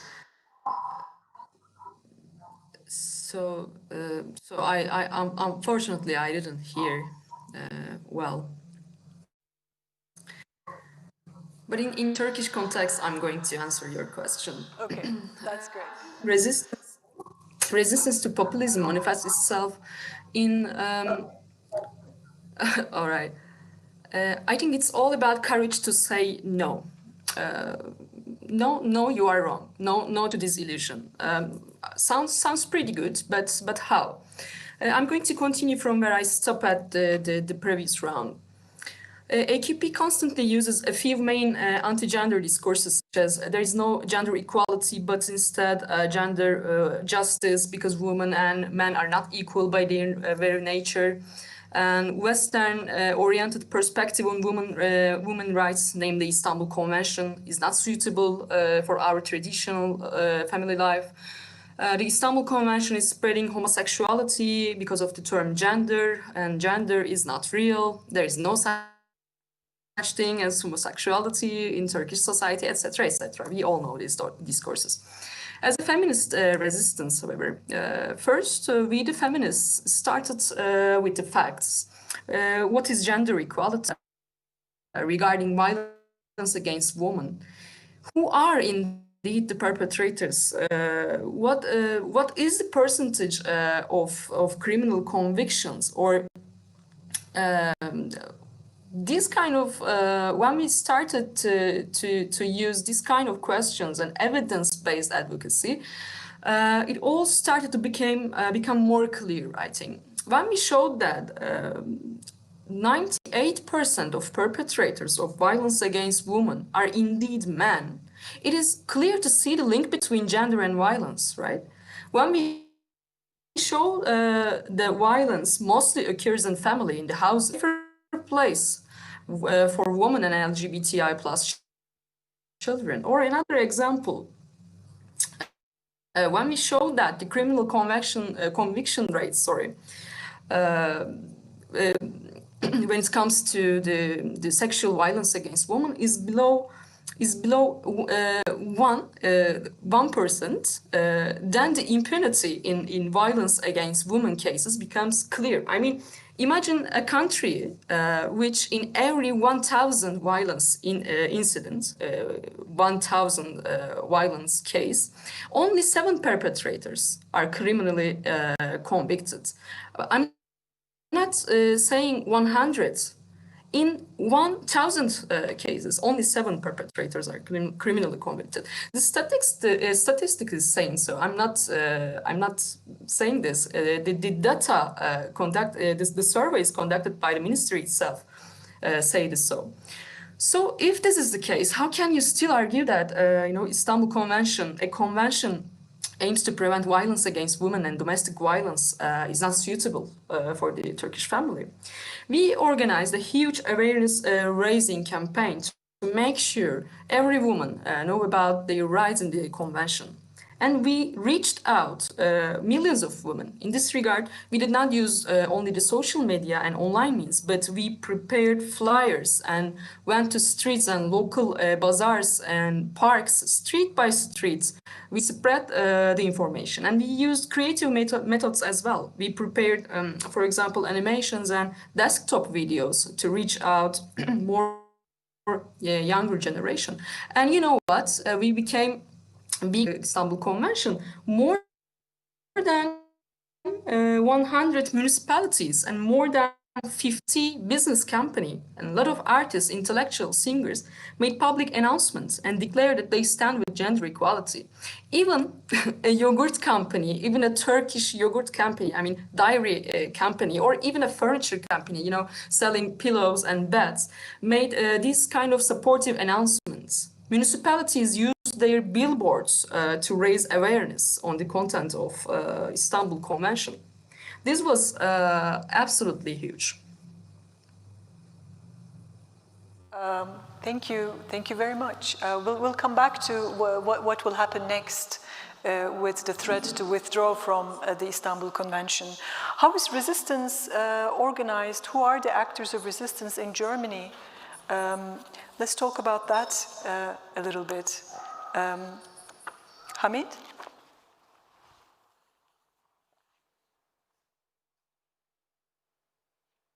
Muted? Okay, now I'm not muted anymore. To be honest, resistance against populism, because resistance against right-wing extremism because of Germany's past is kind of very present and has become very present and is even kind of a state paradigm to like deal with the own past. But resistance against right-wing populism, let's say it came up in the beginning of the 2000s, the first time with like small parties or initiatives.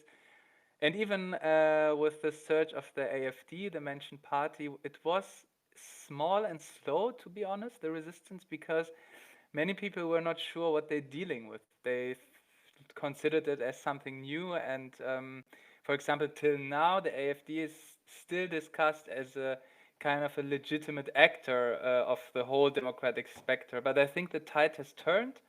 As more and more the openly far-right, racist, sexist, anti-Semitic parts of the party and these sections really show off their ideology and demonstrate their close links to right-wing extremists. So this whole branch of right-wing populism is really close to right-wing extremism or goes together. And I think although the election numbers, if we stay with the AfD, because they are very important, they did not really grow smaller, or they are now about to grow smaller, but still many people understood, and we really know that from our counseling work with many different people in Berlin, that they need to position themselves right now and really stand in for democracy and human rights, because this is at the stakes here. And that's why we don't speak of the shift towards the right. In German, it's the Rechtsruck, because it implicates that everyone is becoming more right-wing, but we speak of a polarization, because we see that many actors, and this is not maybe micro resistance, but maybe kind of macro, many actors from their own branch, for example, in culture, in economy, in sports, in social work, and so on, they come together, they connect, they declare their opposition towards right-wing populism, they discuss what this means, and they have taken stands for democratic, open, diverse values, and they implement that in their daily business and in their profile. And this has been growing very strong in the recent years or months. So resistance starts from where you are and who you are close to in a way. And it's very different, it's very creative, from classical protests to also different creative forms, also going to the internet. But the internet, maybe one sentence, is social media, I think compared to other countries is a bit different considering resistance, because actually the German right wing, that is populists and extremists, they were really quicker and better to master social media. They were able to spread narratives, sabotage discussions, and kind of manipulate opinion polls. The resistance there is also slowly coming, but it's taking time. And there have been also laws against right-wing extremism, especially after a chain of already mentioned terrorist attacks in the last 2 years and this year. And there's laws also against hate speech. And I can say from my work, this is helping, but these are just small steps. And maybe last remark to this point, I think it's important to make clear, even if we say there is a big resistance at the moment, the momentum of the right-wing parties and actors is declining. This does not mean that the ideologies they stand for and they have pushed are gone. You know, after all, racism, anti-Semitism, right-wing extremism, and so on, they are not a problem of so-called edges of society. This is like a thesis in Germany, but they are really rooted and have been seeded even more in the so-called middle of society, within normal people. And these ideologies against the idea of human rights are present and a threat. And we as a counseling project, we have more to do than ever. And I think that's why resistance is also important as ever, and cannot say, okay, we are now in a good place and we can retreat, but it has to go on. Thank you so much. So let me just ask you all a final question, and maybe we can pick up on your last comment on the middle people, as you were saying, because obviously each society has so-called extreme ends in various different directions. But what matters is what happens in the middle, I suppose. So how do you make sense of the cyclical kind of interactions between the versions, darker versions, obviously, of populism and the resistance to it? And where do you think this will lead to in societies in Poland, in Turkey, and in Germany?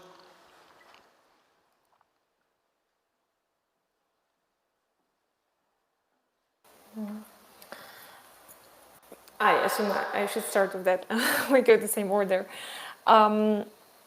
This is an excellent question, because this is something that is debated in Poland in the last 2 years, because we tend to think that Poland is split in halves. And I just want to pick up on what Hamid said, that the one thing is we're talking about the growth of the populism or far right, but the another problem which is interconnected with that is also the growing polarization. And that brings me to the Polish specific context, is that it's not true that the country as such is divided into two equal halves. We should rather think of three potential groups that how we could classify the society. And the latest presidential elections show that very, very clearly. So in July, in the presidential elections, the turnout was almost 70%. And this is very unusual, because usually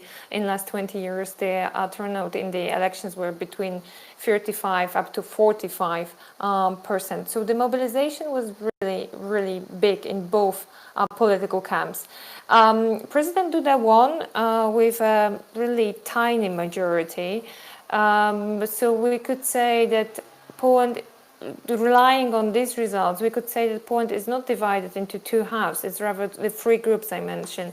The bigger group, obviously, that supports the current governing majority. The second group, which is smaller, but maybe not that small, is the opposition. And the third group is that what you, Beckedahl, mentioned is the middle ground. These are people who are not interested in politics, or who are at least not mobilized enough to vote on one of those sides.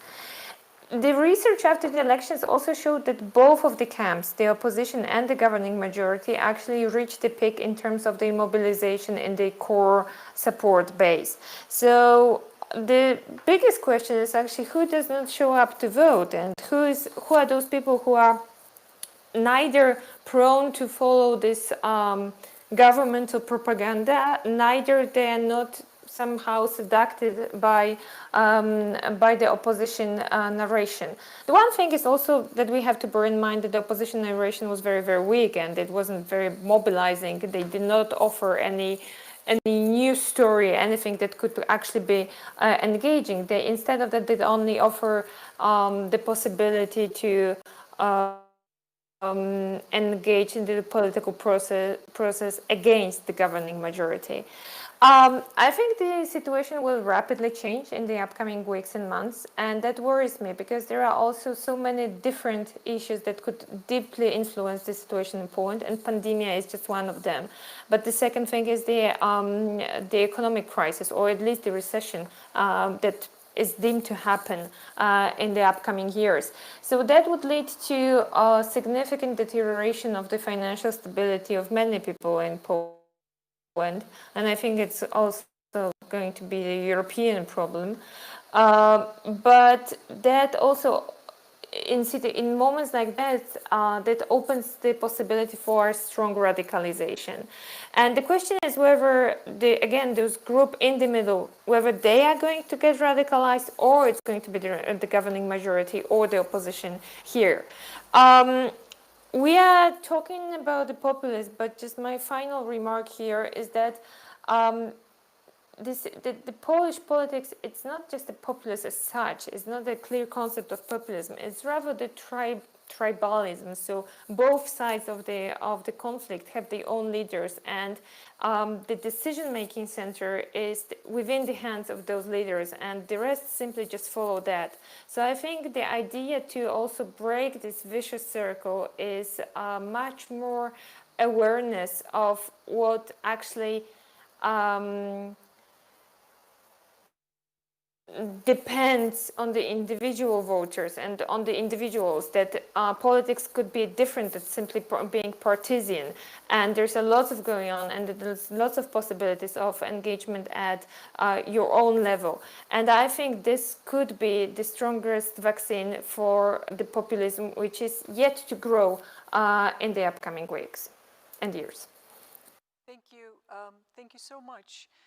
So you also raised the structural kind of framework. So obviously there's populism and resistance, but there is Corona, there is the pandemic, and there is the upcoming economic crisis. So of course there are things that micro-resistance cannot really address, maybe in the immediate term. How do you make of your story about resistance for women's rights in Turkey, as that?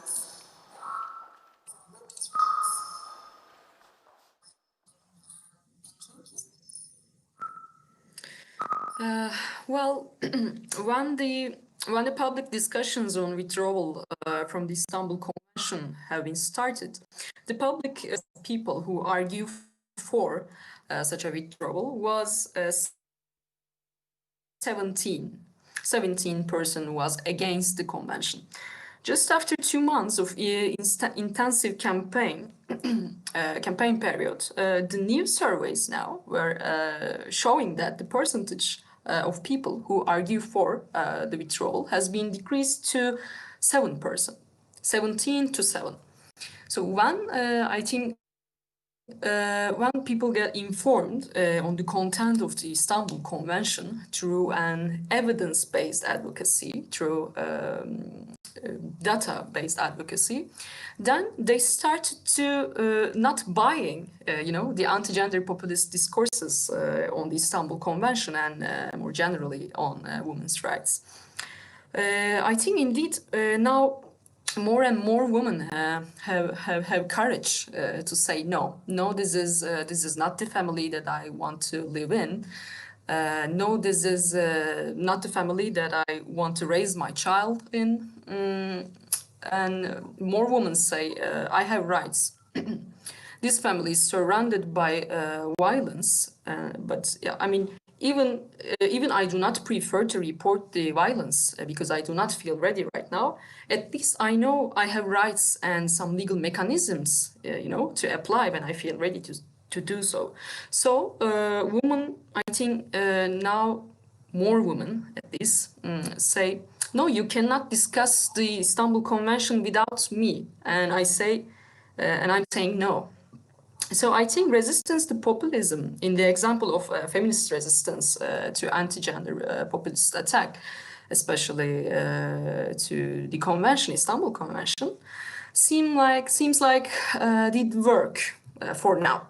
But mainstream media has a huge importance in Turkey, and unfortunately, media, since the whole media has been collapsed and became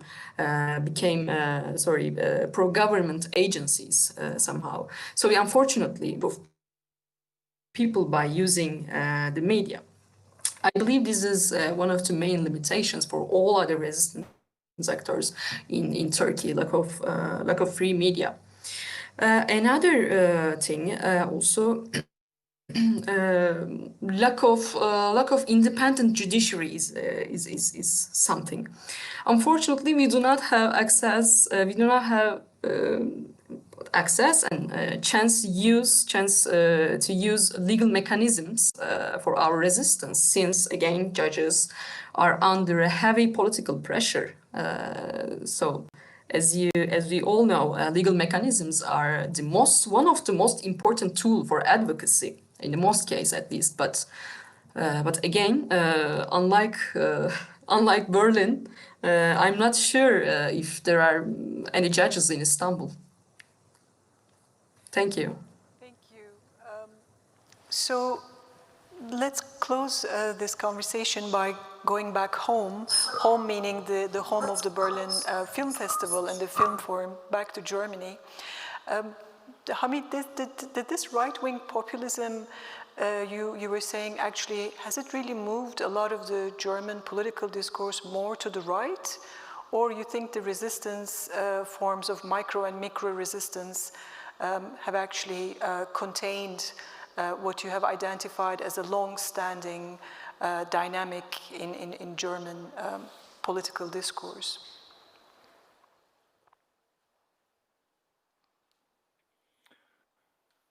That's a very good question. I think that the right-wing populist actors formations, the newest ones they have, definitely had a success in pushing discourses and also laws and decision-making to the right. And with them also, I think, motivating people to openly show off racist, anti-Semitic, and so on tendencies, and I don't know, wear certain clothes, go to demonstrations, act in front of your neighbor, your colleague, and so on. But the resistance is also showing success, and I think it's on a good way, but it's not like I said, that it's decided already, but a lot of things on questions on how we live and what kind of society we are at stake. But I think a very important basic or common ground for the resistance is to call these phenomena what they are. So we speak of right-wing extremism, of populism, of racism, of anti-Semitism, and so on. And I say this because, and people in Germany may know, I don't know how it is in other countries, but when something happens like that, like a racist attack or an anti-Semitic attack on a synagogue, there are a lot of these things right now, then also the media, but politicians and institutions, they try to play this down, and they speak of this was a misled individual or unlucky circumstances or a mentally ill person, or when a man kills a woman, for example, for sexist reason, anti-feminist reason, they say it has been a relationship conflict. You know what I mean? And this is power of words, and this does something, and it makes the whole thing sounds weaker, and like it's not a problem of major society, but it's some extreme ends having to deal with some issues. And I think this motivates future perpetrators to do the same, because they know there are not really consequences they have to fear. But when I say we have to call these things by their names, I think it's also important to know what we speak of, you know. So the knowledge about what right-wing extremism is, for example, or right-wing populism. This is maybe not easy because it's developing, but this is also what we are doing in our work. And this then is a question of education, information, and giving also priorities to certain projects to do so. But I think it's a liberal illusion to say that, well, if there's enough education, then everything is fine because people are intelligent enough not to be racist. I think this is very wrong, and this is very dangerous, but very common in Germany, actually, because, like I said, in Germany, 15 to 20% for decades now have been showing these tendencies, authoritarian, anti-democratic, and so on, and there are very intelligent people amongst them, like professors and intellectuals, and so this illusion by enough education, this is really just a dead end.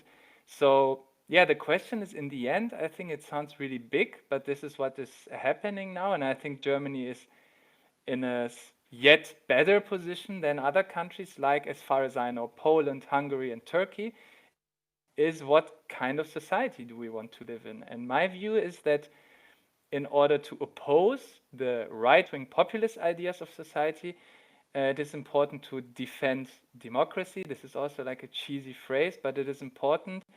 And it has like shown effective, in my view, that this does not only mean being against something, because you can like clap your hands and there are immediately 100 organizations against right-wing populism and extremism. But where I see a problem is what's beyond that. So what are you in favor of? Like, what is your idea of democracy? Because even neo-Nazis say to the outside they are democratic, you know what I mean?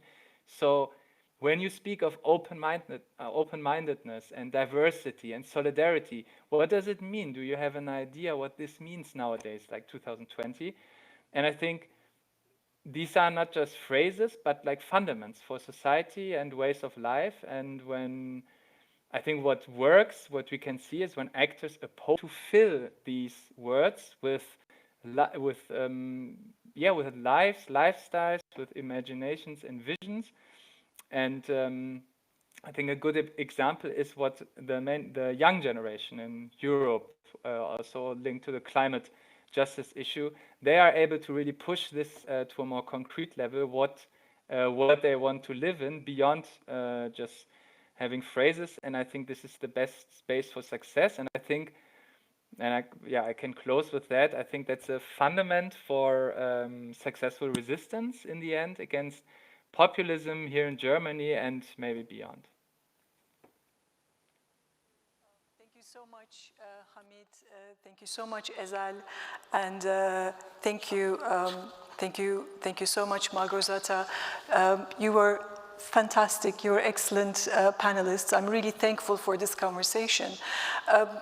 The way that I would just close this session, we will see if there are any questions from the audience. I'm just looking around if there is any. But my biggest takeaway from this conversation was that we have to talk to one another comparatively about how we engage with resistance to populism and how it manifests itself, because there's a lot to learn from the experiences of what shows, how it shows, what are the stages when it gets really worse, irreversible, when institutions collapse, when it's not too late and less late. So I think there's a lot that we have to learn from one another. So I'm thankful for you to have joined this conversation. Are there any questions? I'm just looking into our audience at the film studio here in Berlin, and also perhaps any online. You're able to stay with us. Let's take the question. Thank you so much for the beautiful work that each of you do. I'm curious, what does a great day look like for you in your work?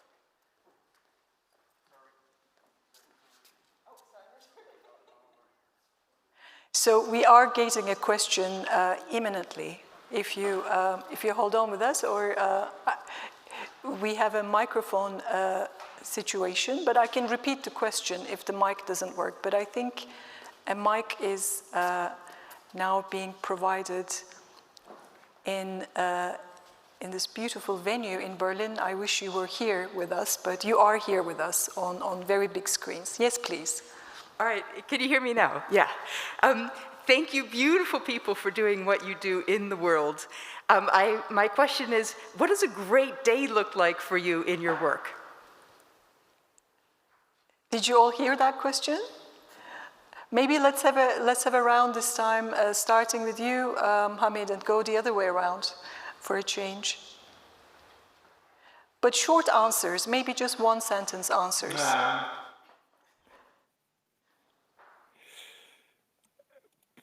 It's a very good question. A good day for me is when there are no big news on right-wing development or attacks. I know it sounds very cynical, but I think this is a good day. And it even gets better when I know there's a demonstration or an action which is really powerful and standing for human rights and solidarity. That would be a good day for me. And tomorrow we have a big neo-Nazi demonstration in Berlin after a long time. And when this one gets blocked, this is a very good day for me. Thank you.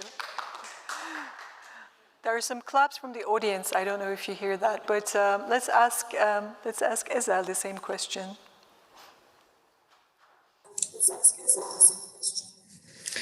Well, I was thinking of it. I think best day for me is the day when we do not hear any discriminatory or hatred speech from Erdogan or AKP or Diyanet, I mean religious affair institution, against LGBTI plus and women. It's my answer. Thanks. Małgorzata, what would be a best day for you in Warsaw these days?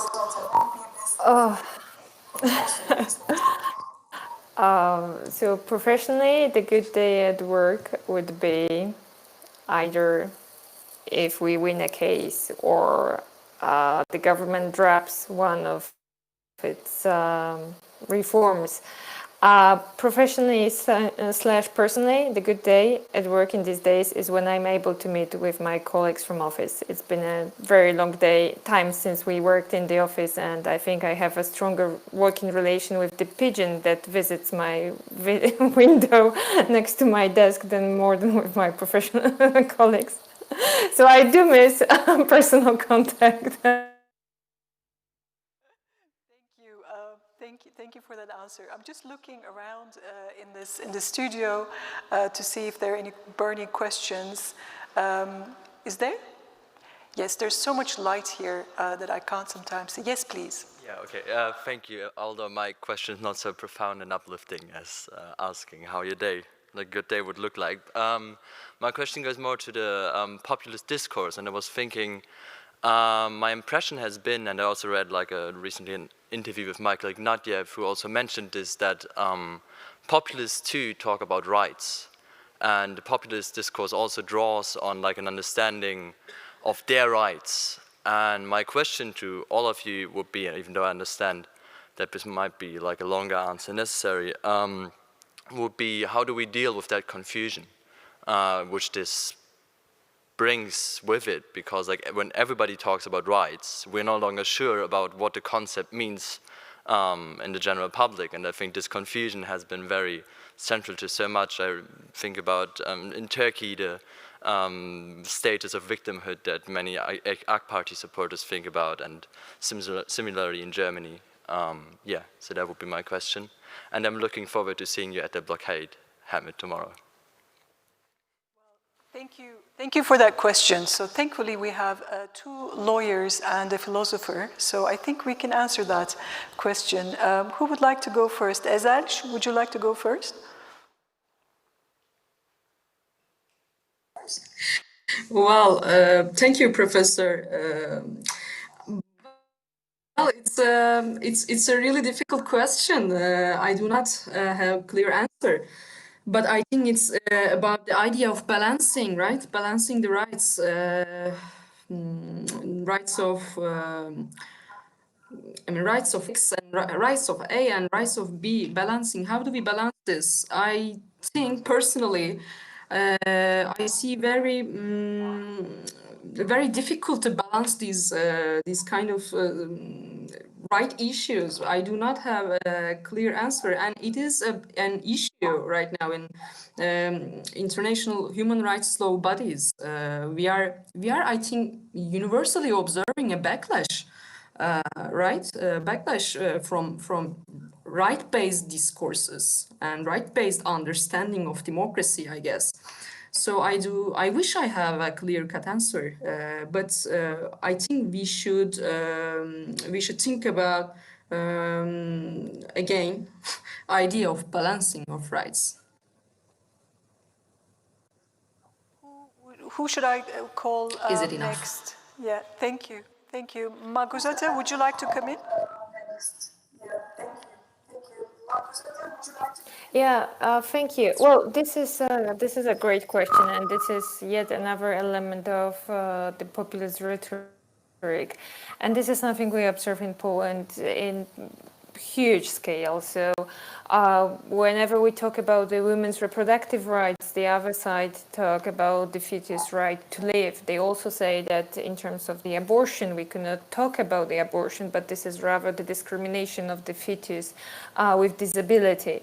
There are in the process of LGBT group emancipation, we also hear about the Christian rights that should be protected, and somehow the issues of religion and tradition are put at the same and presented as equal as, for example, human rights. This is the battle we've been losing, I think, because this is the language you use. It's also changed the hearts and minds, and I think the human rights sector, the human rights group as a whole, has not offered yet a kind of narration that could appeal to your hearts. Instead of that, we as lawyers get into this luxury of defining different concepts of freedom of speech or discrimination and get very into detailistic jurisprudence of the international courts and national legislation and jurisprudence without, however, explaining to the people what does it mean, the prohibition of discrimination, for example, or the freedom of speech or freedom of assembly, and why it is important to also differentiate it a little bit depending on the situation and on the context. I saw that there is a lot of going on in the international human rights movement to somehow tackle this problem, and many organizations actually start to adopt this much more emotion appealing language than just close themselves into the legal box of a legal text. So, for example, this is a great example of what happened in Poland, and there is a group that its main goal is to introduce the same-sex partnerships in Poland, and instead of actually using this legalistic language of prohibition of discrimination and everyone's right to be treated equally, they use a slightly different approach, and they say love is love, and we are here to fight for the equality in marriages, and the name of the group is Love Does Not Exclude. And this is something we all sitting there could agree on this, and this is something very hard to fight back and to ridiculize by the opponents of this notion. So I think that we did a lot in terms of writing down, into inventing and writing down the rights. I mean the generations before us did a lot, but right now the biggest challenge of our generation is actually redefine the language we are using to explain those rights and to talk about them. So I'll turn to you, Hamid, maybe for any reflections on that. Unfortunately, I didn't hear the other panelists, so if I repeat myself, just give me a sign. But I think it's a very good question and thought. The thought about rights and freedoms and being a victim of populists. And for the German perspective, I can say that this is actually what I meant with it's important and really vital to fill our own concepts, because I think this playing on rights and freedom and themselves being the victims, I think this is a very dangerous and false game, and I think it's important to unmask this game. Let me give you an example.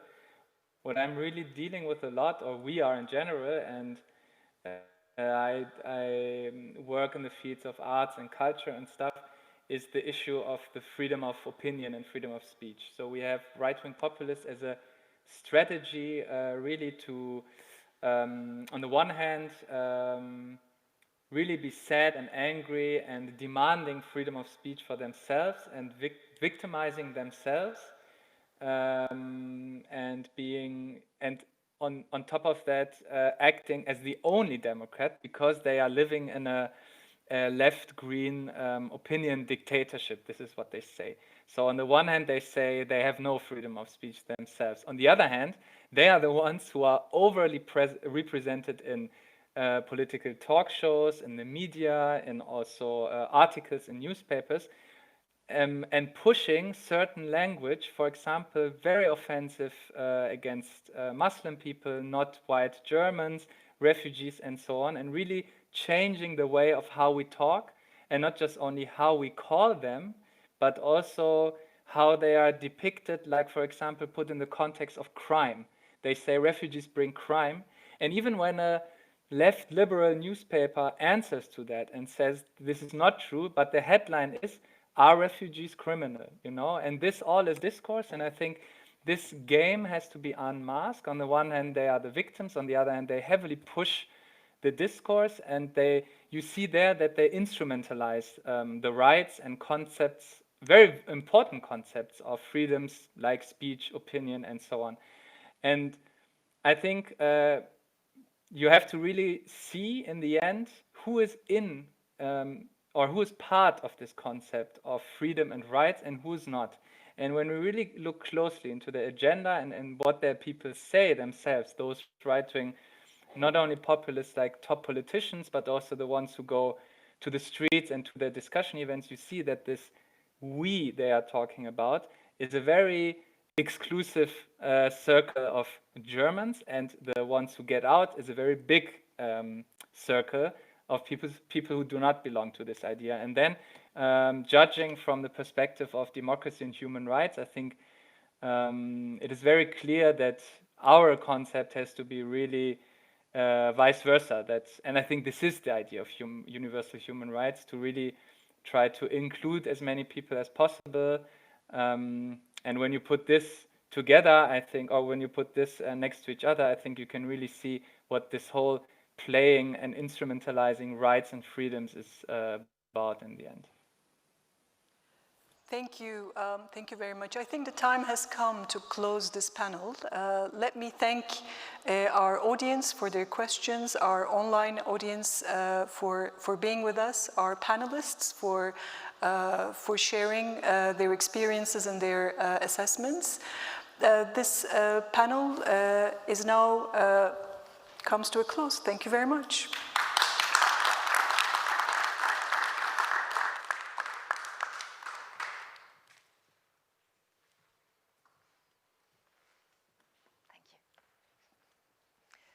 So thank you everybody for this interesting panel.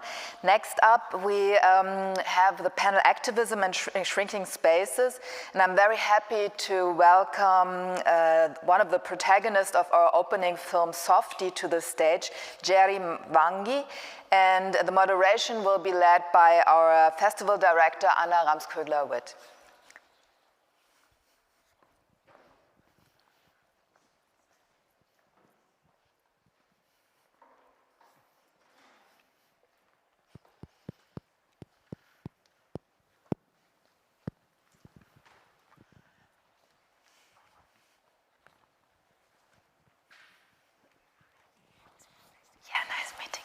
See you around next week.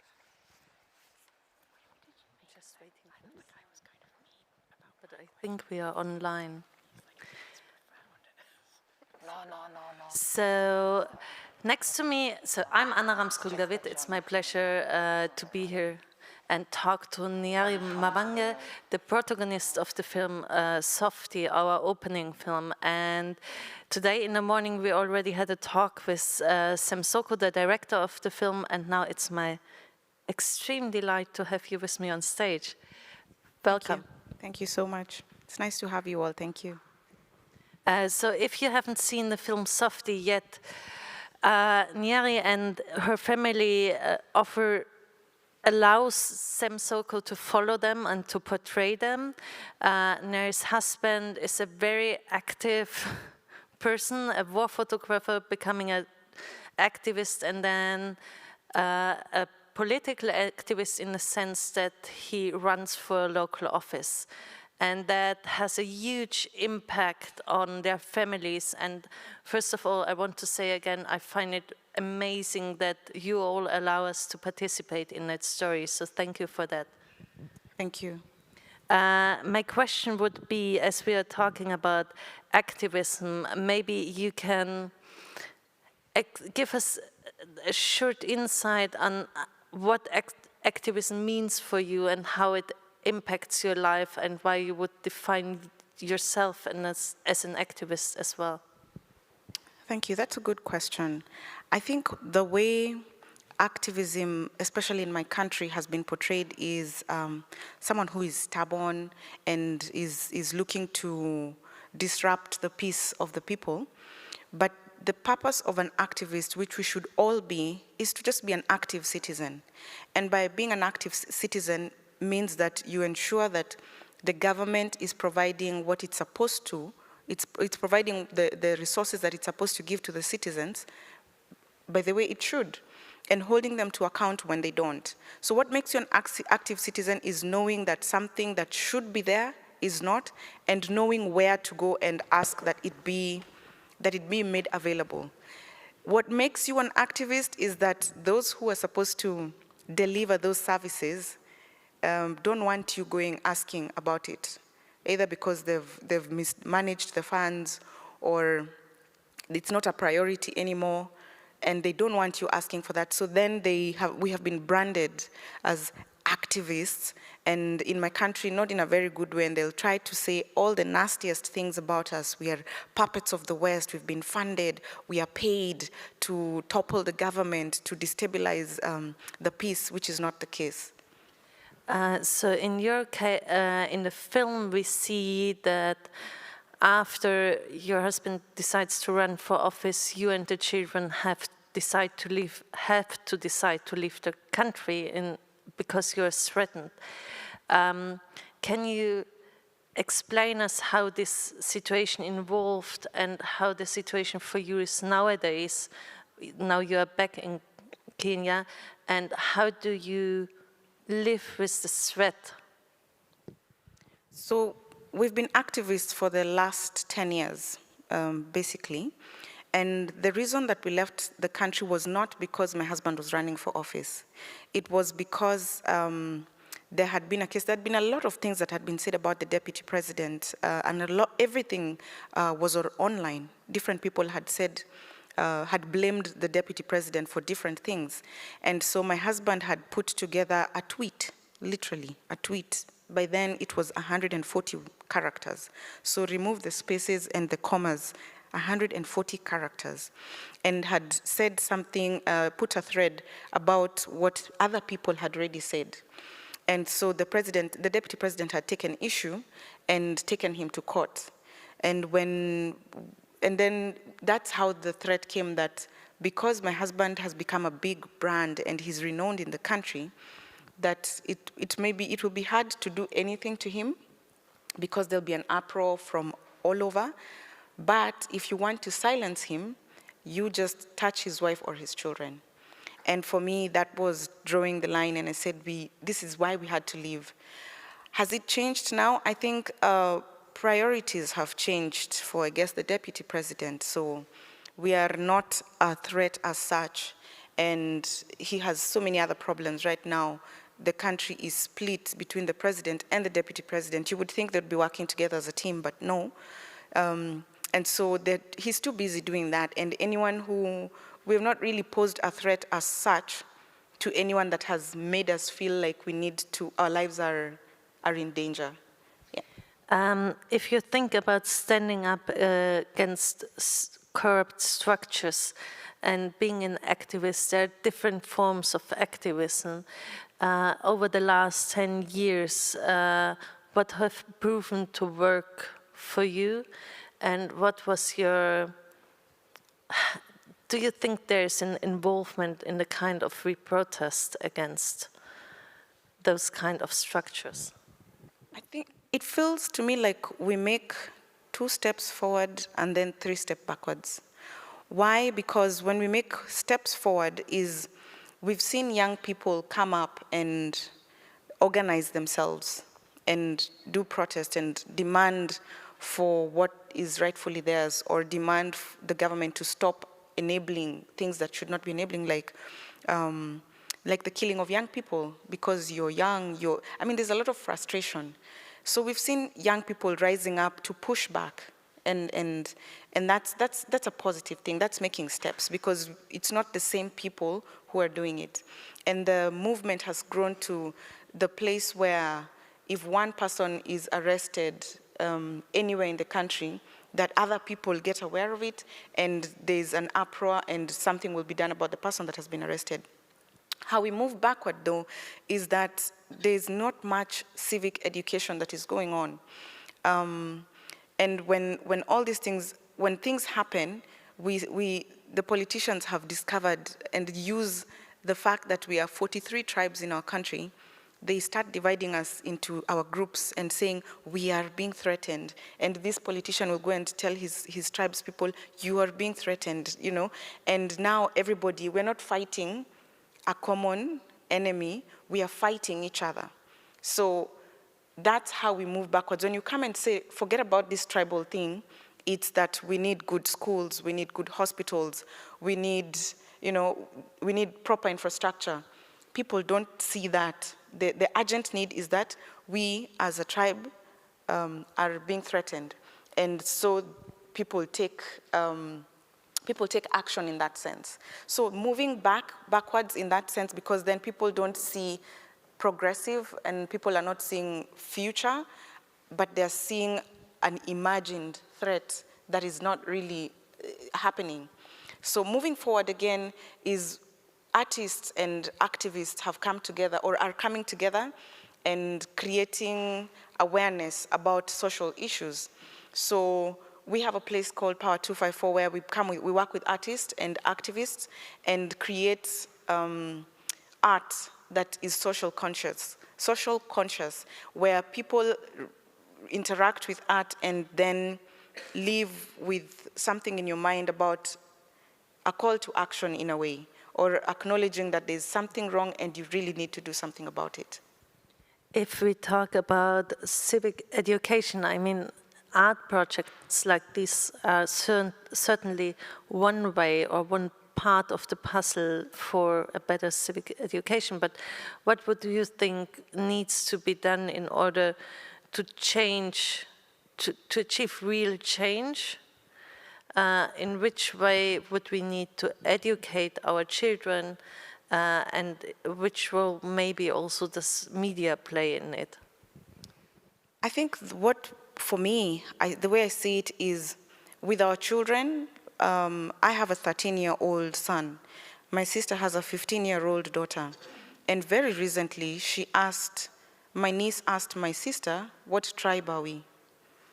And I was disappointed and happy at the same time. Disappointed because you need to know your culture, you need to know where you come from, you need to know, you know, the story of our grandparents and our ancestors. That was what was disappointing. But I was happy because she does not identify as our tribe. And that is a lot of her peers, which makes them just young people. Not young Kikuyus or young Luos or young Kalenjins, it just makes them young people.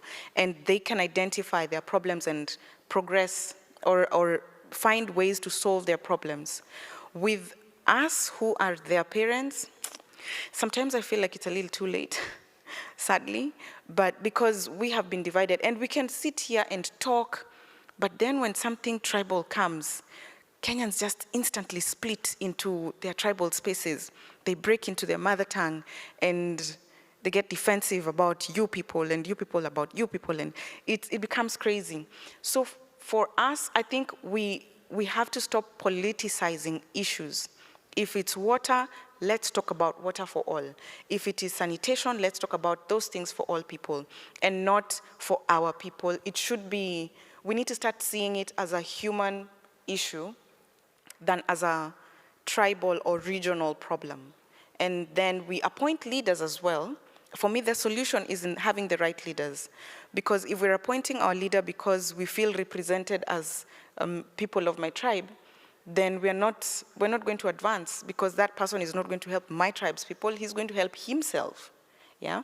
But if we vote people that are progressive and will bring the change that we desire, then we move as a nation. Are there people who would run for office, and do they even stand a chance then? Because through the film I got the impression that it's rather hard without having ties to someone to run for office, but maybe that was just in this one particular case.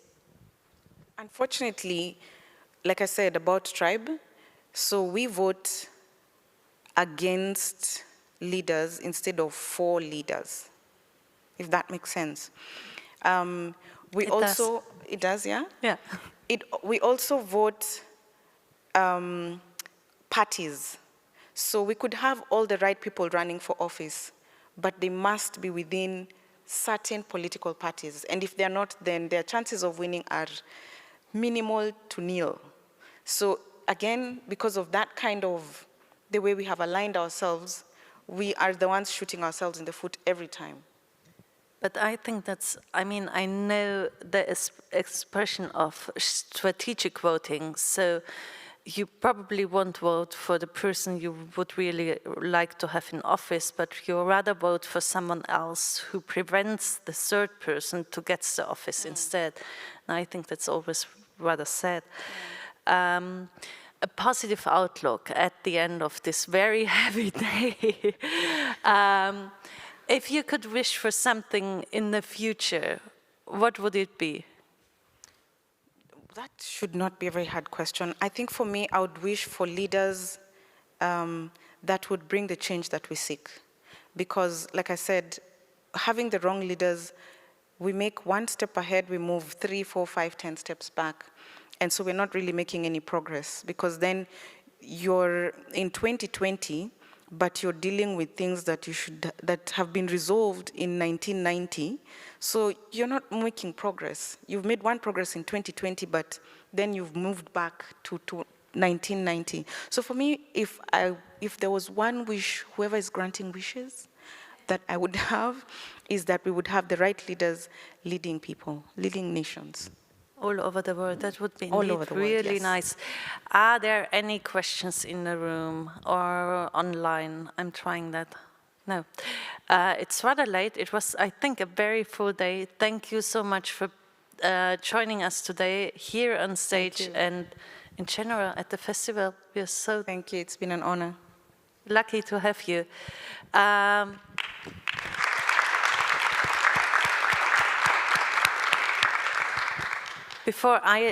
Before we leave stage, I just wanted to say 3 remarks about the day today and the day yesterday. I'm very grateful and very thankful to all our partners, supporters, helpers, helping hands, people who make these conferences possible. There are partners like Hertie School who's constantly sending us amazing experts. There are partners like a Reporter Without Borders who hosted a panel today, and in the afternoon there are partners like yesterday, Artworks Project, who design a whole conference day with us. But there are also very invisible people behind the stage who do the technique, who take care of the water, who do like all the little bits and pieces that make a conference successful and working even. So I want to say thank you to all of them. And hope you join in next Monday for the next conference, 10 years to go, how to reach the Sustainable Development Goals. Spoiler alert, we will have UN General Secretary Guterres doing an opening speech. So we are rather excited.